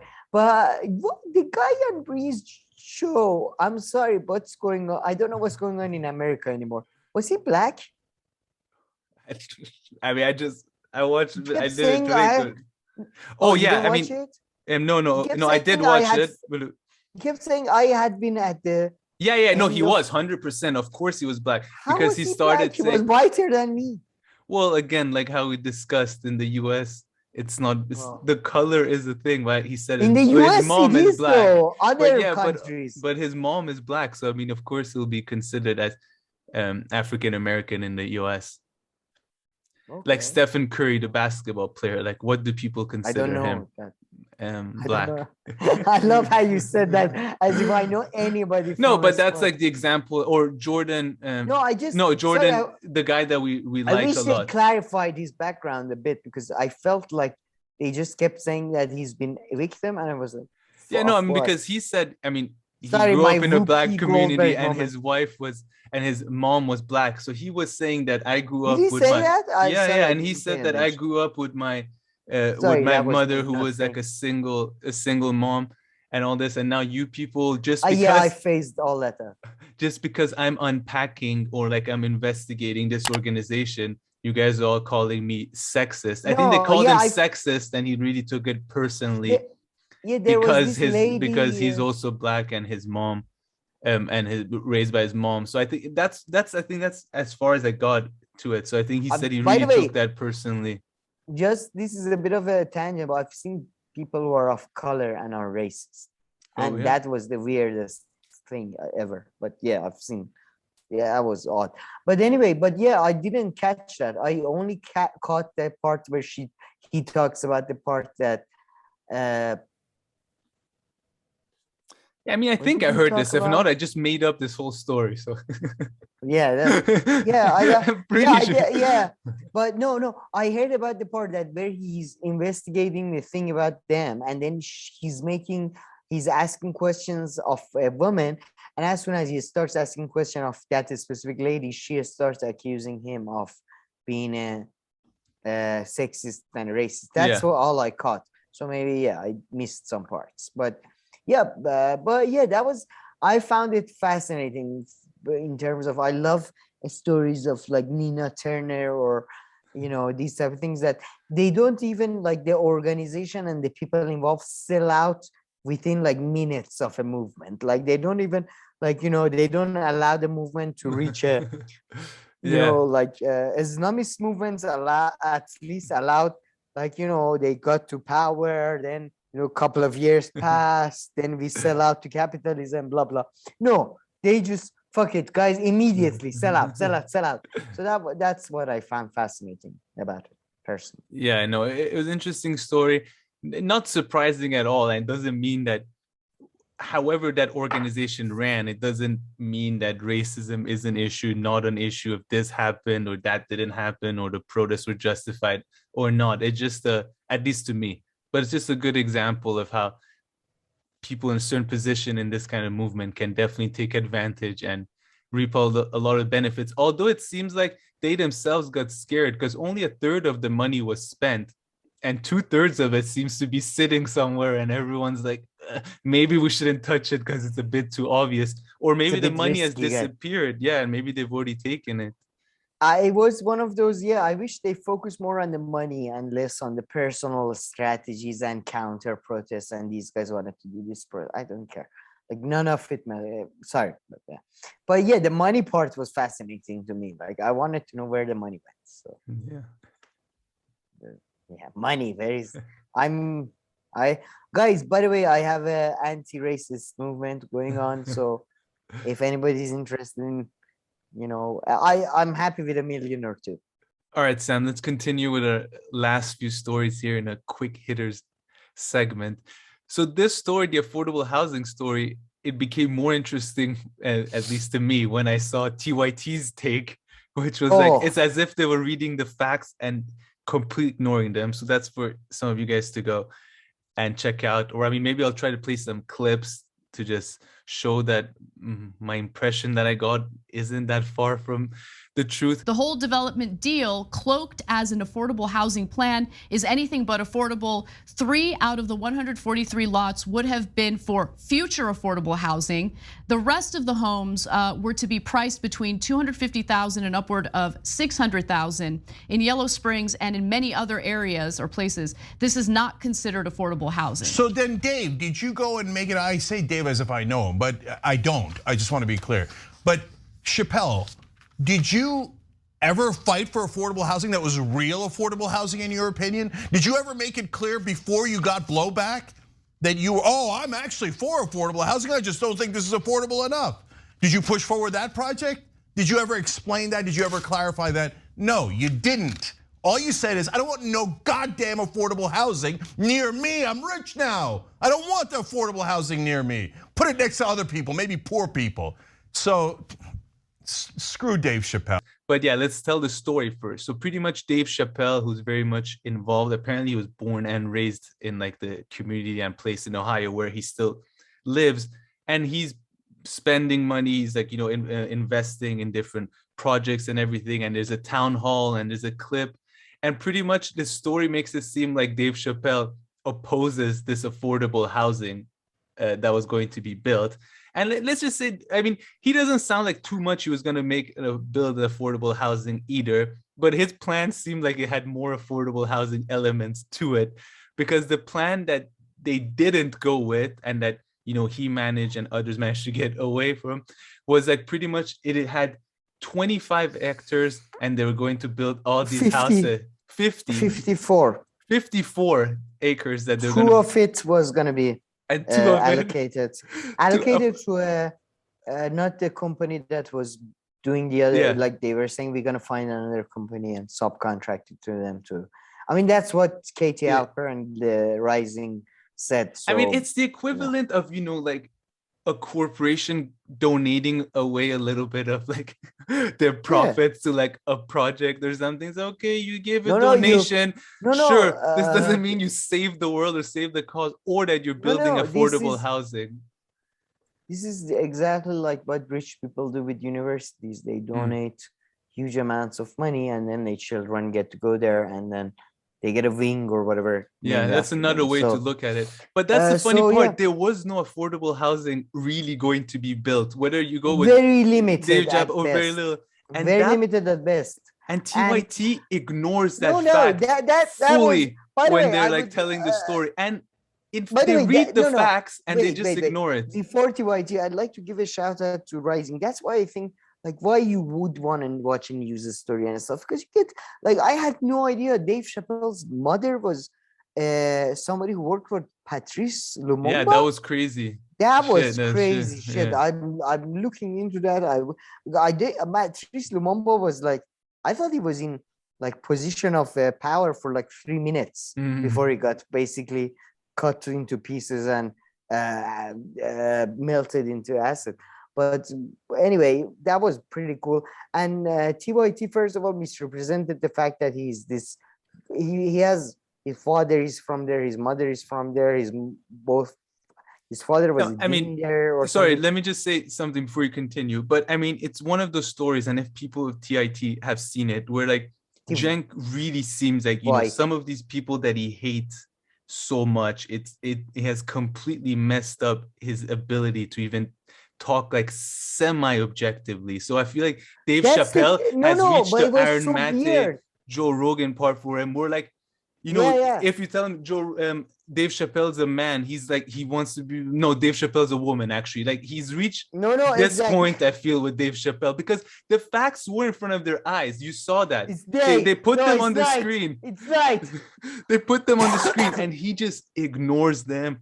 And of course, he's enraged and all that. But so people who watch who've seen TYT know exactly what kind of Cenk Uygur appeared there. Anna, even Anna, who's not a, let's say, journalistic genius, was hey, Dave Chappelle said blah blah blah blah, and he said affordable housing may not be as much as they promised, blah blah blah. And Cenk was like, oh, what? What happened? Like, what is going on? I really didn't understand anything about that TYT segment, except it was funny. This segment should really be used for like studying and case studies, because it really was the exact same very short story. Both of them did it in 10 to 15 minutes, but they just both represented two totally different stories. It was just amazing. TYT and The Hill. Oh, all right. Sorry about that. My dog barking there. No, that's TYT is. I would feel like TYT is far more of a show. The Hill is far more of a. Yeah. No, I'm just saying it's amazing how they covered the same very small and short story. So okay, let's say two channels are talking about war, and their takes are a bit more different. Okay, I mean, there were like 3 facts in this story, but they reached like literally the facts were, what did Dave Chapelle propose? What was the other thing that was proposed? And that's it. Those were the 2 facts that this story had, and they reached wildly different like takes and conclusions and presentations. It was kind of interesting. Yeah, I mean, I feel like Cenk is operating on a different fucking level, but that's me. Yeah, no. I mean, I've seen Anna, unless Aaron Matt's name comes up, she's, I think we even mentioned this earlier, she is the more just, or like, I don't know how you want to put it, compared to Cenk, and nowadays also John Irola. I feel like he's joining the gang. It's just, she's the least like useless one, I would say. Like, yeah, I mean, Cenk is just damage. John Idaho is more like, I don't know. Yeah, you're right about Cenk is in big damage. Like nowadays, I feel like just shut the fuck up. Yeah. Then there was another interesting story that you wanted to cover by The Rising that involved the truck drivers. Did I want to cover? Oh yes, I wanted to cover it for the end, because I want to do it again. This is a very controversial episode. It's not a controversial episode. I don't have one big controversial take. I have loads of tiny controversial takes. Yeah, they're gonna annoy you, but they're not gonna make you want to unsubscribe. But yeah, they had that. There is I don't know what's going on, by the way. I'm not even interested in that news thingy with the truckers and Canada and America. I don't care. Like, yeah, they're protesting different COVID-19 measures. Different COVID-19 measures, the mandates, the testing, this or that, a few things. By the I haven't way, followed too closely either. When people start protesting, like, selling weapons to, Saudi Arabia and stuff, then I might give a shit about like, oh, COVID. I'm sorry, but yeah, it's just not priority list very high. But no, what I found very, it was a news program that was covering that thing. But I know a lot about this news program. Anyway, go ahead. Kinda. I mean, I haven't looked them up. Oh yeah, you're from Canada. Yeah. What is this news, bro? What is going on? Pretty much, it's okay here. Okay, let's first be fair.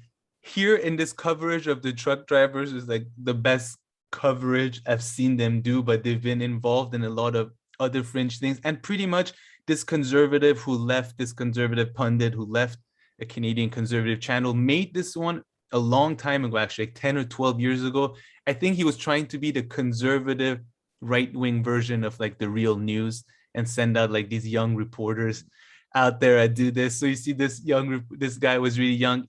And I think they didn't have any success at all. This is probably the most success that they're getting right now, covering this truckers and story. But yeah, that's where. Yeah, I mean that part was hilarious at the end of the video. I'm sorry, but okay. Ryan Grimm asked him about Charlottesville or whatever the fucking racist thing was. And Lincoln, some of the critics of the trucker protest have linked it to kind of far-right fringe movements. And your own network has been linked to far-right fringe networks as well. I think, you guys took a lot of criticism for very favorable coverage of the Unite the Right rally down in Charlottesville, which was an explicitly grotesque kind of white supremacist event. Why doesn't that give people a real sense of foreboding about where this movement does come from? I can't comment on any of that. What I can tell you is that from me being on the ground here, actually talking to the people here, actually being in the thick of it every single day, I've seen it's nothing but peace here. Yeah. All right. Sounds like it. You stay warm. Jeez.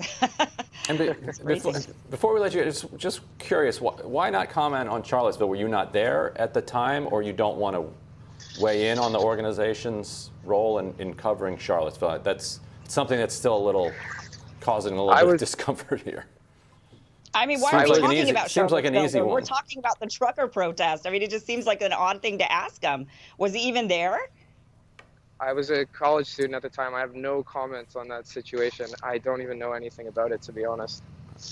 And he was okay. If he had said, "Sorry, I wasn't involved in that. I was a college student, whatever." No, he doesn't say that. He fucking does the politician thing, which is Rand Paul and other assholes. That's the first thing you're told not to do. You should never say, "I don't want to comment on this." I don't know why this kid What do you did mean? that. That's the first thing. No, that's the first thing you're told to do by the fucking. Not in the propagandists media. you're hired. In the media, you don't do that though. And like I mean, come on, spokesperson and media everybody people, does that. you try not to say that no. kid, and that's then like the the kid word. pretended, "Oh, I am in this school. Thank you for giving me your time." You are a fucking media operative. Yeah. You piece of shit, pretending that, "Oh, I was at the time in college. What does that have to do with anything? He could have very easily said, "Oh, during that time I was in college and I didn't work with Rebel News, or I didn't work." No, but he didn't say that. He said, I can't tell you, guys. I can't tell you about that.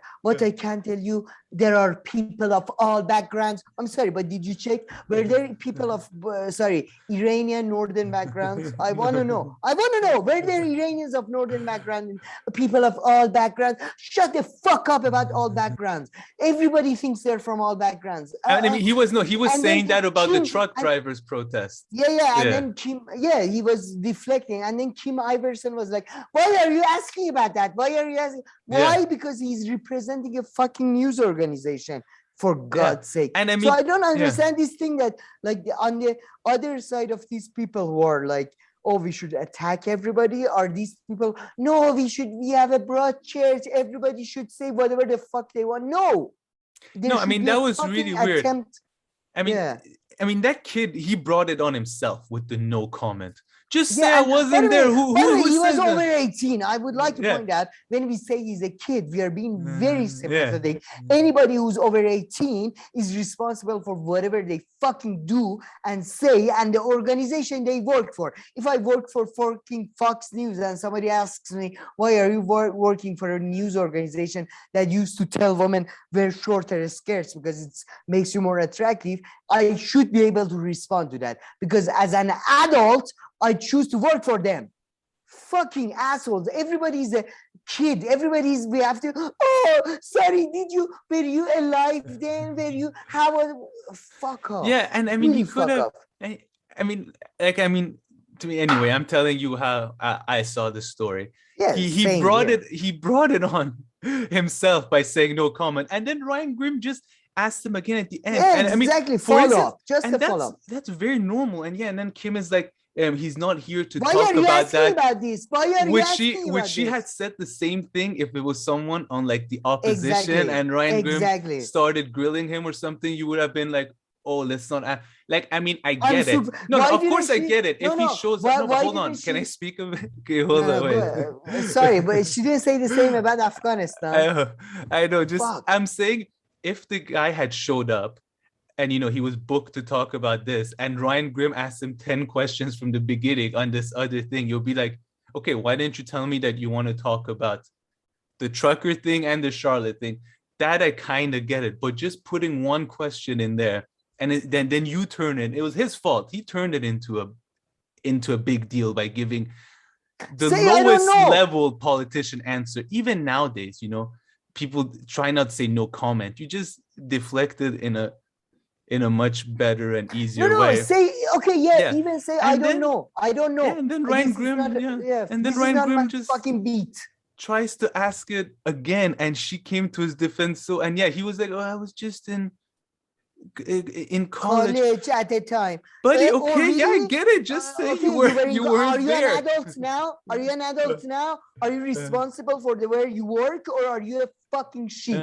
If you're a fucking sheep, then shut the fuck up and don't do anything about journalism or media or anything. Shut the fuck up. And nobody's saying everything that happened, and not everything that happened at Charlottesville or what your news organization did is your fault. At least I'm not saying that. Yeah, just but like say I him thinking covered that it. he shouldn't, and he didn't even cover it. I think he had to. He could have just been. I wasn't they did there. say- I don't know. I much hate of- no, that's the thing. That's, by the way, sorry if I interrupt Yeah, too it's- much, but that's what I hate so much about deflections, because deflections are the worst. You can say, okay, I failed, or no, that was okay. Yeah, I but went nobody to wants to say Charlottesville. that. Was it my responsibility to watch the racists and prevent racists from doing race? No, it wasn't my That responsibility. too. I don't. I mean, his But no, bosses should be he pissed doesn't- at him because he made Yeah, it he seem doesn't so say much that. worse. He doesn't say any of that. He says, oh, I don't know about that. I don't want to comment on that. All I want to comment is that there are all kinds of people in Canada.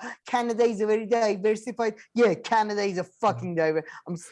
No, but his bosses should have a talk about Bullshit. him, because he brought Yeah, he's all an of idiot. that up on himself. Be like, what are you doing? Who talks back like this and making yourself?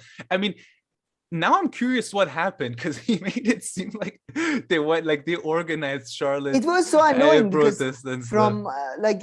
it was so annoying because from everything I read, the trucker thingy is something I generally would support or whatever, but assholes like him and just, I think in this case he's probably just the idiot who got played.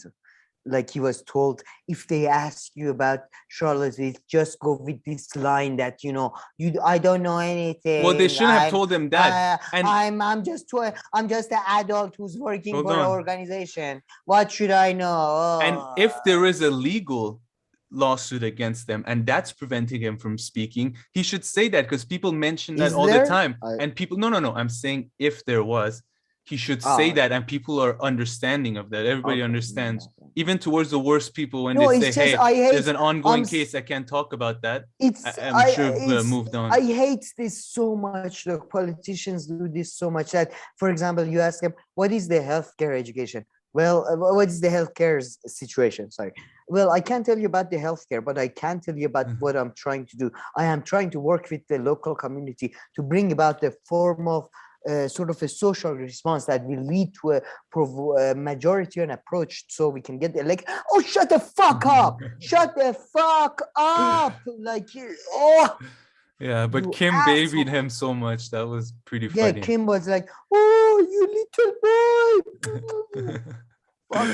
fucking idiot. I'm sorry, if you're above 18, grow the fuck up and take responsibility for the places you work for, right? If you're above 18, right, and you're part of an organization, you should be able to respond for some of their major actions. I mean, if you're not Just like above Brian 18, Stelter, we just made fun of Brian Stelter from CNN and why he defended CNN. And nobody was like, oh, independent media, blah, blah. But I promise you, with this motherfucker, there will be people commenting saying, oh, independent media, oh, why are you attacking this little... yeah, which is He's double not a little standard. boy, There's a he's word above- for that. It's double standard. Double stand. Yeah. No, sorry, I interrupt you. And it's No, just...